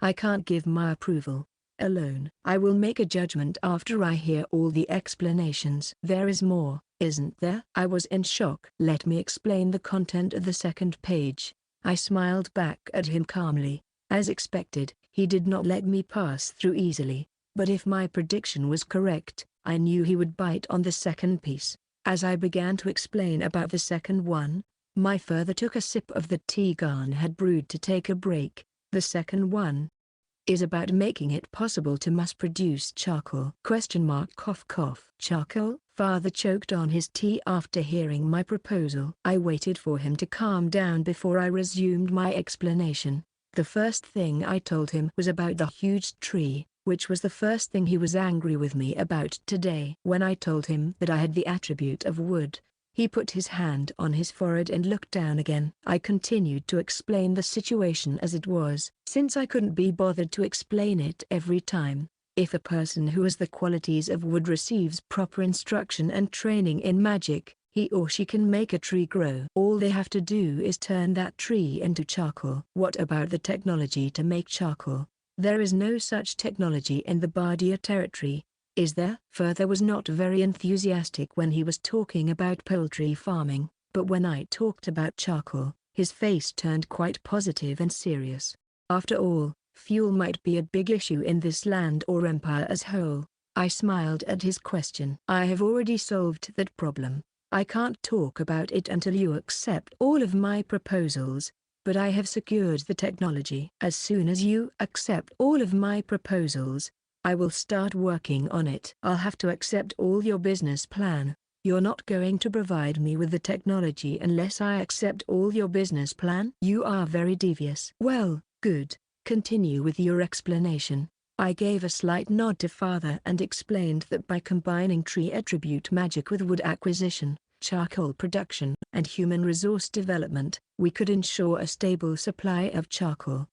But father's face remained grim. Rid, I understand what you are proposing, but how are you going to determine whether or not we can use wood magic? Until a person has practiced magic for a long time and is able to handle a certain amount of magical power, we don't know what attributes he or she has, do we? That problem has been solved as well. What? I went on explaining him about the attribute appraiser that Ellen and Alex had developed for me. If you are able to use a little bit of magic power, you will be able to identify the attributes and qualities that an individual possesses by color. I also explained that the attribute appraiser is being improved and will eventually be able to determine an individual's attributes simply by placing one's hand on it. When my father heard what I had to say, he looked up with a stern expression on his face and muttered, "I didn't expect you to come so far with a business plan while I was in the imperial capital." How about it, father? Would you allow me to start poultry farming and charcoal production? I asked fearfully, but he looked at me and said in dismay, "I understand, but show me the way to make the charcoal first. I will make a final judgment after I see the quality of the charcoal produced according to your idea. Is that all right with you?" "Yes, thank you, father." I was so happy that my father had given his approval, even if it was with conditions, that I had a big smile on my face. I thought father smiled a little when he saw my smile, but he immediately started his next question. "By the way, Rid, your plan for human resource development, how do you plan to recruit people? It is with some difficulty that I am going to gather the slaves via the Christie Trading Company. I think slaves will be the best choice this time, since it will be the first time we are doing this, and also because there are many things that should be kept confidential." When I finished, my father looked a little surprised, as if he had not expected me to say anything about gathering slaves. What to do with human resources? From the very beginning, I had been thinking of handling this problem by gathering slaves. If it was before I had reached an agreement with Renute, gathering slaves might not be good for my reputation. But I had made a connection with Farah and Elias. After that, there would be no problem as long as I made sure to inform them of the situation in advance. Further thought about my answer for a moment and then said suddenly, "Even if we gather slaves through the trading company, how do you intend to treat them in our territory? In the Empire, it is forbidden to handle slaves, you know." "I don't think you will be able to make good use of the slaves even if you gather them." "Yes, I do." "So, we will ask the people we have gathered as slaves to pay us back the amount of money they have cost us to gather them. Repayment." Hearing my words, my father's expression was dubious. I slowly and carefully explained the way I was going to treat the slaves I had gathered. First, I calculated the cost of gathering the slaves. Then, I would allocate it equally among the slaves and ask them to repay it little by working in the Bardia territory. In other words, the Bardia family would ostensibly lend them money in order to buy back slaves' positions. Of course, by having them work, they would receive a monthly salary. We would pay them a monthly salary, minus repayment of the loan. In return, they will study the curriculum we have created for them and work on developing the territory, such as charcoal production and poultry farming. In order to prevent any technical outflow, they will be allowed to live as they please in Bardia after the debt is repaid. However, they are not allowed to go out of the Bardia territory. If the Baldia territory were to ever find itself in a difficult situation, we could ask for their help and they would be a valuable fighting force in times of need. When I finished speaking, Further rubbed his fingers between his eyebrows and exhaled, turning his head down. "Phew. I'll invest in slaves and have them buy back their status. Then, In order to make them repay that capital investment, we will teach them skills in our territory and make them useful subjects who can help us develop our territory. What a terrifying system to think of. I believe that people seek peace and security. If coming to our territory frees them from slavery and gives them a peaceful and secure life, no one will leave the Bardia territory. Poultry farming and charcoal are the only businesses that have that much potential. Father, I beg you, please allow me to do it. I bowed my head deeply as I finished. If we can proceed with this business plan, the Bardia territory will surely grow by a great leap in the future. Rid, raise your head. All right, do as you wish, but as I have told you many times, report what you are going to do in advance. I will bear the burden, but there are some things I can't stand for unless I know in advance. Thank you, Father. I looked up and thanked him with a big smile on my face. Father smiled for a moment when he saw my face, but then he immediately returned to his usual strict face. But, Rid, as I told you earlier, you must first try to make the sequence of charcoal that you have thought of. I'll make the final judgment there, okay? Yes, I understand. Convincing my father about the poultry raising farm and charcoal manufacturing was the hardest part, but he gave his approval, even if it came with a condition.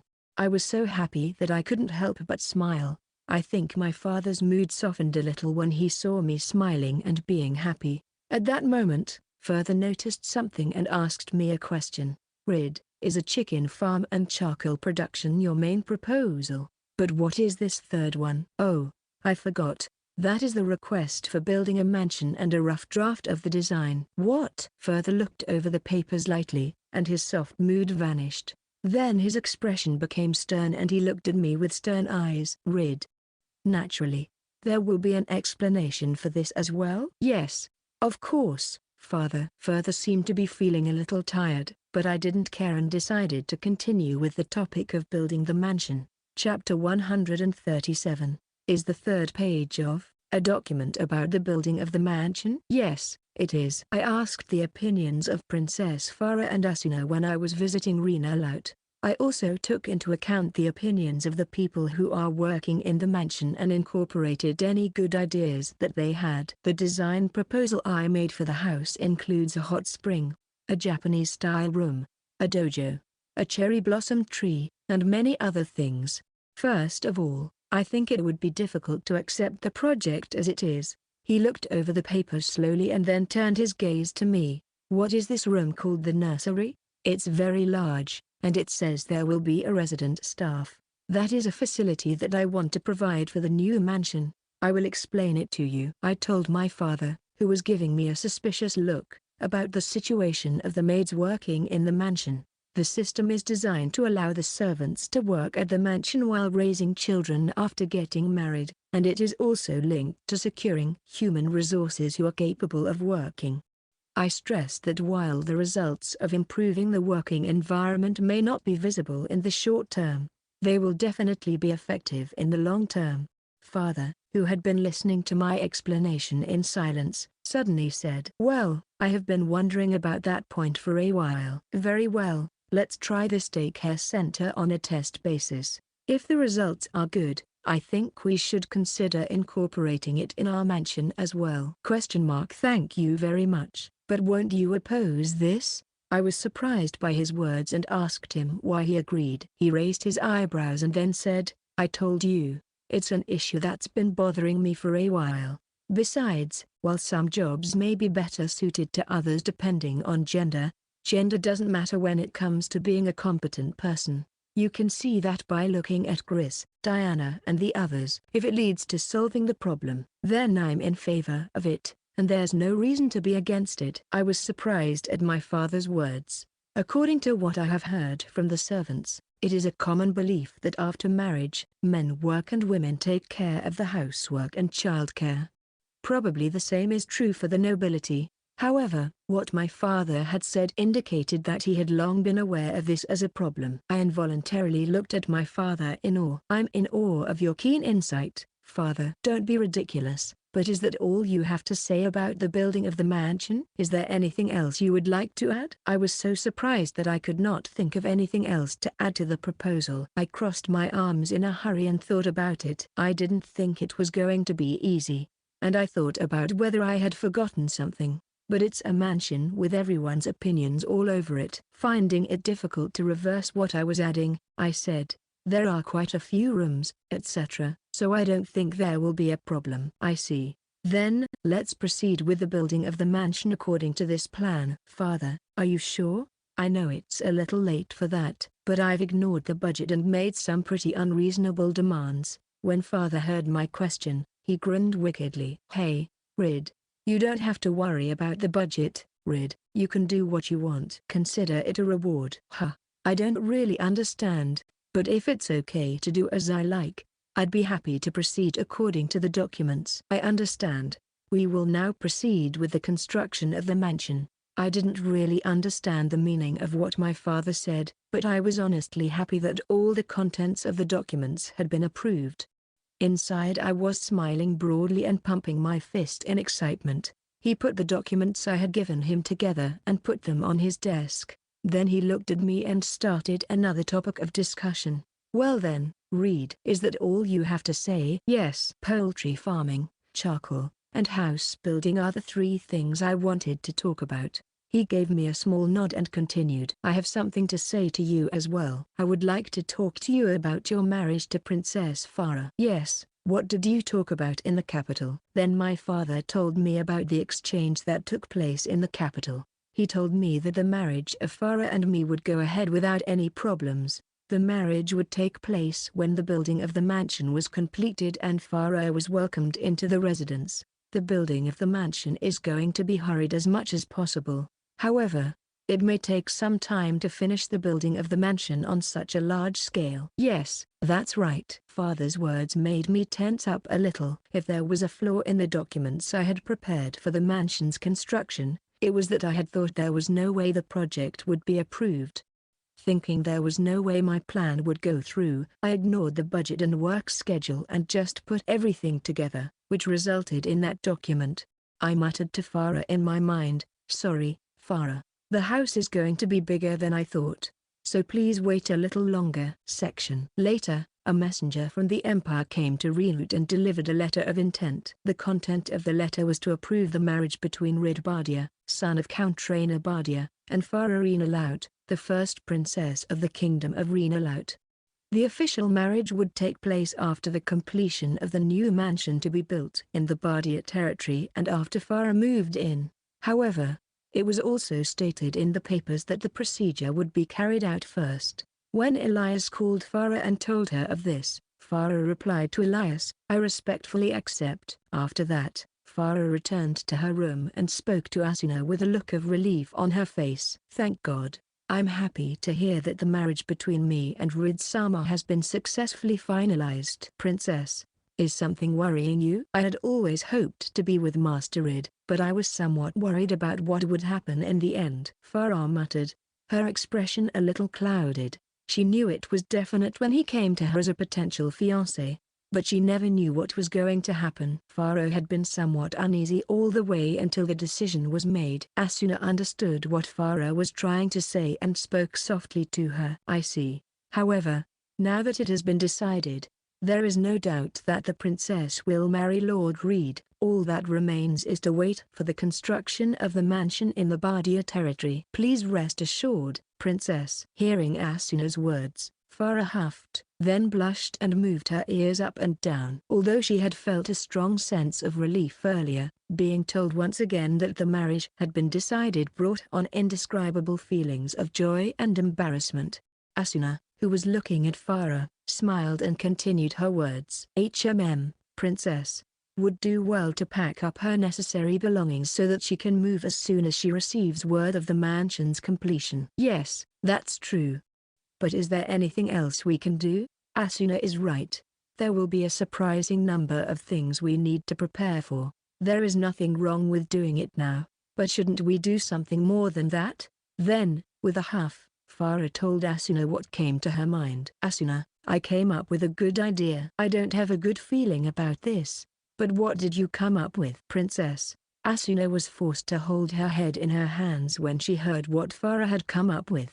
Chapter 138. A few days after I presented my business plan, I had been researching for some time about earth attribute magic. The purpose of my research was to consider the effectiveness of earth magic in creating a charcoal kiln. I was thinking that earth magic might be effective for building a charcoal kiln, and since today was the day of Sandra's magic class, I was going to ask her about it. Sandra's class started, and when she saw my expression, she asked me what I thought. What kind of magic do you have in mind today, Master Rid? Sandra-sensei, today we are going to research earth attribute magic. What is? Sandra looked stunned at my words. I told her that I had a predisposition for the earth attribute after fire, water, and wood, but she responded properly and, when she understood the intent of my words, she let out a sigh of dismay.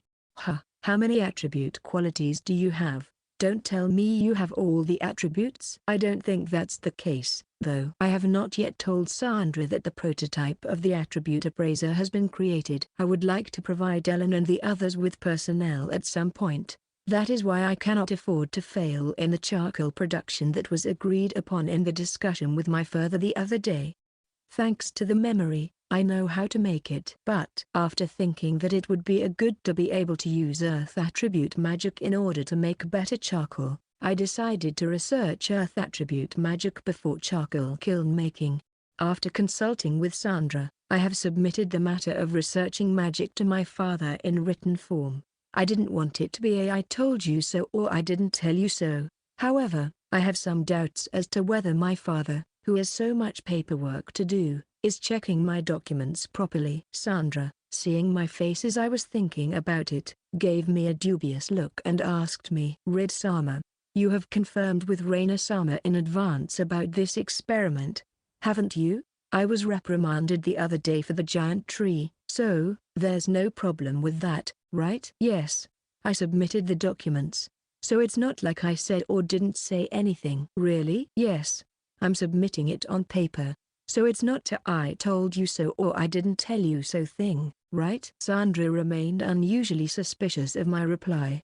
I was wondering if Further had been very angry with her. With this thought in mind, I smiled at her and said, "Sandra-sensei, are you not interested when it comes to earth attribute magic?" "Ha, it doesn't mean I'm not interested. I understand. If you've got it on paper and you've submitted it properly, that's good. Tell me what you are thinking." She looked dumbfounded, but in the end her curiosity about earth attribute magic won and she listened to what I had to say. "For charcoal production, I need to build a charcoal kiln." I explained that I wanted to use earth magic to make a charcoal kiln that would be efficient and good for charcoal production. So, I thought it would be great if Sandra could give me a few things to notice and some advice as I try it out. "I see. I have never met anyone who can handle magic as highly as Master Rid. I would like to take this opportunity to look at the possibilities of earth attribute magic, not just research." She was going to say research again, wasn't she? I was a little taken aback by her attitude, but I regained my composure and began to concentrate. The earth attribute magic is called manipulation magic and to some extent it moves according to the imagination of the magician. I crouched down on the spot, put my hands on the ground, and muttered to myself with I had a firm image of the size of the charcoal kiln. Charcoal kiln generation. The moment I chanted, I experienced the feeling of having a large amount of magic power taken away from me.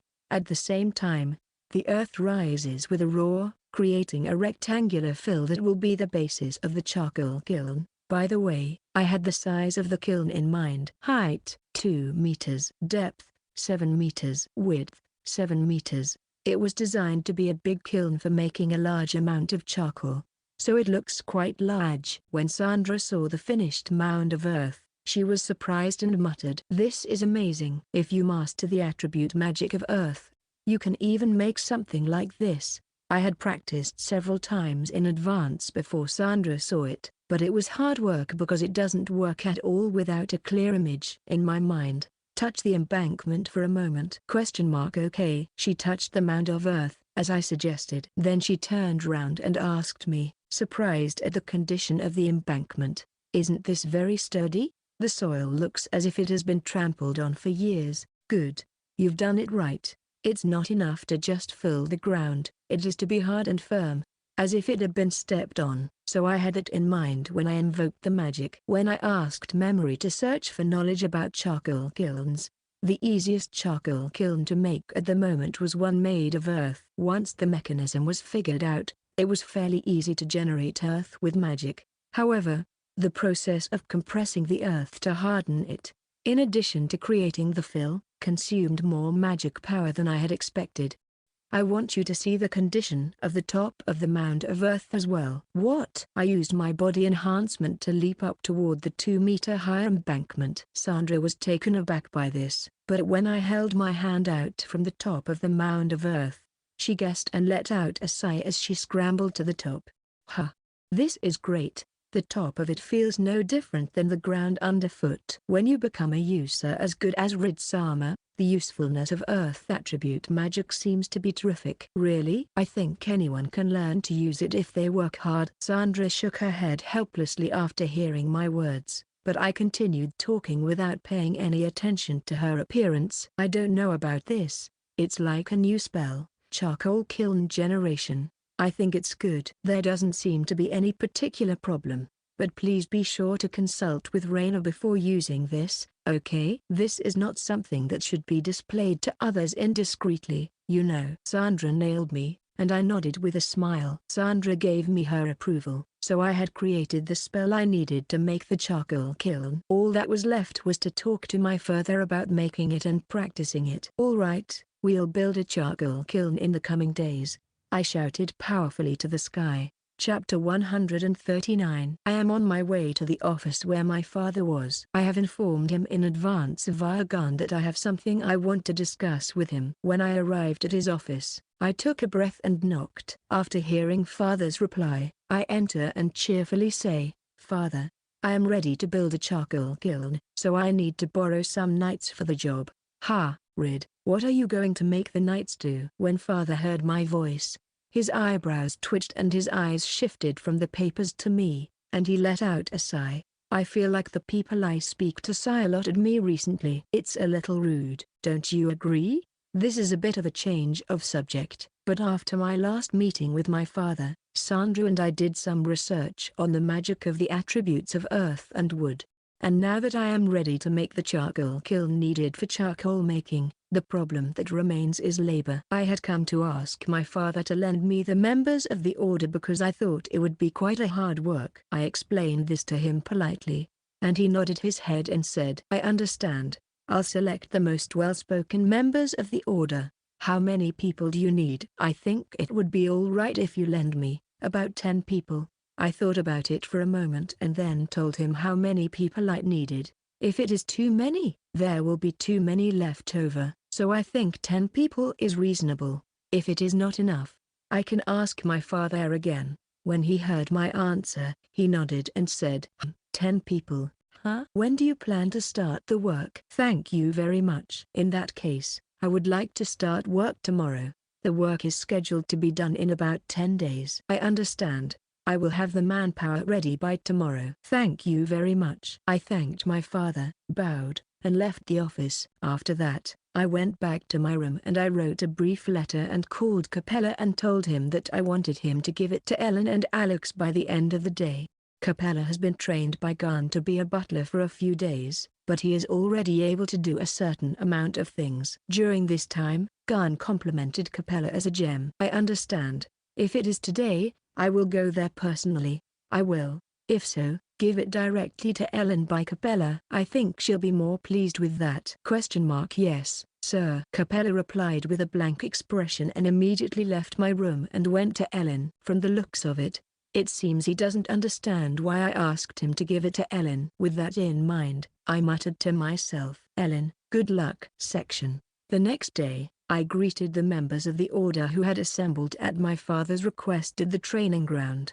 "Thank you all for coming today. As you may have heard from my father, please do not tell anyone about what we are going to do today." After I finished greeting everyone who had gathered, I bowed my head. The faces of the knights were familiar to me. Most of them had accompanied me when I went to Reincarnated. Rubens and Nils were among the knights who had come to join us. Incidentally, Diana was waiting next to me in her maid's outfit. When I raised my head, Rubens smiled at me. "Thank you for your kind words, Master Rid. However, we are members of the Knights of Bardia, so there is no need to hesitate. Please use us to your heart's content." "Really? It's a relief to hear you say that. Well then, I'll ask you for a lot of things without hesitation." I was feeling sorry for them because I was going to ask them to do a lot of hard work. But what Rubens said made me feel much better. I would ask them for help without hesitation, as he said. Just as I was thinking that, I saw a horse-drawn carriage approaching. Riding in the carriage were Capella, Ellen, and Alex. When Capella and the others came close to us, they stopped the carriage. At the same time, Ellen got off the carriage and said cheerfully with a smile on her face, "We have brought the tools that we have been making for you since you asked us to join you on your land." I told Mr. Capella, who came yesterday, that we had quite a lot to do, and he was kind enough to prepare a carriage and even a cart for us. After Ellen, Alex continued speaking with a smile on his face. I was glad that I had sent Capella to Ellen and Alex yesterday, and my face broke into a smile. But did they have enough tools to have a cart? Capella got off the carriage pulling the cart, gave me a slight nod, and said, "I had no idea that you had two dwarves making all those tools. It is a very fine item, not to mention the skill of the two of you." Capella had a blank expression on his face, but his words were laced with a little marvel. Diana, who had a suspicious look on her face, asked me about it. "If you don't mind, may I ask what the two of them made for you, Master Id?" "What?" "Shovels, hammers, axes, and various other tools necessary for making charcoal kilns." Diana and the knights looked stunned at my words. Ellen coughed with an air of self-confidence as she continued with my words. "Rid-sama, this is not just a tool, it's a tool that is the result of the skills of the two of us, Alex and I. We've also forged all of the steel, so it's not just a shovel, a special shovel made by the dwarfs." The knights were muttering with expressions of surprise on their faces. I was nodding my head with a wry expression on my face at the sight of them. "Is a shovel that unusual?" As I was thinking this, Diana quietly overheard and told me, "Apparently, the tools made by dwarfs are all high-end and expensive. Therefore, I rarely ask dwarves to make shovels and other tools for me. Therefore, the tools I had made for me would be a rare gem as a result." Hearing this from Diana, I muttered in my mind, "I don't know anything about that." In the midst of all this, Ellen spoke to me in a good mood. "I was told by Rid that we were going to make charcoal and a charcoal kiln, so we worked the hardest we've ever worked. I'm sure we will help you with your work today, too. Thank you both for your cooperation." Ellen and Alex are more motivated than ever. Come to think of it, they were also very motivated when I first told them about the charcoal kiln project. At that moment, Ellen, perhaps sensing what I was thinking, looked at me and smiled. "Master Id, like anything else, whether it's armor or anything else, we need fire to make something. When we make the weapons you order, we include the cost of the fuel. We pay for all the fuel for the tools we want to make ourselves. Isn't it great to have cheap, good quality, and the possibility to use fire without worrying about large quantities of it?" "Yes. Surely fire is important for making armor. And at any rate, I'm glad you're pleased." I flinched at Ellen's vigor and replied, then cleared my throat and said so that everyone, including the knights, could hear. "Well, then, let's move on to the next step where we plan to build the charcoal kiln." Thus I started creating the charcoal kiln. Chapter 140. I led everyone to the earth mound area that I had shown Sandra the other day. Originally, after I showed it to Sandra, I was planning to use it as is if there were no issues. When we moved to the place where I had magically created the mound, everyone's eyes widened. A 2-meter-high mound suddenly appeared in the middle of a plain grassy field. It was obvious that something man-made had appeared before their eyes. Rubens, speaking for everyone, muttered, "Did you make this, Mr. Id?" "Yes." "With magic?" The knights were a little bit disturbed by my words, but they did not mind and continued the conversation. So we had to combine the knowledge of Ellen and myself and do the work by hand from now on. So I wanted to enlist everyone's help. I understand. We will do our best to serve you. Well, don't be too rough on yourself, okay? I told everyone in the Knights to wear comfortable clothes because they would get dirty. After that, I handed the shovels that Ellen and the Alex had made for me. Then, Ellen and I climbed on top of the mound and drew an oval-like line with a short axis of 5 meters and a long axis of about 6 meters as a marker. Well, it's a lot of work, but could you dig this mound along this line? Please dig inside the line. If you go outside the line, it might not work. I understand. I'll get right to work. After Rubens and the others heard the instructions from me and Ellen, they started to work, but everyone looked like they were having a hard time even before they started. After all, they would be digging up the ground with only shovels on the hard-packed ground. I am sorry to say that even if we were to use physical reinforcement, it would be quite hard work. In the midst of all this, when Rubens plunged the shovel deep into the ground, a light crunch sound was heard. Rubens himself seemed to have a different response than he had expected and tilted his head.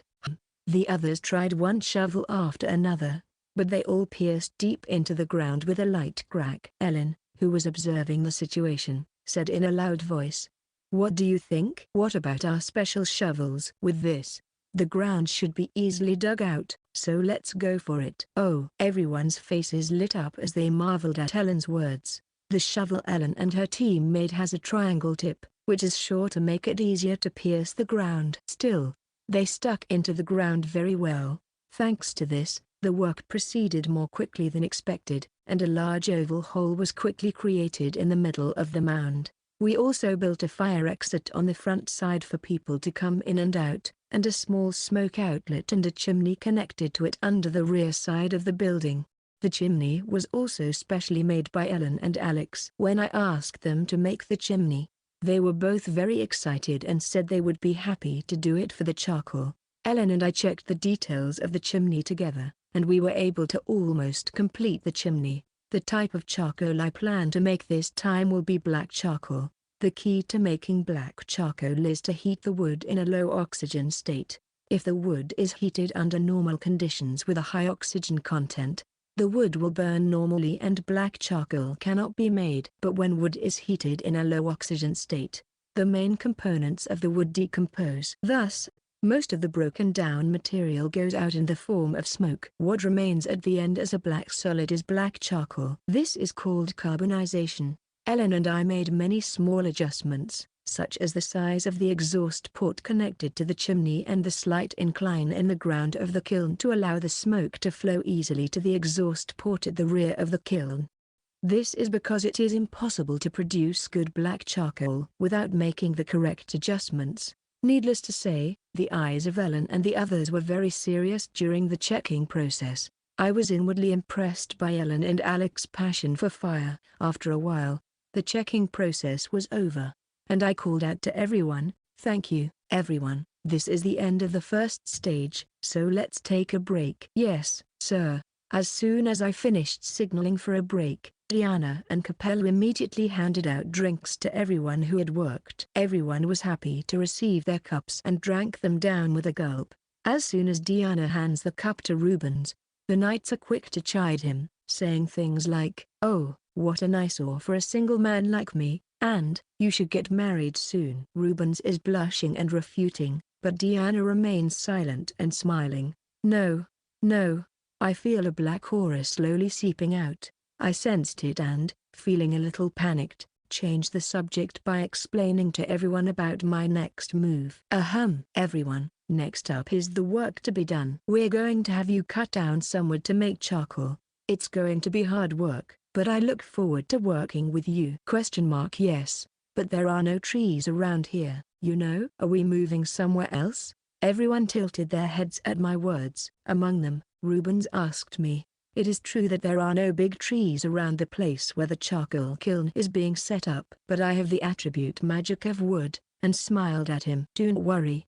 If you have no trees, you just have to grow them." I don't really understand, but please don't push yourself too hard. Rubens didn't understand what I meant, and after a pause, he gave me a worried look. Incidentally, Diana, Capella, Ellen and the others seemed to have somewhat guessed the intent behind my words and were looking dumbfounded. Why? After our break time was over, we moved a little further away from the charcoal kiln. I took out the bag containing the stuff I had requested from Chris, and while showing everyone the bag's contents, I said, Talala, Talala, the seeds of trees that will become the source of black charcoal. Everyone in the order, intrigued by my cheerful words, peeked inside the bag and wondered what it was. However, as soon as they peeked into the bag, they all had indescribable, puzzled expressions on their faces. As if to represent them all, Nils said to me apologetically, Reed-sama, I'm sorry to interrupt when you seem to be having fun, but I'm not sure how to react when you show me the acorns that literally are tree seeds. It's okay. Well, just watch me. I buried the acorn in the ground and took a deep breath, despite the anxious looks on the faces of the knights. Then I put my hand on the ground where I buried the acorn and concentrate. Tree growth. As soon as I mutter the words, the acorn takes the same amount of magic power as when I grew the giant tree before. But this time, the amount of magic power is adjusted, and I imagine a growth period of 10 years. The moment I thought that the seed sprouted from the ground in which I had buried it, it grew up quickly, making a violent sound of leaves, and in no time at all, a tree was formed in front of my eyes. The tree was more than 10 meters tall. I looked back at everyone and smiled. See, I told you, if you don't have it, you can grow it. Everyone was shocked to see what I had done, and they all had stunned expressions on their faces. Diana and Capella, who probably knew that I had previously grown a huge mukuroji tree, looked dumbfounded and shook their heads helplessly, saying, Oh my goodness. Without paying attention to the state of everyone else, I said, Now, I'm going to let it grow, so just keep cutting it. What? The knights finally understood what I was about to do, and the strong knightly faces were all looking surprised, which made for a rather interesting composition. Chapter 141. Okay, that's pretty much it, huh? I took a rest as I used wood magic to grow a few sawed oak trees from acorns at regular spacing. While I was using the magic, Diana, who had been standing next to me the whole time, looked at the sawed oak I had grown and muttered to herself in dismay.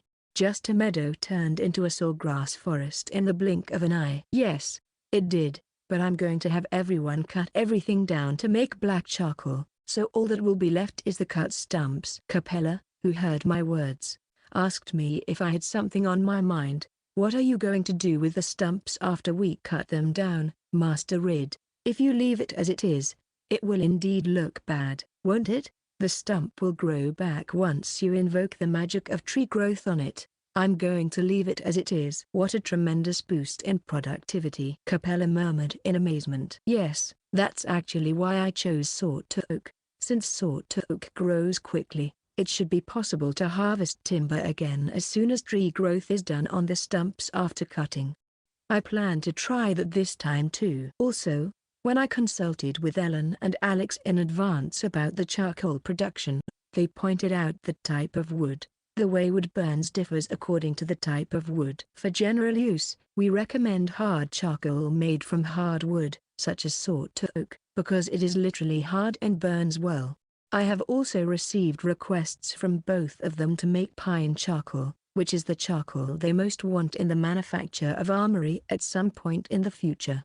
When I told them that it would depend on the quality of the black charcoal, they both became very eager to do it, which surprised me. As I was thinking back to my conversations with Ellen, Nils approached me with a fearful look on his face. Rid-sama, before we cut down this tree, may I ask you something? Yes? What's wrong? Nils had a somewhat uneasy or worried look on his face. What's wrong? I was making a curious face at Nils. He continued speaking while looking at me. No. This tree has grown by using the magic power of Master Rid as a food source. In other words, cutting down such a tree is, in a sense, like reaping the life of Rid-sama. Don't tell me that if we damage the tree, Rid-sama will be harmed as well? There's no way that's true. I responded to the words I had never thought of with a look of dismay on my face as I lost my strength. I was probably looking at him with an apologetic expression. Nils must have been worried in his own way. Probably, no one here had ever done such a thing as trimming a tree that had been magically made to grow rapidly. Perhaps I should be a little worried. At that thought, I smiled as an idea occurred to me. But yes, that's true. I can see why you might be a little anxious. Since this will be your first time doing this work, then let's have Rubens cut down the first tree first. What? Me? Rubens looked a little surprised when he was suddenly called by name, but he quickly tightened his expression and said, I understand. Then, I will cut down the first tree first. Yes, please. He received the special axe from Ellen without any of the anxiety that Nils had mentioned, and swung it over his shoulder as if carrying it on his back. He swung the axe as hard as he could at the sword to oak. The dull sound of the axe clashing with a tree echoed all around me, and I let out a shrill cry, clutching my side. Oh, is Master Rid okay? Master Rid? Diana and Capella, who had heard my grief-stricken voice, screamed out loud with a change in their blood. Ellen and the others also shouted in surprise. I fell down on the spot and watched the scene as I heard everyone's voices, and everyone here was panicking. Especially Rubens' expression turned pale and he seemed to be covering his face with his hands, saying, "Oh, what have I done?" I looked at everyone and immediately stood up quickly, thinking, "Oh, I may have overdone it." Then, as if nothing had happened, I smiled a cute smile. "I'm just kidding, folks. I'm fine, so don't worry. I'm not in any danger." Everyone who heard my voice as I stood up rolled their eyes and were stunned. I could not hide my confusion, and my voice came out involuntarily. "Oh, is that?" At that moment, I felt a tremendous sense of pressure from behind me. I turned around fearfully and saw Diana standing there, enveloped in a pitch-black aura, not trying to hide her anger. I was horrified at this sight, and faltered as I uttered a few words. "Diana, what's wrong?" "It's just a joke. Okay? I'm sorry, but I'm not going to let you get away with this." "I'm just joking. It's just a joke. Right?" "Rid-sama, even if it is a joke, this is too much of a prank. Raina has given his permission, so as your follower, I will give you an admonition in this matter. I'm sorry." After this, the prank I had played was of too poor a quality, and I was scolded by everyone, including Capella, Rubens, and Ellen, with Diana at the center, who warned me vehemently against it. Rubens was so angry that he started to cry for my safety. "I am truly sorry. I will be careful not to play tricks on people's fears in the future," I muttered to myself in remorse, but everyone's lectures continued for some time after that. Chapter 142. Ladies and gentlemen, I am truly sorry for the trouble and worry I have caused you. After I finished my apology, I bowed to everyone present. I had just made a big mess because of a prank I played when chopping down a tree that had grown with the spell of tree growth. I had grown the tree with my magic power, so they wondered if cutting it down would cause damage to me. I wanted to tell them that there was no way that would happen, but the prank I used went too far and caused more worry than I had anticipated.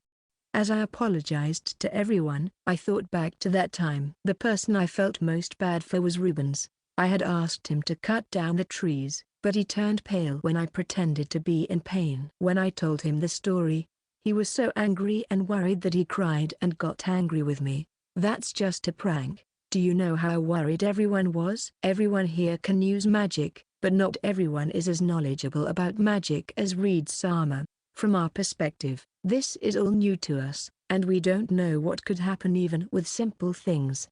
Rubens is right. I'm so sorry. Rubens was filled with tremendous anger as he scolded me. I don't think anyone but my father could have turned that much anger on me. It just shows how worried they are about me. I became depressed and lowered my face. Perhaps he could tell that I was sorry, and Rubens' anger faded, and instead, with relief, he hugged me and shed a few tears. "But I'm glad you're safe. Master Rid is safe and sound." "Thank you." "Sorry."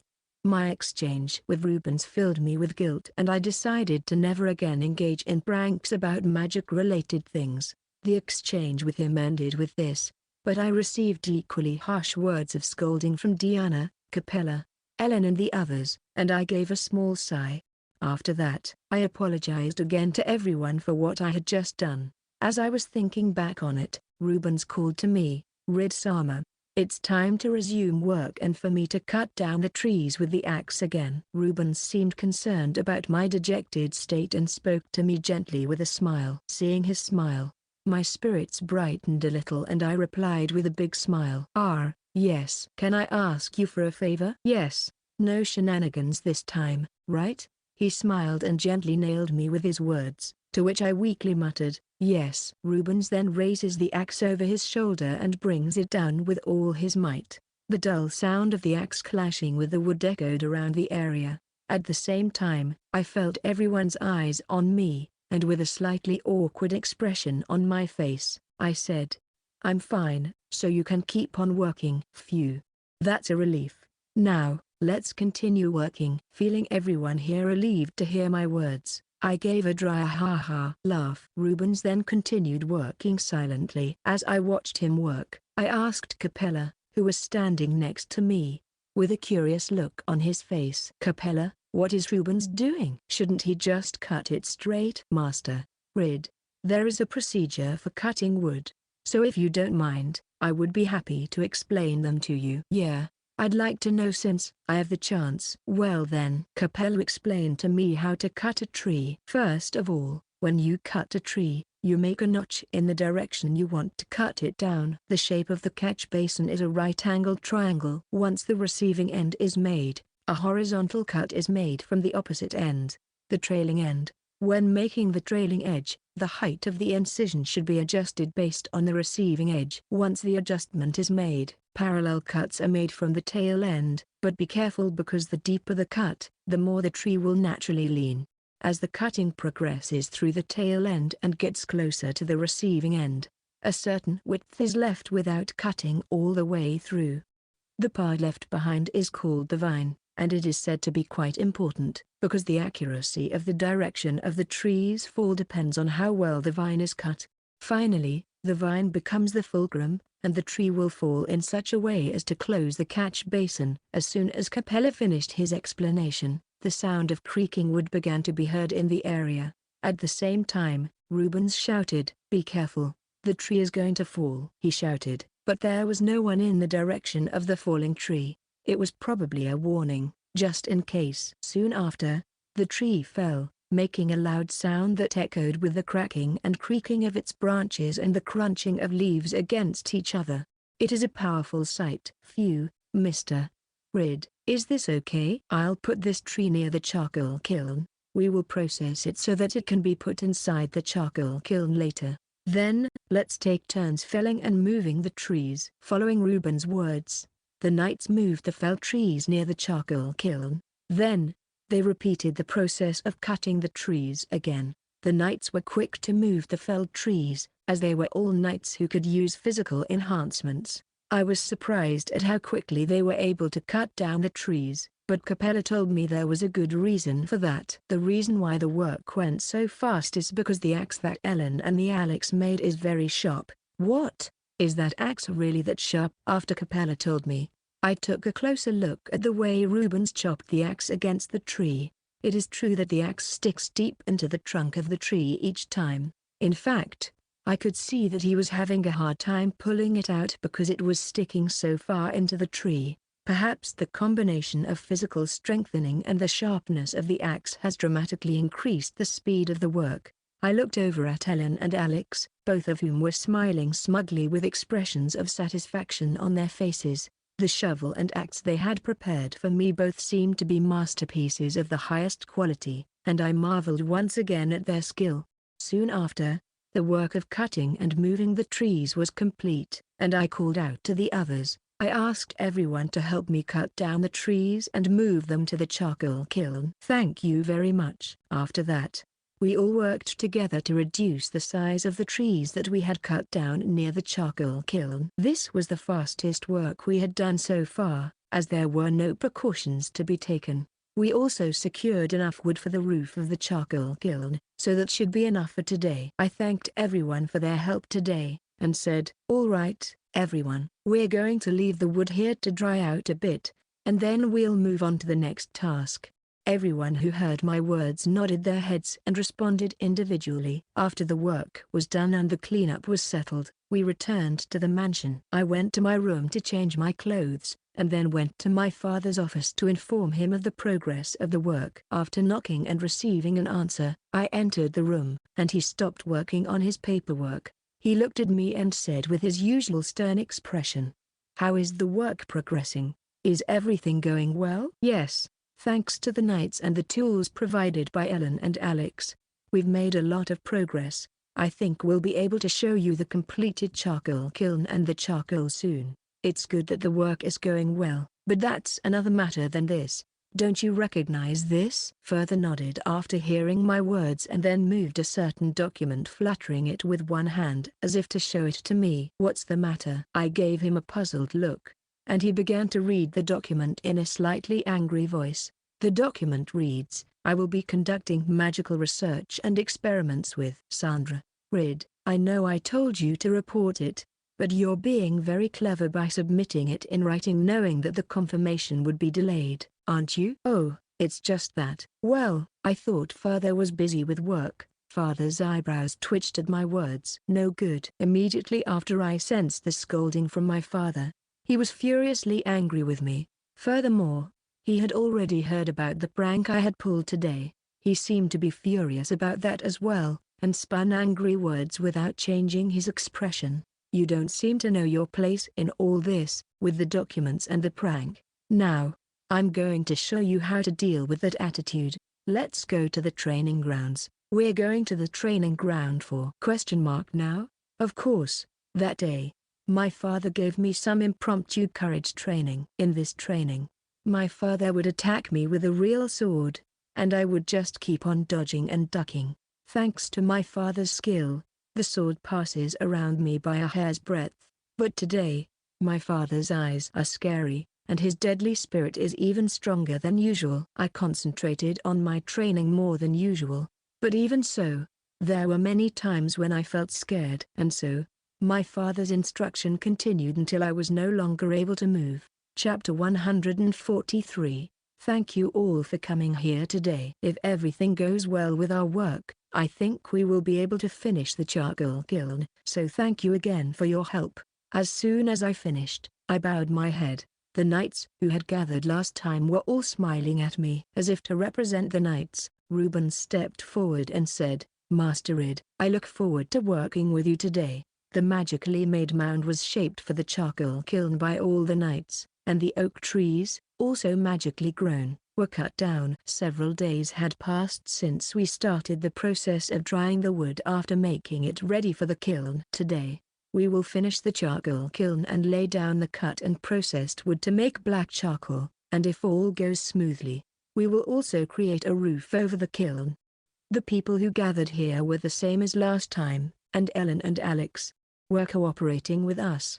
I looked around at everyone's faces and said, "Well, let's start building the charcoal kiln. I want you to take the wood you cut down and processed during this period and lay it in the charcoal kiln with no gaps between the wood. Thank you for your hard work." The members of the knightly order, while using physical enhancements, deftly laid out the wood. At that time, Ellen's voice sounded as she cautioned them. When laying the wood in the charcoal kiln with the cut end on the root side down, "Mr. Nils, that's not the right way to do it." "Oh, my apologies." As she checked, the charcoal kiln was filled with wood, but this alone inevitably left gaps. To fill in these gaps, thin pieces of wood were inserted into the gaps, as if nails were hammered into the wood, and the charcoal kiln was filled to the brim. Then, a large piece of wood that would serve as the keel was placed on top of the wood laid in the charcoal kiln in a direct line that would serve as a fire opening and smoke exhaust opening. This would form the charcoal kiln. After that, the height of the laid timber is adjusted to match that of the keel, and the work of laying timber in the charcoal kiln is finished. I smiled as I checked the situation. "Thank you, everyone. The next step is to cover the wood with earth that was dug up during the last time, and make the earth stronger, and then the charcoal kiln will be complete." The knights nodded their heads in agreement to my words, although they were drenched in sweat. Following my and Ellen's instructions, The knights used shovels to cover the wood with earth and then pounded it with hammers and other tools.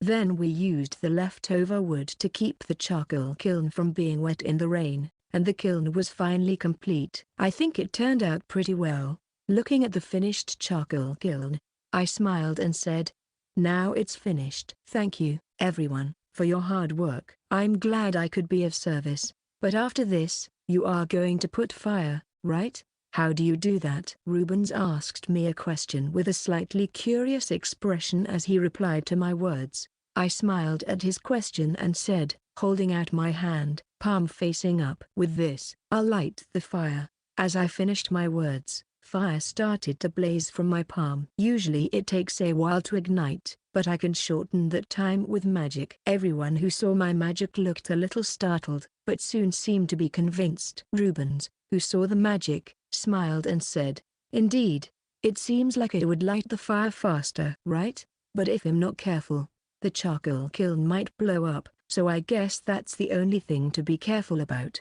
I smiled as I said this. The first time I did it with Sandra, I practiced magic and experimented with it several times. Incidentally, I have a good memory of the first ignition experiment I did with Sandra, in which my firepower was too high and we had a big problem, and my father got angry with me. I stood in front of the fire opening of the charcoal kiln. The fire mouth is made of clay and has two small fire ports to prevent air from entering the inside of the charcoal kiln. One is a spare. Okay, well, I'm going to light the fire, so everyone stay away just to be safe. Awesome. I asked everyone to step away for a moment.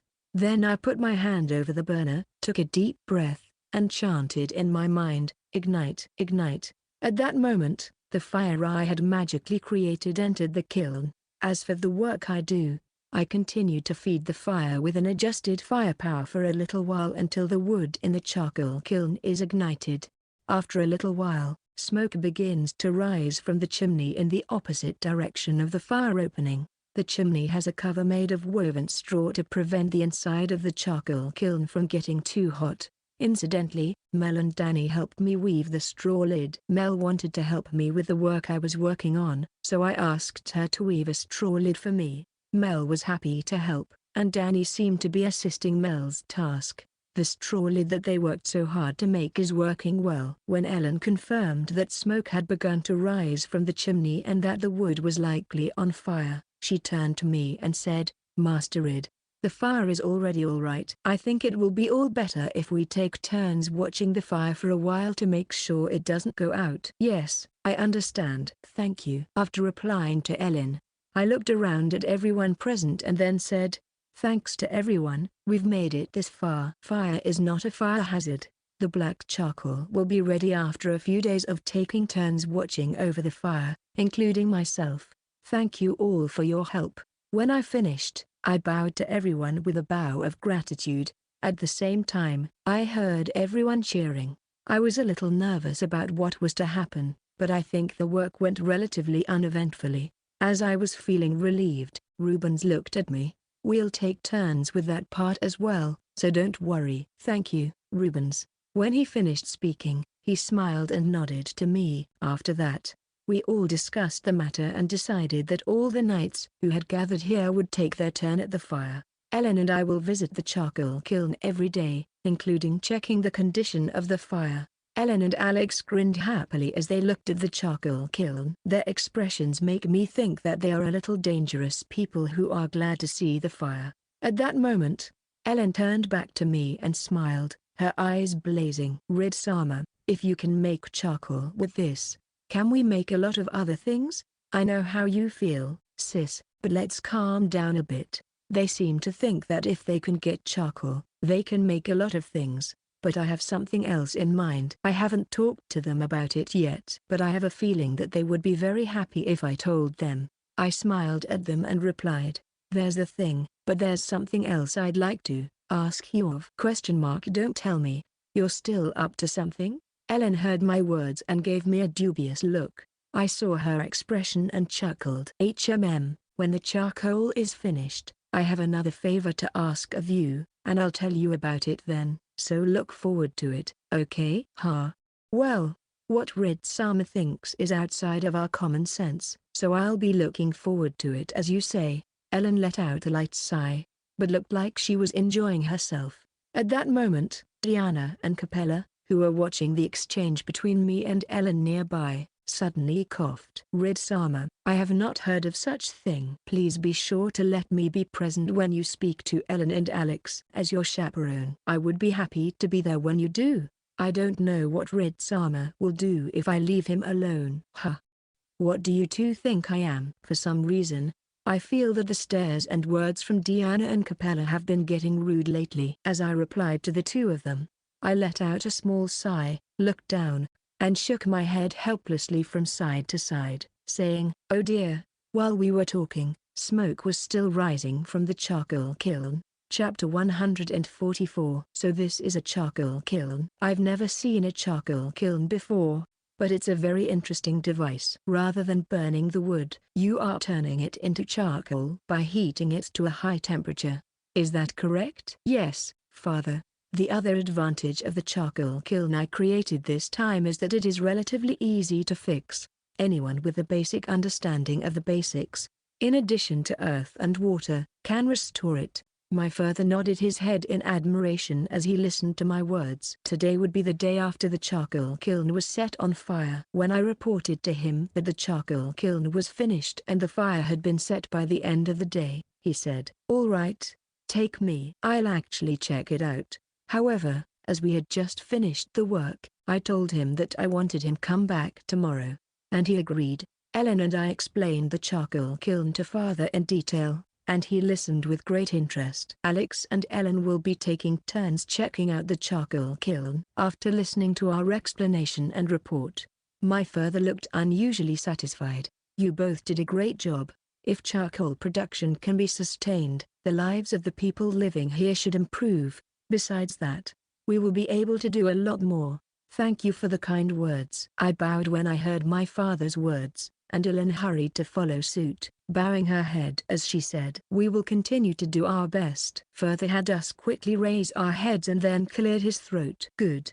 Don't be so reserved. Tell me more about the future plans with the charcoal kiln." Yes. After that, Ellen and I continued to explain to further about charcoal production in the charcoal kiln. In the charcoal kiln we built, it takes a total of 14 to 21 days from the time the wood is fired until it becomes charcoal, depending on the condition of the wood.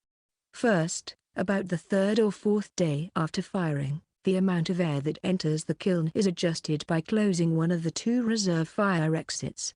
If cracks appear on the outer wall of the kiln due to the heat of the kiln, the cracks are repaired by dissolving the soil with water and applying a top coat. The earthen kiln of the charcoal kiln can be used for as long as the necessary earth is available and can be repaired as needed. 5 to 6 days after firing, the white smoke turns blue. This is a signal that it is time to close down the kiln. However, it is important to note that the closing time of the kiln depends on the condition of the wood, so experience is required. Ellen and Alex will be giving us instructions in confirming this point. After explaining the details, Father nodded quietly with a stern expression on his face. "I understand the charcoal production process in the charcoal kiln, but let's also have a look at the wood-making wood attribute magic that will be used as materials in the future." "What? It's good, but we can't do it here. So is it okay if we move to a logging site a little further away? I'll show you." After hearing his reply, I asked Helen to look at the charcoal kiln, and then I headed for the logging area with father. "Here is the logging site." Trees don't grow there anymore? There are only stumps after the trees were cut down. "Rid, you said you are going to use the attribute magic of the wood. What are you going to do with it after this?" "I'm going to recycle this stump. If you don't mind, I can show you." Hearing my reply, Father nodded, wrinkling his brow. "Let's see what Rid's tree attribute magic is capable of." "I understand. I'll show you." I crouched down in front of the stump after it had been cut down, replying to my father. Then, holding out my hands to the stump, I chanted in my mind, "Tree growth." As soon as I chanted, the magic was applied and the magic power was drawn into the stump. But there is no problem because I have made adjustments this time as well. The growth period is 10 years. The stump that absorbed the magic power from me grew quickly and became a magnificent tree in front of me and my father. My father, who was watching the tree, seemed a little surprised, perhaps because the movement was more than he had imagined. I am surprised. I didn't think it was possible to do this with wood magic. Is it possible for anyone who has the wood quality to use it? I think it is possible. But it may be tough to learn on your own if you don't have solid basic practice and if I don't teach you while practicing right in front of you. While answering father's question, I also explained about tree growth. It seems that magic has a very wide range of possibilities, but it is not well known. Probably because magic is generally used as offensive magic. Few people think of using it the way I do. As Sandra mentioned, there are not many people who can handle magic at a high level to start with. Since the educational programs for magic are not well developed, the knowledge of how to use it seems to be very limited and biased. What I am doing may be akin to Columbus' egg, to borrow a phrase from a previous life memory, a breakthrough discovery that no one is aware of, but that everyone can take advantage of once they realize it. But it's hard to be the first to discover it. I believe that was the meaning of the term. Since I was alone with my father, I told him only the meaning of the term Columbus egg, overlapping it with the attribute magic of the tree. After hearing my explanation, my father showed an unusual expression of admiration and muttered, "Interesting idea and words. No one is even aware of it. But it is an epoch-making discovery that can be used by anyone who realizes it. But it is extremely difficult to be the first to notice it. Indeed, my son, you're terrifying." "Ahahaha," I responded to father's words with a dry laugh, with an indescribable expression on my face. Chapter 145. 2 days after we started the fire. Wow, so this is a stove. It smells strange. The wood is carbonized by the heat, so that's why it smells like that. It can make some people sick. So if you get sick, Mel, tell me. Will you? Yes, okay. Yesterday, Further came, and today Mel and Danny came. Cookie and Biscuit, perhaps not so fond of the smoke aroma, seemed to be keeping an eye on things at a distance from Mel, which was unusual for them. Mel wanted to come while I was working on it, but I told her not to until I finished it because it was dangerous. When I told her, she puffed out her cheeks and got cute and angry, saying, "Mel wants to help too." When I asked Mel to weave the chimney lid with straw, her face lit up. "Yes, I'll do it. I'll help you, Mel-sama. Let's do it together." Mel seemed to enjoy braiding a lid with straw for the first time. Danny had done something similar before and was very skillful in teaching Mel how to do it. As I was thinking back to that time, I noticed Mel looking at me with a questioning look in her eyes. Mel, is there something on your mind? Yes, Nichan. Where is the lid that you and I made together? Yes, that's right. I'm using it now as a lid for the chimney. I can't show you the top of the kiln and the chimney because it's dangerous, but Mel and Danny helped me a lot. He. Mel had a big smile on her face and was beaming with joy at my words. Danny and I smiled as we watched. After that, Mel was very interested in the charcoal kiln and asked me many questions, to which I kept on answering. The third day after the fire was set, "Is this the charcoal kiln that you made, Reed-sama? I'm very curious about its structure, so I'd love to see the inside of the kiln once you've finished your work." "I see." "Then I will call Sandra before I move on to the next task." Today was the day of the magic lesson from Sandra, but when I told her that the charcoal kiln had been built successfully, she insisted on seeing it and would not listen. I had no choice but to move her to the charcoal kiln, where I was giving her the same explanation as I had given my father. She smiled and nodded at my words and said, "It's looking good. By the way, is Ellen here?" "Ellen? I think she's on the kiln right now, checking the smoke." After I said that, I had a hiccup. I wondered if Sandra's real goal was to meet Ellen. I thought so, but it was already too late. Ellen must have heard our voices, because she popped up from the top of the kiln and looked at us. "Did you call for me, Master Rid?" "Huh? No, you must be Ellen. I teach magic to Master Rid. My name is Sandra Ernst." Sandra dared me to put her on the spot with my words. I wonder if she sensed that I did not want to let Ellen meet her. Ellen seemed to recognize Sandra's full name as a nobleman when she heard it, and she hurriedly got off the top of the charcoal kiln and said she would clean her clothes a little with her hands. Sandra, it is my pleasure to meet you for the first time. When Ellen finished, she bowed her head. Sandra looked a little apologetic and hurriedly spun the words. Ellen, please raise your head. I am no longer a noble, so you can treat me normally. I have been researching magic in various ways, and I would very much like to talk with you. Is that so? That's great then. Hearing Sandra's words, Ellen replied with a slightly suspicious look on her face. I was stunned to see that, but I said to her as if to offer a helping hand. Well, Ellen, Professor Sandra isn't a bad person, so you won't have to worry. She'll keep your secrets well. Besides, she might be the best in the Empire when it comes to magical research, you know. Is Sandra-sama really that amazing?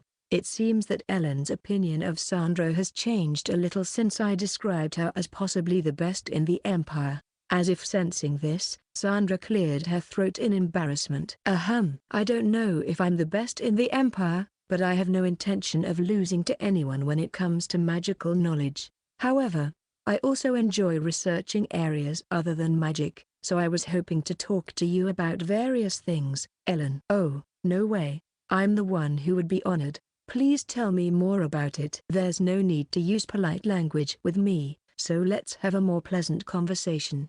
Ellen-san. After talking for a bit, the two seemed to hit it off and had a good time. Incidentally, today was the third day since the fire was lit, and Ellen had sealed off the spare opening of the two fire openings. This reduces the amount of air entering the kiln, allowing for more rapid carbonization. Ellen also happily explained this point to Sandra. Sandra also seemed to enjoy listening to the story, and the two research-loving people seemed to get along well. 5 days after we started the fire, on the 5th day after the firing, the smoke from the kiln changed from white to a bluish color. When the smoke changes color, it is time to close the kiln. However, the timing of closing the kiln varies depending on the materials used, so it requires many years of experience. At that moment, Ellen said she would check the color and smell of the smoke.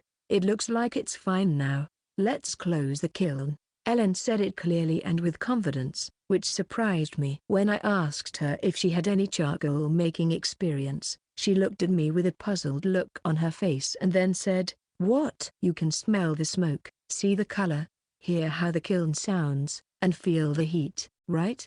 Don't you feel it, Master Id? The difference in the atmosphere, the smell of the smoke, and the sound of the charcoal being made." Sorry, but I don't understand that. I guess that's what makes you a craftsman or a dwarf. Oh, I never really thought about it, but now that you put it that way, I guess you could say that. Ellen smiled at my words, as if she had an idea of what I was talking about. After that, she instructed me to seal the burning opening, which also serves as an air inlet, and the chimney with soil and a lid. This would shut down the kiln. Now all we have to do is wait for the fire to calm down. Master Id, I'm looking forward to seeing it. Ellen and Alex have done a great job of getting me to this point. Thank you so much for your support. When I replied to her with a smile, Ellen smiled happily and shyly. About 10 days after we turned off the kiln, the temperature in the kiln dropped and we could safely go inside the charcoal kiln to work. Now it was safe to work inside the kiln. After that, the wall that had been used as a fire opening was broken down to make an entrance into the kiln. At this time, the clay and other materials used in the wall can be reused for the next creation. When we broke the burner entrance and looked inside, we saw that the finished charcoal pillars were standing in a row, just as they had been when the wood was set in place. Ellen saw the scene and with a big smile on her face, she said excitedly, "Rid-sama, this is great. There is so much coal. With this much I can make a lot of things." Ellen, you're not planning on using this charcoal just to create weapons, are you? Being a bit taken aback by her behavior, I spoke to her in a reprimanding tone. The inside of the charcoal kiln was indeed a sight to be seen. I have never seen such a scene of pillars of charcoal standing in a row. After Ellen and I checked the inside of the charcoal kiln, we cleared the ashes and fine charcoal from around the doorway to make it easier to get through. and then brought a stretcher made from wood and cloth. This was to carry the completed charcoal out of the kiln. As we moved the charcoal onto the stretcher, the light, dry sound of the charcoal echoed around the area. The charcoal was ready to be used. Ellen is checking the state of the charcoal after it is removed from the kiln. She is checking to see if the charcoal is carbonized all the way through by cutting it with a small saw-like tool called a charcoal cutter. After examining a few sticks, she smiles broadly. "No problem, Master Rid. It is a good charcoal. I think that when you are able to mass produce it, it will enrich everything from the creation of weapons to the lives of the people in your territory.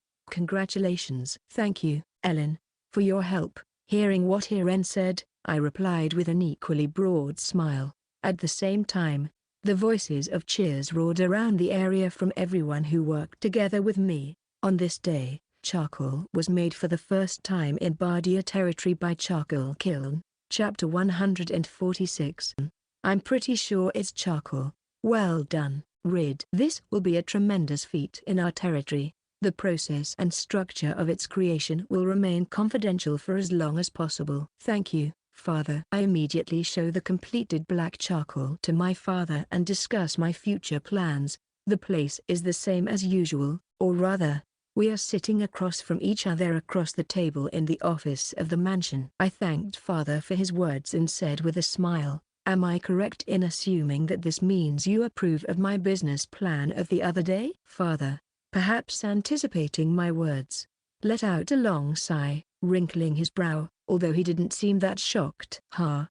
If it comes to this, there is no reason to stop. Once you have the means to buy the slaves, be sure to report and check with me before you make a decision. This is absolute. Am I clear? Yes, Father. As I replied, I was inwardly pumping my fist in excitement.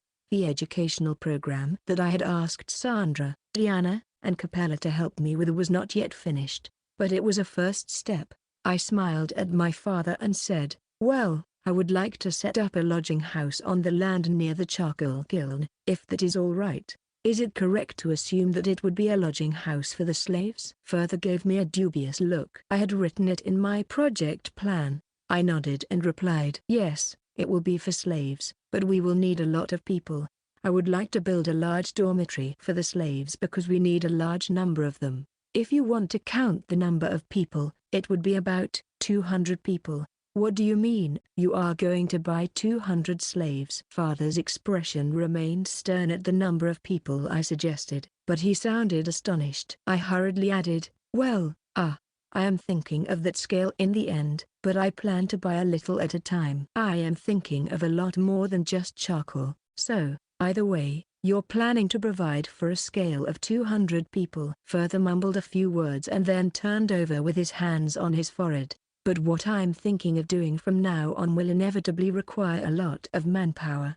Besides, you never know what the qualities of a slave will be when buying them. So it is essential to have more than a certain number of slaves." When I explained the necessity again, my father looked at me and suddenly said, "I will give you permission to build the dormitory. I have brought with me the design plans for the dormitory, and I would like you to check them out." "How well prepared you are." Father looks over the documents I have presented to him with dismay. After that, we continued to discuss for a while about what to do with the dormitory. In the course of the discussion with my father, I thanked him in my heart for always being there for me. As a result of our discussions, he agreed to most of my proposal. He recognized the possibility of giving the slaves an education program that would be worth the cost of the investment. However, he remained quite reluctant to give his approval, because it came with some hesitation. Rid, I'll give you my approval, but make sure you think about the funding as well, okay? In addition to the money to purchase the slaves, the initial investment in the construction of the dormitories will be substantial. Make sure you don't run out of money, okay? Yes. I am planning to turn all of the profits from the cosmetic business in that regard. Also, when I discussed the business plan with Chris, we agreed that if I could get his permission, Chris would provide us with the funds. When I finished my father's words, I responded with a smile. He looked at my smile and mumbled something to me with a sullen expression on his face. Phew, Chris has it tough too. I couldn't quite hear what he was saying, and I couldn't help but ask back. "What is it, father?" "No, nothing. You have a meeting with Chris, and if you have any problems, be sure to talk to me about it." I was curious about what Father had muttered, but I guess it wasn't anything to be particularly worried about. Instead, I nodded to my father's words and decided to boldly tell him what I had been planning for the future. "Father, there is something else I would like to discuss with you." "Yes? Did you do something again that I don't know about?" When my father heard my words, he looked at me sharply with a suspicious look in his eyes. I hurriedly shook my head in denial and said, "I haven't done anything. However, I am thinking about the future and would like to tell a few people about the special knowledge I have gained from the memories of my past life." "Who are you thinking of?" Father's expression suddenly turned stern, but I calmly and carefully explained to whom I was going to tell it, including the reason why. "If our future endeavors are successful, I will be able to use my knowledge in a variety of ways. At that time, I should explain the knowledge I have in order to establish deeper ties with everyone." After listening to what I had to say, my father pondered for a moment and then said, "I understand, but I will be there when you talk about it. It will be more convincing that way." "Thank you very much. I will gather the people I told you about at a later time." Father, with a stern and grim expression on his face, let out a sigh upon hearing my reply and turned his head down, placing his hand on his forehead. I called out to him with concern, "Father, are you all right? If you're not feeling well, I'd like to know your condition so that I can contact Nick in Reincarnated and ask him to find some good herbs for you. I don't need to worry about it. You still have more to tell me, don't you?" "Yes, I do. The next thing I want to talk about is..." He looked up suddenly and replied with an expression of indescribable intensity as he looked at me. Overwhelmed by his intensity, I did as my father told me and moved on to the next topic. Chapter 147. 1,251,825 22, 77? Nice try. It's 125182522, 5199. It's hard to get 13 numbers out of the blue in a moment. Today, I am learning business studies, which Chris said she would teach me before, from her in her room. We are doing the basic training for it, and Chris shows me the numbers on a piece of paper for a moment. I have to memorize them and answer the questions in that instant. It may be similar to brain training, but Chris was very Spartan, giving me 13 digits from the beginning. After a few tries, I was able to bite down on it a little, but it was still hard work. "I think I'm doing pretty well." I shrugged and looked down. "No, Master Id, you're doing great. Besides, it's important to be able to do it, but it's also important to try to remember. When you get used to it, the next step will be the speech. Let's do our best." The opening line. It's difficult enough just to write it on paper, but it seems even more difficult when it comes to speech. I looked up when I heard Chris say that, but then I looked down again and let out a small sigh. When she saw me, she gave me a happy smile and let out a giggle. Even Rid-sama can give that kind of expression. "I understand. Let's leave it at that for today. Besides, you have something to discuss with me, don't you?" "Actually, I've made some progress on the charcoal and I'd like to discuss something with you again, Chris. I'll do my best to get a good result for commerce by next time." Chris put away the materials she had used for commerce, and when she heard my words, she looked at me with an expression that said, "I am looking forward to the business studies. I'm looking forward to seeing your work on commerce. By the way, I'm glad to hear that the charcoal is finally complete. I'm sure my hometown, Astoria, would be surprised to hear that." Chris's hometown, Astoria, is the Elven nation, right? Do they make charcoal or something?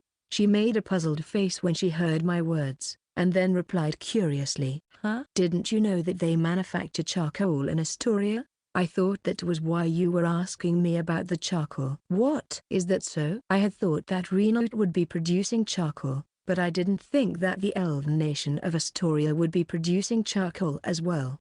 I mean, I don't really have an image of elves as charcoal producers. I took the opportunity to ask about charcoal in Astoria. Chris pretended to think for a moment, then said, "Well, I think Lidsama will be fine. After saying that, she told me a story. Elves live with forests, but wood is essential to their lives, so they use the knowledge they have acquired from living in the forests to create a forest dedicated to wood production from long ago. The timber from the forests for timber production can be used for export or charcoal in a variety of ways. However, charcoal is exported only for the domestic consumption in Astoria, so there is not much to export. The charcoal produced in Astoria is exported almost exclusively to the nobility of neighboring countries. Isn't that right?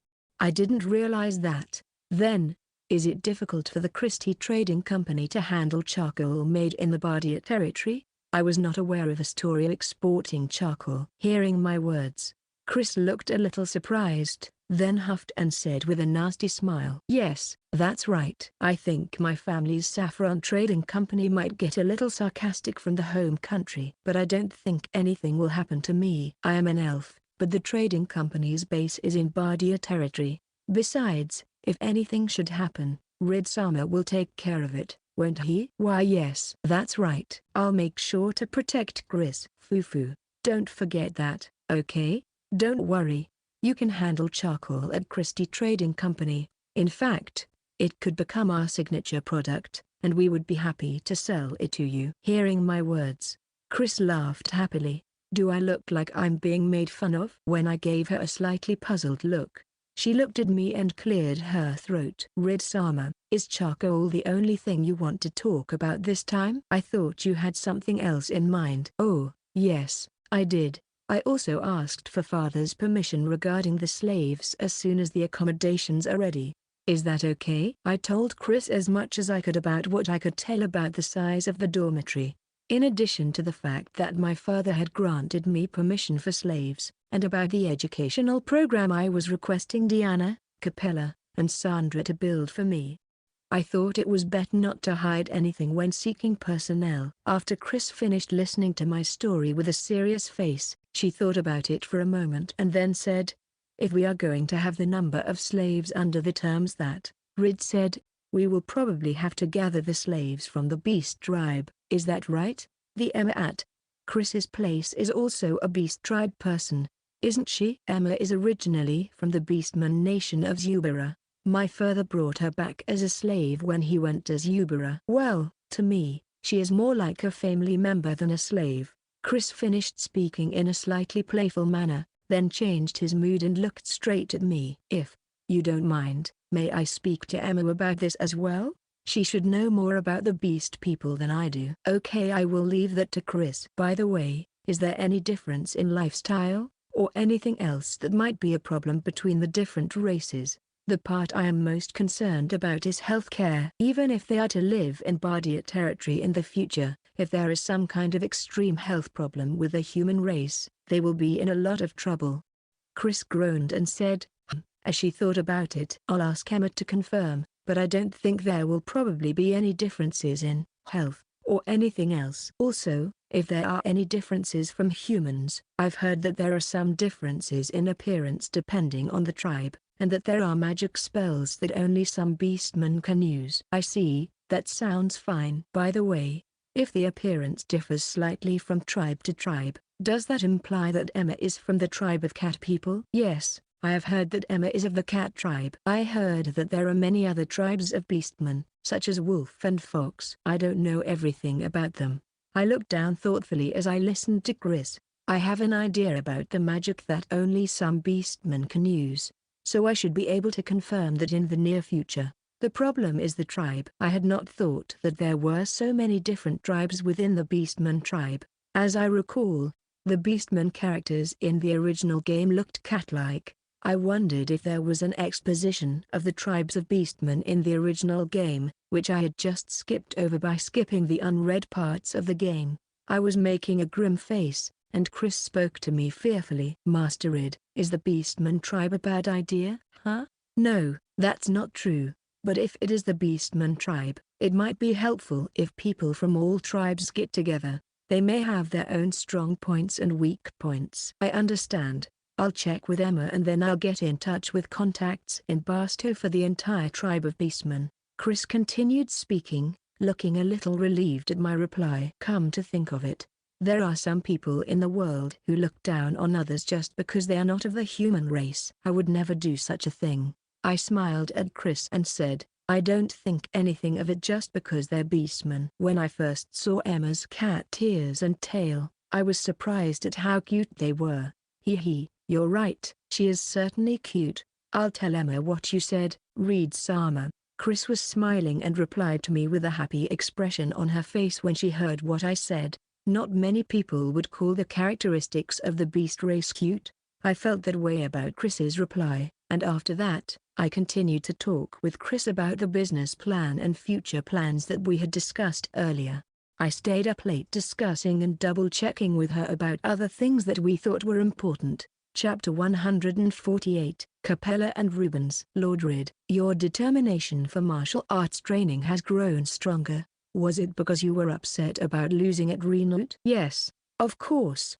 I'm furious. Today is the day for Rubens and me to engage in martial arts training. The sound of wooden weapons clashing echoes in the training ground, as I wield a wooden sword and Rubens wields a wooden sword as well. The reason I'm using a wooden sword is to practice handling the demon sword. Truth be told, ever since I lost to Asuna at Reincarnated, I've become more dedicated to martial arts training. When Farah comes to the Valdia domain, her personal guard, Asuna, will naturally accompany her. In terms of my martial arts training, having Asuna as a sparring partner could be considered a positive development. However, even if it's just practice, I don't want to lose repeatedly in front of Farah. I had secretly set the goal of defeating Asuna before Farah's arrival. I found myself reflecting on this due to Rubens' words. At that moment, as if he could see through my thoughts, Rubens made a sharp strike that deflected my wooden sword. Lord Rid, even during training, you're lost in thought. Not yet.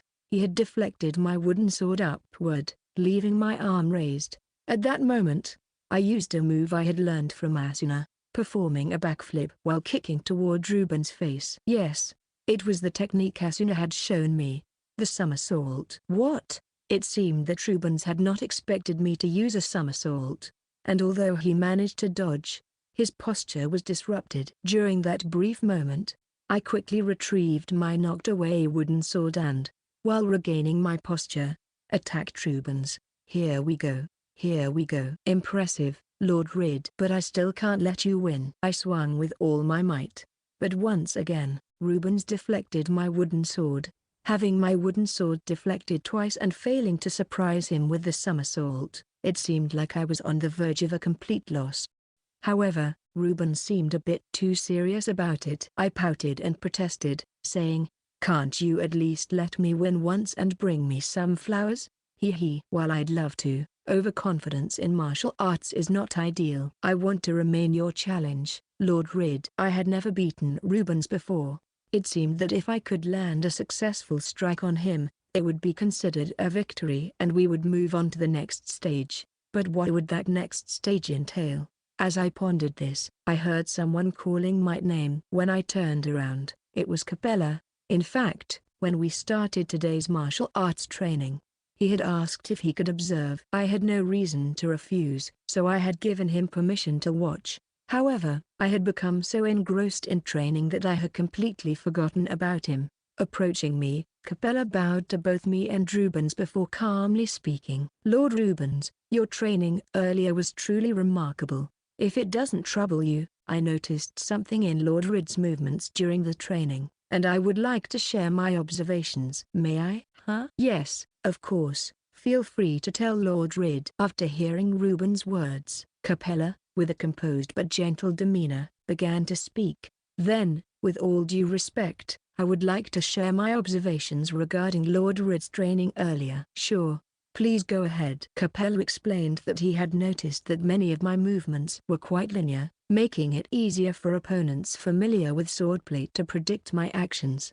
Capella's explanation was very clear and understandable. As I muttered, "I see." While listening to Capella's words, I suddenly noticed that Rubens was grinning. I was taken aback. "Rubens, did you already notice what Capella was talking about?" "Yes, I did. However, I thought it would be better for you to realize it yourself rather than me telling you." "But, as evidence, Your performance today was excellent. It turned out that Rubens had also noticed the linearity in my movements. I pouted again. Rubens and Capella seemed to be smiling as they watched my reactions. However, perhaps because Capella was a former covert operative, he had an impressive ability to identify issues after just watching one sparring session between Rubens and me. I let out a small sigh when I looked at their faces. Well, even if you say unconventional movements, I honestly don't quite understand it. It would be great if I could see an example. With a disappointed expression, I muttered this, and Rubens, who had been lost in thought, looked at Capella and said, "Well, how about having Capella-san spar with me? It might be a good way for Lord Rid to see an example." Me? All right. Since I was the one who pointed it out to Lord Rid, I don't mind sparring with Lord Rubens if Lord Rid gives his permission. Huh? Things seem to be progressing without my input. Rubens and Capella were arranging to give me a demonstration through a mox battle, but since I had never seen Capella's abilities, I became quite intrigued and excited. Yeah, I'd love to see both of your skills in action. Understood. The two of them gave me a nod before Rubens moved to the center of the training ground. Before Capella moved, he looked at me and said, "Lord Rid, I apologize, but may I borrow that wooden sword of yours?" Huh? Oh, right. Capella doesn't have one. Sure, go ahead. He accepted the wooden sword from me and flashed a slightly awkward smile. Even with Garn's education, it seemed it would still take some time for Capella to have a natural smile. Afterward, he nodded to me and headed toward the center of the training ground to join Rubens. Rubens and Capella both took their stances, their eyes locked on each other. At that moment, Rubens turned to me and said, "Lord Rid, please give us the signal to start." "Yeah, got it." After hearing my response, Rubens returned his gaze to Capella. Even from a slight distance, I could feel the strong tension between them. Oddly enough, I found myself getting nervous as I watched. I cleared my throat while looking at the two of them. Cough. "Well then, let's begin the mox battle between Rubens and Capella." Start. Now, with my words as the signal, the mox battle between the two began. Chapter 149, Rubens and Capella, The Strength of Two. Start.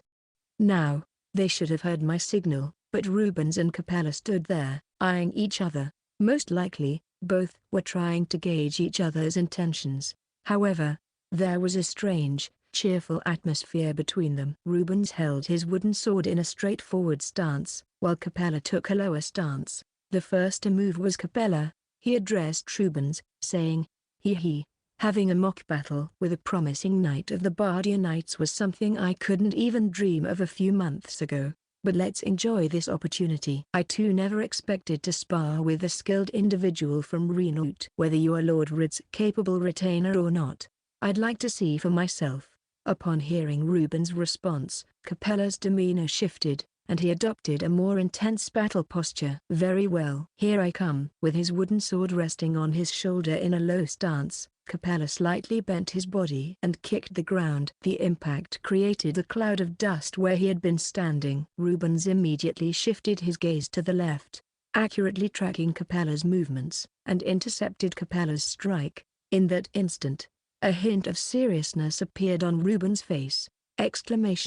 Capella-san, impressive. I didn't expect such a powerful strike. I apologize, but I also didn't anticipate that you'd be able to intercept it, Lord Rubens." The two exchanged words, but what caught my attention was the move that Capella used against Rubens, which left me astonished. That move is similar to Asuna's opening strike. Is it a fundamental sword technique of Reincarnated? Capella's movement resembled Asuna's initial deceptive technique, jumping out of sight and then launching a sudden attack. However, Capella's version was sharper and more intense, kicking up dust as he propelled himself from the ground. I was impressed by Rubens' ability to follow and react to Capella's swift movements. After a brief exchange of clashing swords, Capella quickly retreated and launched another attack. What's that? Once again, I was left astounded by their actions. Capella was using body enhancement, darting around Rubens at an incredible speed, seemingly attempting to disrupt him.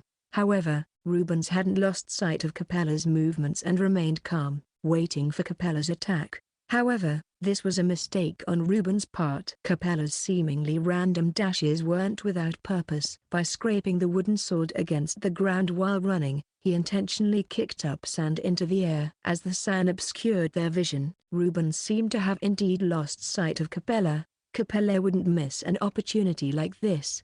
Just when it seemed he would strike, Capella lunged at Rubens. However, Rubens had also realized Capella's intentions. He concentrated on the approaching sound and swiftly recognized and parried Capella's attacks one after another. This is so amazing that it doesn't feel like a suitable example. As I watched their actions from a distance, I was left dumbfounded. While this mock battle had started with the intention of showing me unconventional movements, I thought that Capella's movements were too unconventional. Rubens, on the other hand, was incredibly skilled to be able to keep up with them. Then, I suddenly noticed something. The wooden sword I had given to Capella had become shorter? No, that wasn't it. Earlier, he had deliberately scraped it against the ground to create the sandstorm, so the wooden sword had been worn down. Did he intentionally turn the wooden sword I gave him into something like a wakizashi or a kodaki? It seemed my suspicions were correct. Once the sandstorm settled, the two temporarily distanced themselves. Simultaneously, Capella switched the shortened wooden sword into the reverse grip with one hand. "Lord Rubens, please excuse me, but I'm going all out now." Hee. I'm surprised by Capella-san's abilities. Let's both give it our all. I couldn't hear what they said to each other from my vantage point, but I believed both of them had gone all out. I could sense their magic power leaking from their enhanced bodies since earlier. I couldn't help but mutter in disbelief, aren't they overdoing it a bit? Those two? As I spoke, Capella charged at Rubens again, but this time, his movements were different from before. Until now, it felt like they were practicing swordsmanship, but Capella's movements were more akin to dagger techniques or body techniques. He dodged Rubens' strikes by a hair's breadth while counterattacking with slashes and footwork, utilizing his whole body. It felt a bit too unconventional. Rubens seemed to be struggling initially, but gradually, he appeared to adapt to Capella's style. The two engaged in intense movements, raising clouds of sand in the training ground, and the dull clash of wooden swords filled the air. I couldn't help but wonder if our match with Asuna in front of Lady Farah was anything like this. As I pondered, I heard a voice from behind. "Lord Rid, what are those two doing?" Turning around, I saw Diana with a very serious expression. Perhaps she thought the two of them were having a fight? "Well, they're giving me a lesson in unconventional movements for martial arts training. It seems like they're sparring to demonstrate it." I finished explaining while watching their movements and then added a playful tone, as if to say, "Oh well." The truth was, they were so immersed in their match that they had forgotten it was supposed to be a mock battle to show me something. It was indeed interesting to watch and learn from, but what they were doing wasn't something I could imitate right away. After hearing my explanation, Diana sighed, placed her hand on her forehead, and shook her head. "Why do men always act like fools, I wonder?" "Lord Rid, please try not to get too carried away like that." "Yeah, I'll be more careful." As I responded to her, I suddenly realized something. Around us, there were many maids, household staff, and even knights who had stopped to watch the exchange. Unbeknownst to me, the mock battle had turned into a spectator event. Realizing that it wouldn't be good for the commotion to escalate further, I called out loudly to the two fighters,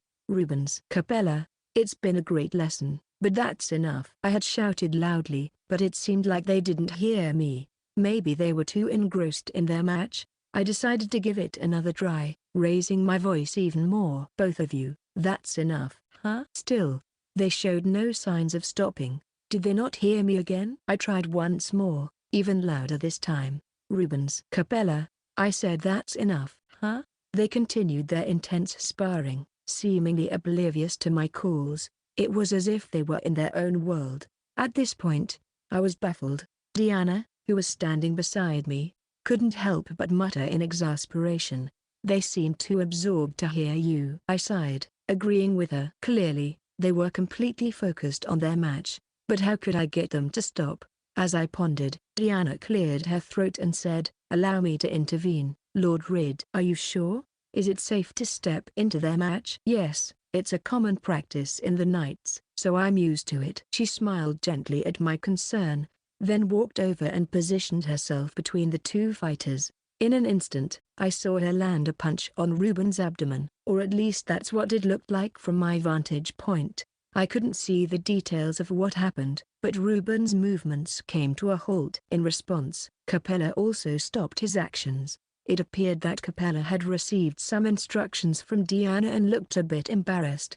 His head slightly bowed. I hurried over to them, relieved that the commotion was finally ending, and spoke to the three of them. Rubens, Capella, that was quite something. It was a training session to show me some unconventional moves, right? I learned a lot, and it was interesting, but can we keep it within reasonable limits next time? Exclamation mark. Ha ha ha. Ha ha ha. Their expressions shifted to a mix of surprise and embarrassment, and for some reason, Diana couldn't hold back her laughter. Capella and Rubens exchanged glances before responding. Lord Rid, we got carried away. We apologize. I also got a bit too enthusiastic. It was my first sparring session since coming to Bardia's territory. I'm sorry. After they finished speaking, they both bowed to me. I smiled back at them. Yeah, as long as you understand. But seriously, Capella, your moves were impressive. If you're willing, I'd love for you to teach me.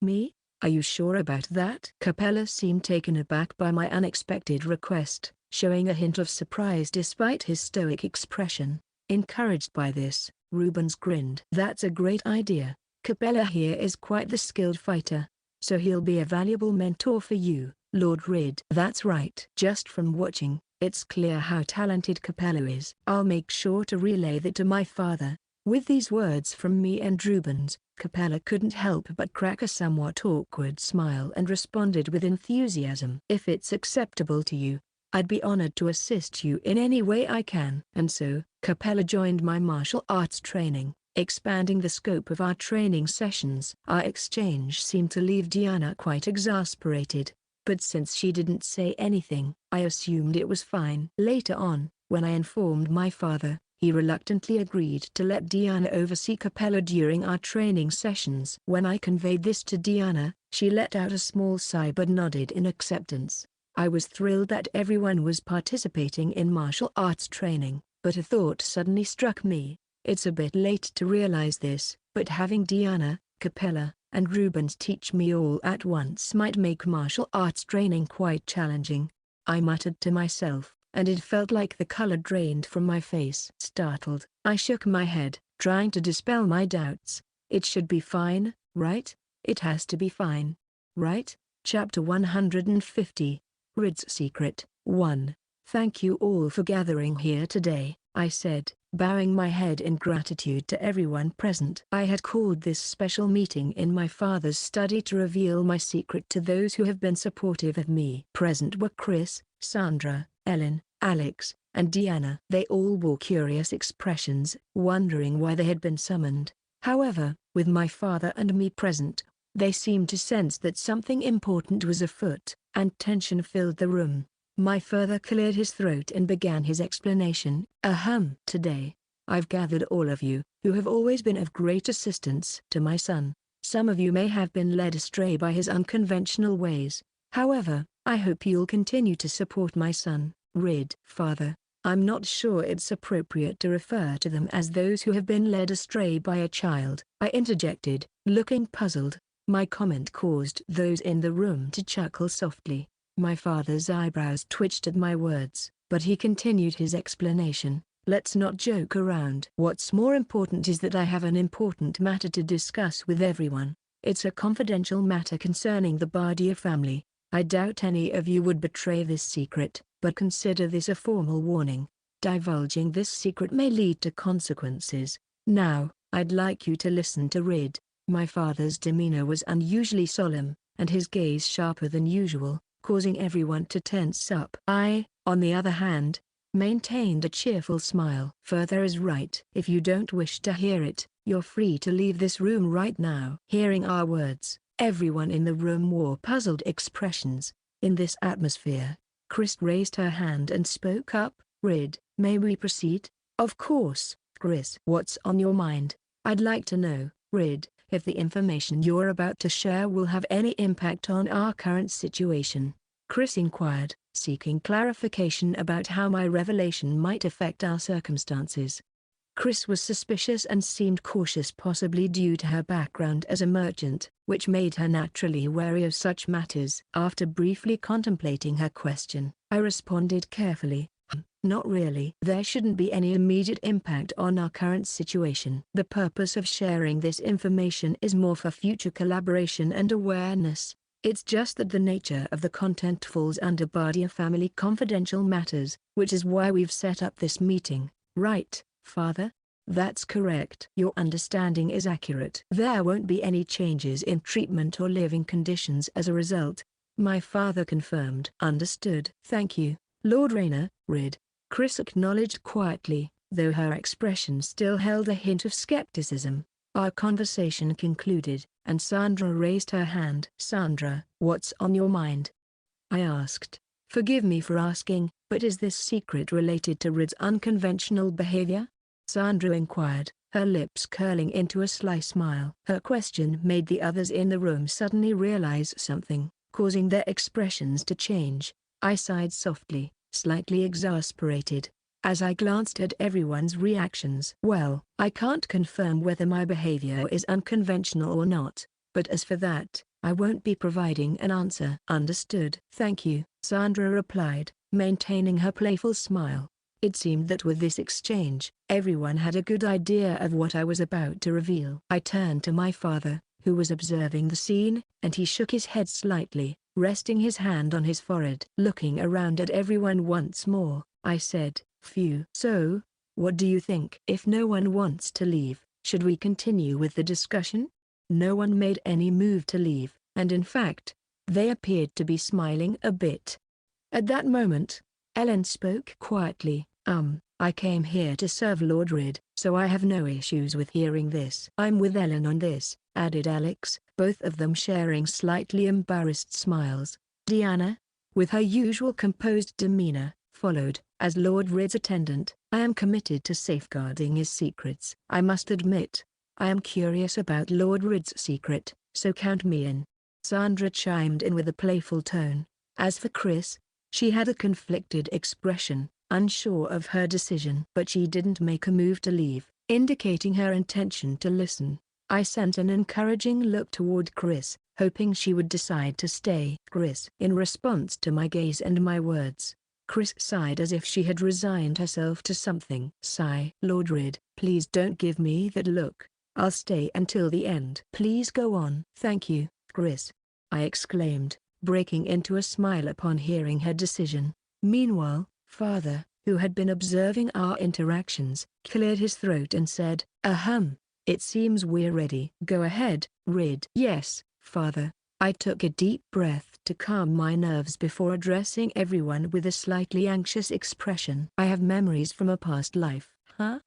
The unexpected revelation left everyone in a state of confusion and surprise. The meaning behind my words was not immediately apparent to them, and they wore bewildered expressions. Chapter 151, Rid's Secret 2. I have memories from my past life. Huh? The group, who had been listening to my story with some nervousness, was taken aback by these unexpected words. Chris, serving as a representative, cautiously spoke up. Memories from your past life? Yeah, I know it sounds unbelievable, but it's true. I proceeded to carefully explain the circumstances leading up to how I acquired memories from my past life and the fact that I had experienced this world as a kind of simulation in my previous life. Everyone listened silently, their expressions hard to read. As I concluded my explanation, the room fell into a hushed silence. Amidst the silence, Father also addressed the group, saying, "It's only natural to be surprised by such sudden news. When I first heard it, I couldn't believe my ears either. However, much of Rid's knowledge and behavior makes more sense when you consider this. While I haven't delved into it extensively, it seems that the world of these memories from a past life often differs significantly from our own culture. Isn't that right, Rid?"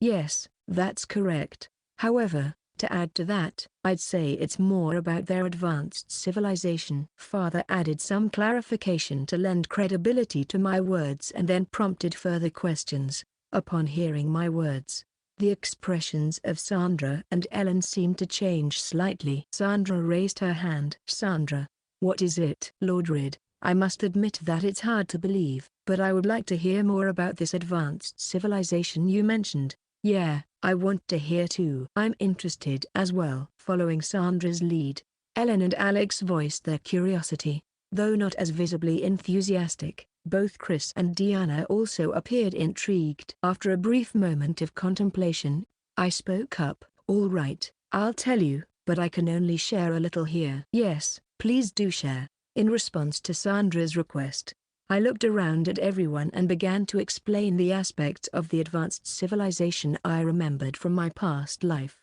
Particularly, Sandra, Ellen, and Alex showed keen interest and, as they listened, their eyes sparkled with curiosity. Midway through, the situation had turned into me responding to Sandra and the others' questions. After they had mostly finished their inquiries, they seemed impressed. Well, I can't quite accept that magic doesn't exist, but it's certainly an interesting world. Listening to Lord Rid's story, I do believe it's a civilization far more advanced than ours. Are we done with the questions? It had been quite challenging with more questions than I had anticipated, but I answered what I could. Once I finished explaining, I scanned everyone, and Chris raised her hand. Lord Rid, may I ask a question? Sure, Chris. What's on your mind? It's not so much about curiosity, but I'd like to know why you intend to use that knowledge and why you told us. Upon hearing her question, the expressions of everyone changed slightly. They seemed to have a mix of concern and interest in their eyes. I took a deep breath and then, with a smile, I addressed them while looking into their eyes. Nothing is going to change. I plan to continue using my knowledge to assist my mother and develop our domain, just as before. However, the scale of what I'm thinking about for the future is getting larger, so I wanted to inform all of you in advance to share information.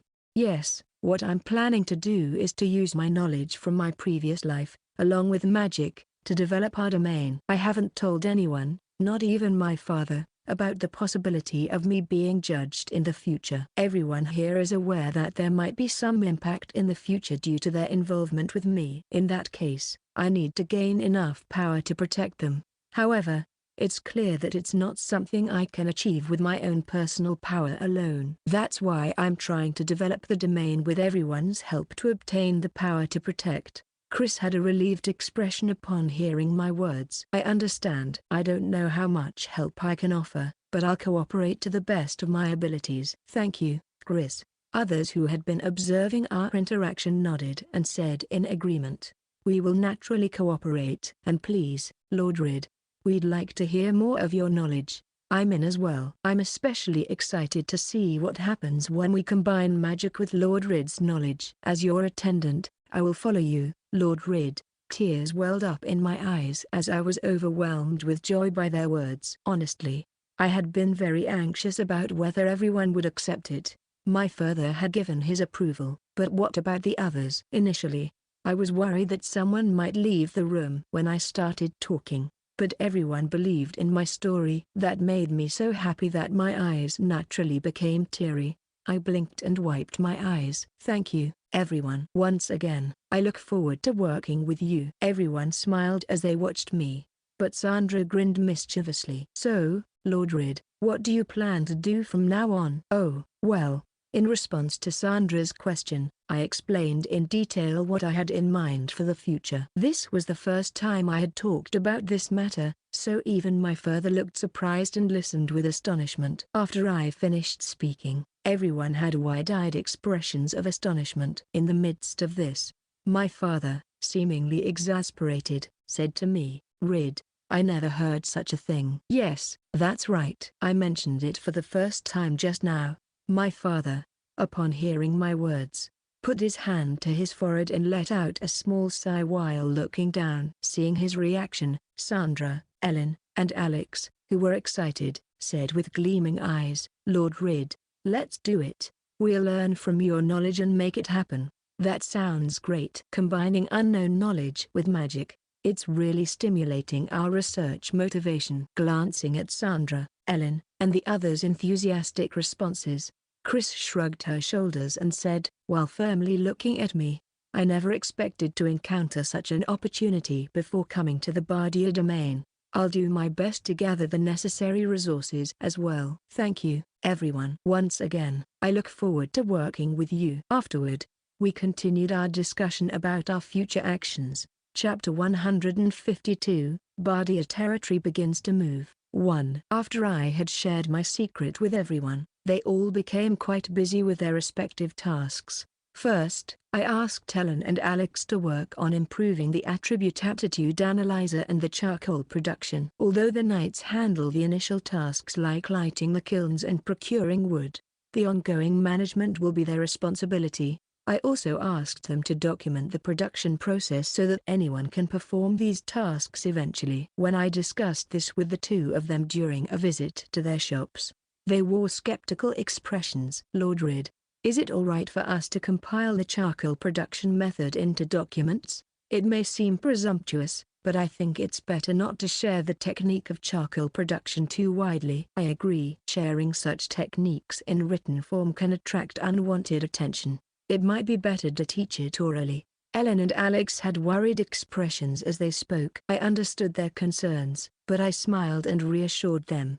Don't worry about the charcoal production. If someone can replicate it, that's fine. What's more important is to make the charcoal production process available as a resource for anyone. So, please, do me this favor. Is that so? Well, if Lord Rid says so, we won't mind. They exchanged glances at my words, wearing puzzled expressions. While observing their reactions, I asked them about the progress of the attribute aptitude analyzer improvement. How is the improvement of the attribute aptitude analyzer coming along? It's going well. Sandro has been helping us, so even if someone doesn't have the ability to use magic, they should be able to get a color reaction by touching it.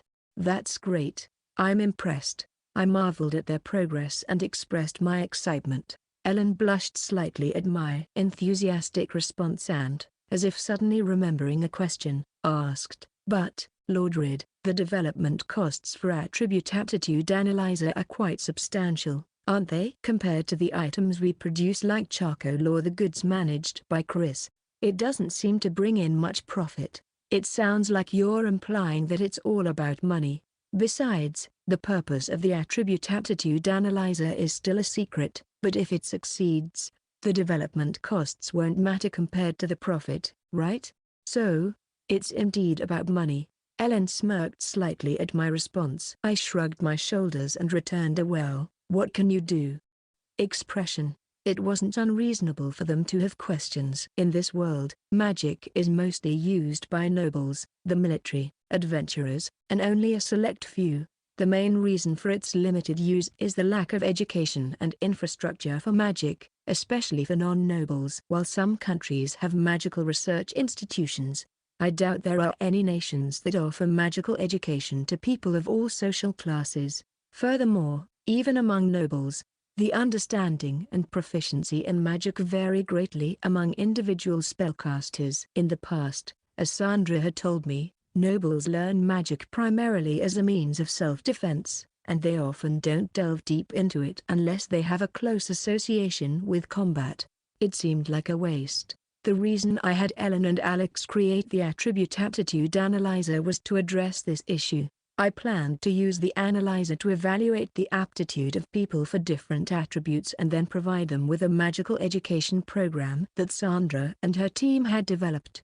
After that, I could teach the magic I had developed, enabling various applications like public projects and charcoal production. If this endeavor succeeded, it would likely change the perception of magic. I was excited about the prospect, and a mischievous smile crept onto my face. At that moment, Ellen commented with a puzzled expression, Lord Rainer, you're making a somewhat sinister smile. What? No way. I quickly changed my expression, but Helen sighed, looking exasperated. Please, try not to do anything reckless. Lord Rid and Lady Diana are always worried about you, you know? Yeah, I'll be careful. After the detailed discussions with Ellen and Alex, I returned to the mansion that day. A few days later, I had a meeting with Sandra in the mansion's reception room. She sat across from me, grinning with enthusiasm. Lord Rid, I've managed to contact most of the people I used to work with during my time as a director. Really? How do they seem? Are they likely to come to Bardia? I asked eagerly, my eyes filled with a mixture of hope and anxiety. In response, Sandra grinned confidently, almost smug. Hee. They're definitely coming. Who wouldn't want to work in such wonderful research? I mean, the environment? And if they know they'll receive support for their research, there's no reason for them to decline. I see. I'm curious about what you told them about me. But if they're coming, that's a relief. I was worried because they had a bad experience with the nobility in the imperial capital. I wasn't sure how they'd react. Oh, about that, I assured them that there wouldn't be any issues. They all said they want to come if it means they can pursue their research in a supportive environment. It's not like Sandra is pursuing her own research whimsically or anything.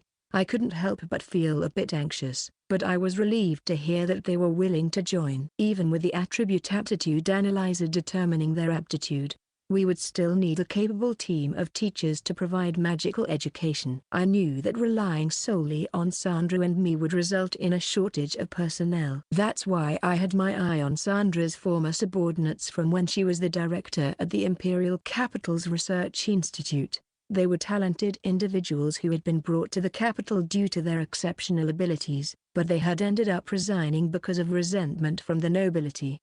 I believed that having them work on research and serve as educators would be a tremendous asset. I listened to Sandra's words and let out a somewhat exasperated sigh. Just to clarify, not everything is about research, you know? Right now, my top priority is my mother's condition. Don't forget that. Don't worry. The research I want to do is based on your instructions, Lord Rid. I'm not lying about that. I look forward to continuing my work. She responded with a mischievous grin to my somewhat stern remark. I continued the discussion about the magic education program despite my earlier irritation. After a while, Sandra adopted an unusually serious tone and cleared her throat. I wondered what was going on. Lord Rid. On another note, regarding the experimental reagent for Lady Nanny, while we don't have all the details yet, it seems to be having some effect. What? Really? Her words made me lean forward involuntarily, my eyes wide with anticipation. Sandra nodded and continued with a smile. Yes, however, it's not a guaranteed solution. Up until now, even with the magic recovery potions, her mana had been steadily decreasing. But since she started taking this experimental reagent, we've noticed a slowdown in the rate of mana depletion. If we continue with both treatments, we can expect some recovery in her mana. Wow, that's great. I let out a deep sigh of relief, allowing my body to sink into the sofa. Softly, I muttered to myself, Finally, there's a glimmer of hope. The magic recovery potions couldn't provide a complete cure, and we didn't know how long their effects would last. There was always the possibility of her condition deteriorating rapidly. I had been anxious every day, visiting my mother's room and engaging in trivial conversations, hoping for a miracle. The lean root grass had shown potential, but I still carried the lingering worry. Now, finally, there was a ray of hope. I felt my eyes welling up with tears of joy, which I quickly wiped away with the sleeve of my robe. Thank you, Sandra. This might be the happiest news I've received in a long time. Yes, I'm also delighted to bring you this news. As we learn more about the details, I'll report back to you. Please be patient for a little longer. Of course. Thank you. Once our meeting concluded, Sandra immediately relayed the good news to my father. He received it with a stern expression, muttering, I see. At least we can breathe a sigh of relief for now. Then he excused himself to his office, likely not wanting others to see his emotions. I imagined his characteristics behavior, and in my room alone, I couldn't help but chuckle softly. Chapter 153, Bardia territory begins to move. 2. Yufufu. Whenever Rid reads a picture book, it's always enjoyable, isn't it? Yeah. The picture books that Big Brother reads are always fun. Thank you, Mother. And Mel too. Mel happily laughed and swayed her body, saying, I'm currently in Mother's room, reading a picture book. To Mel, we've just finished reading it. As usual, the way I read the book requires me to change my voice for different characters, all thanks to Mel's demanding requests. If I use the same voice, she points out, that's the same as the person from before. Lately, Cookie and Biscuit, who are by Mel's side, also nod in agreement, making the scrutiny even stricter. I'm sitting on the edge of Mother's bed, and Mel is sitting on my knees. I suddenly remembered Sandra's words and looked at Mother's condition. Maybe it's because Sandra mentioned signs of recovery, but Mother's complexion seems better than before. I haven't told Mother about the signs of recovery in her condition yet. We decided to wait until all the information was gathered. Mother noticed my gaze and smiled warmly, saying, Rid, is something on your mind? Is there something bothering you? No. Nothing at all. I was just wondering about your health. Thank you. But for now, I'm feeling much better. Mother's gentle words reassured me. At that moment, there was a knock on the door, and when I responded, Diana's voice could be heard. Lord Rid, Lady Chris has arrived. I understand. Please guide her to the reception room, and I'll be there shortly. Very well. Mel, who overheard my exchange with Diana, looked disappointed and said to me, Big Brother, are you leaving again? Yeah. I'm sorry, Mel. See you next time. Okay? Mel looked down dejectedly. But Mother saw this and immediately came to her rescue. Mel, let Reed go. I'll read you a picture book instead. Really? Haha. That's great, Mel. I'm jealous that Mother will read it. When Mother said that, Mel's face lit up and she burst into a smile, which made Mother and I smile back involuntarily. After I asked my mother to take care of Mel, I left the room and headed to the reception room where Chris had been shown. Sorry, Chris, did I keep you waiting? No, I was just shown in by Diana a moment ago. As Chris and I exchanged greetings, we both sat on opposite sides of a table. At the same time, Diana, who had been preparing tea in the room and waiting, promptly served us tea. Thank you, Diana. I apologize, but can we have some privacy for our business discussion? Understood. If you need anything, please don't hesitate to call. She nodded to both of us and then left the room. Chris, with a slightly puzzled expression, spoke after Diana had left. Rid, forgive me if I'm out of line, but since Diana is also privy to our secrets, wouldn't it be suitable for her to stay here? Well, yes, that's true. But I still think that some discussions are better suited for just the two of us. Depending on the content, it might become a burden for her. Of course, when necessary, I'll involve Diana as well. I answered Chris's question while considering Diana. She tends to take things quite seriously, and I have a feeling that if she hears too much of Chris and my conversations, it might weigh on her unnecessarily. Of course, for important matters, we'll consult with her in advance. She seemed to understand my perspective, nodding in agreement. I see. Indeed, Diana-san seems like she might take on more than she can handle at times. Exactly. Especially when it comes to matters concerning Rubens. Diana and Rubens care about each other, but they often find themselves going in circles, wasting each other's time, leaving everyone quite disappointed. Chris appeared surprised by the dynamics between the two, which I had inquired about, and she spoke with a slightly bewildered expression. Is that so? Are their interactions perhaps what they call even the dogs won't eat in a quarrel between husband and wife? Something like that. While Diana and Rubens weren't yet married, I responded with a wry smile, acknowledging Chris's observation. She too, as if drawn by my wry smile, smiled faintly before clearing her throat. Cough. Lord Rid, shall we get to the main topic soon? Right. You came today regarding the certain tree that I had asked for, didn't you? I was quite surprised by how quickly I received a letter saying you had obtained it when I requested. Indeed, just a few days ago, I had received a letter from Chris informing me that the item related to the tree I had requested had been obtained. I immediately contacted her and asked her to bring it to the estate so we could discuss it further. Chris, while blushing a little, looked somewhat proud as she responded, It was quite a task, but I managed to obtain it through various information channels. What surprised me a bit is that it seems to be something not found on our continent. Fortunately, it happened to come into our possession after crossing the sea. After finishing her explanation, she placed a sapling and seeds on the table and continued. I wasn't sure which one you wanted, but I obtained both just in case. What will you do if you don't need one of them? Our trading company can handle the sale. No, I'll buy both from you. Thank you very much. I took one of the seeds that Chris had placed on the table. It was brown and about 2 centimeters in size, I estimated. She had brought 10 of these seeds and one sapling. As I stared at the seed in my hand, I couldn't help but smile, realizing that my possibilities had expanded. However, upon seeing my expression, Chris raised an eyebrow and commented, "Lord Rid, are you all right?" Smiling while looking at a seed makes you seem rather suspicious, you know, huh? Oh, yeah, sorry. I just got carried away thinking about the possibilities for the future. I explained to Chris, who looked puzzled, not understanding the reason behind my smile. Is that seed and sapling really something extraordinary? Yes, indeed.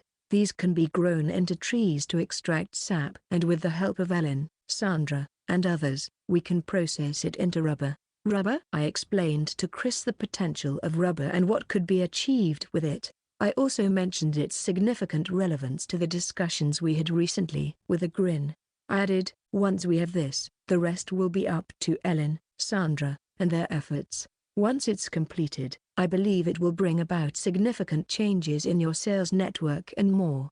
Don't you think? I never expected that our previous discussions would be connected to this tree.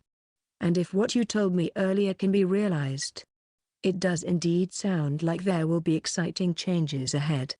She listened to my explanation, her eyes sparkling with excitement at the potential of rubber. Afterwards, I continued to answer Chris's questions about rubber and discussed our plans for the future. Chapter 154, Bardia territory begins to move. 3. Chris, thank you for today. No, I've had the pleasure of some great discussions today, and working with you, Lord Rid, who often thinks outside the box in a good way, is quite enjoyable. Chris replied with a smile in response to my words. However, thinking outside the box, huh? But I guess that's unavoidable. I'm using my knowledge from a previous life to create various things in this world that are still unknown as common knowledge. So, I've grown somewhat accustomed to being called unconventional. But eventually, it won't be just me labeled as unconventional. I smirked and said, eventually, I think everyone else will be called unconventional too. Eh? Ha ha ha, Lord Rid, I don't think that's quite possible. It's just you. She looked momentarily puzzled at my words and then burst into laughter, clearly enjoying the conversation. As I responded with a smile to Chris, the door to the room was knocked upon. Upon hearing my acknowledgement, Diana's voice came through. Lord Rid, my apologies for interrupting your conversation. Lord Rayner has requested that, once your discussion with Chris is finished, you come to his office. Huh? Father is? Understood. I'll go there as soon as we're done. Chris, upon hearing my words, quickly finished the remaining tea and stood up, her eyes on me. Lord Rid, we've had the necessary meeting, so I'll take my leave for today. Yeah, I'm sorry for rushing a bit. No need to apologize. Chris gave me a lovely smile and left the reception room. After seeing her off to the entrance, I hurried to my father's office, where he was waiting. Section. Upon reaching the room, I knocked on the door and entered after hearing my father's response. Father, did you need to see me? Oh, were you talking with Chris? I apologize for calling you without knowing. My father, upon seeing my face, spoke with a slightly apologetic tone. It seemed he wasn't aware that I was in a meeting with Chris. I smiled and replied, "No, we've finished our meeting, so please don't worry." "What can I help you with?" "It's about the construction of the estate and the dormitories we've been discussing recently." "Please, have a seat." I sat down on the sofa, facing my father across the desk as usual, as he had requested. "Father, what can you tell me about the construction?" "Indeed, we've received rough estimates from the contractors regarding the schedule and such. According to them, The poultry farm you requested and the dormitories for the slaves can be prepared in about 6 months. I see. That's faster than I expected. The dormitories were designed for about 200 people, with 2 bunk beds per room to accommodate around 4 individuals. We also planned to have long tables where 4 people could sit together, as they would be learning various skills and techniques. In addition to the dormitories, we were building a large cafeteria, a bathhouse, and classrooms adjacent to the dormitories, making it more of a school and dormitory complex. While the overall design was modest, the quality of life here might be better than that of the common folk in the Bardia territory. However, they would face many challenges in the form of rigorous learning and training. I believed it wouldn't be easy to determine which was the better option. My father looked somewhat amazed by my words. Still, to provide such accommodations to those brought into the territory as slaves, it's unprecedented and unconventional. If other nobles were to find out, they might think I've gone mad. It's all right. Not everything we do has to follow precedents. In fact, sometimes we have to create those precedents ourselves. My father looked startled by my words, then placed his hand on his forehead and sighed.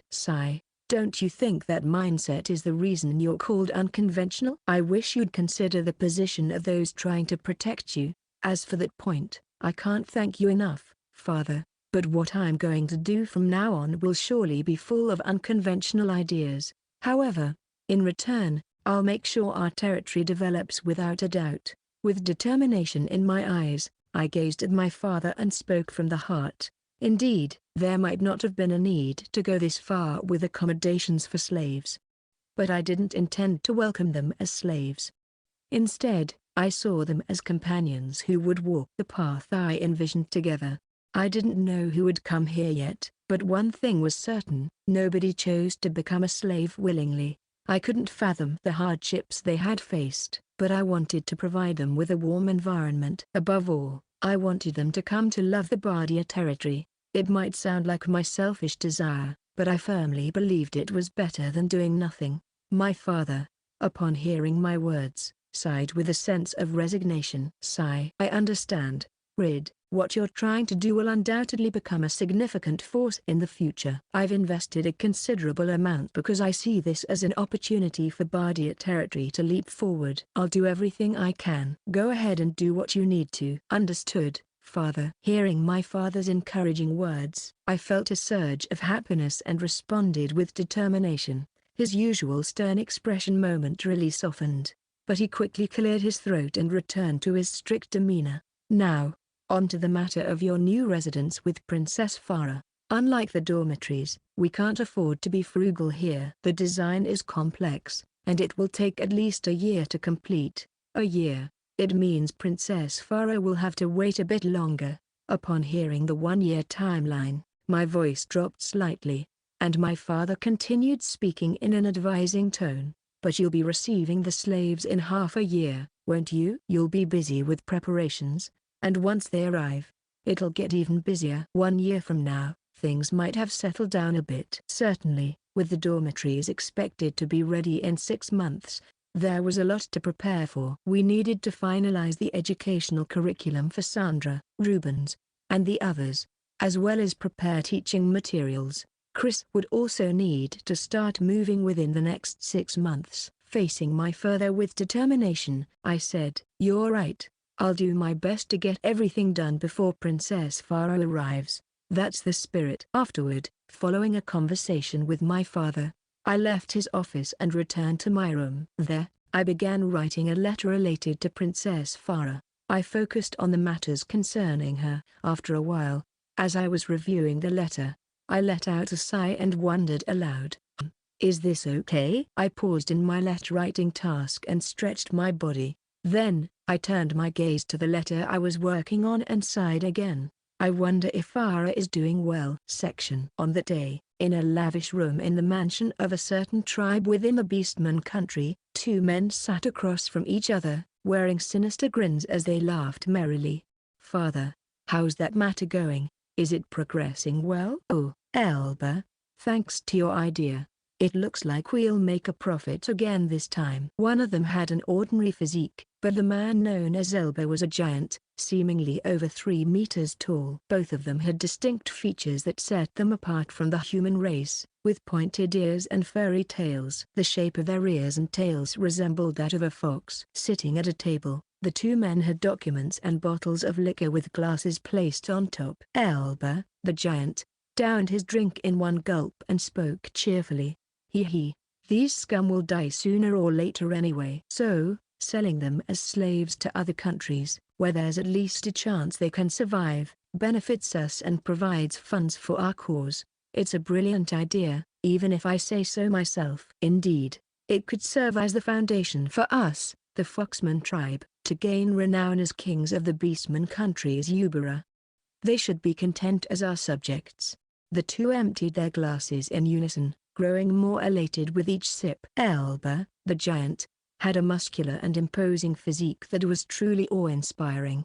His sharp eyes complemented his handsome and robust appearance. Suddenly, Elba's expression turned stern, and he glared at the man with an intimidating gaze. By the way, have you managed to procure enough brats to sell from the other tribes? We have plenty of Foxman children, but they won't fetch a good price unless we have a variety. You understand, right? What? Oh, yes.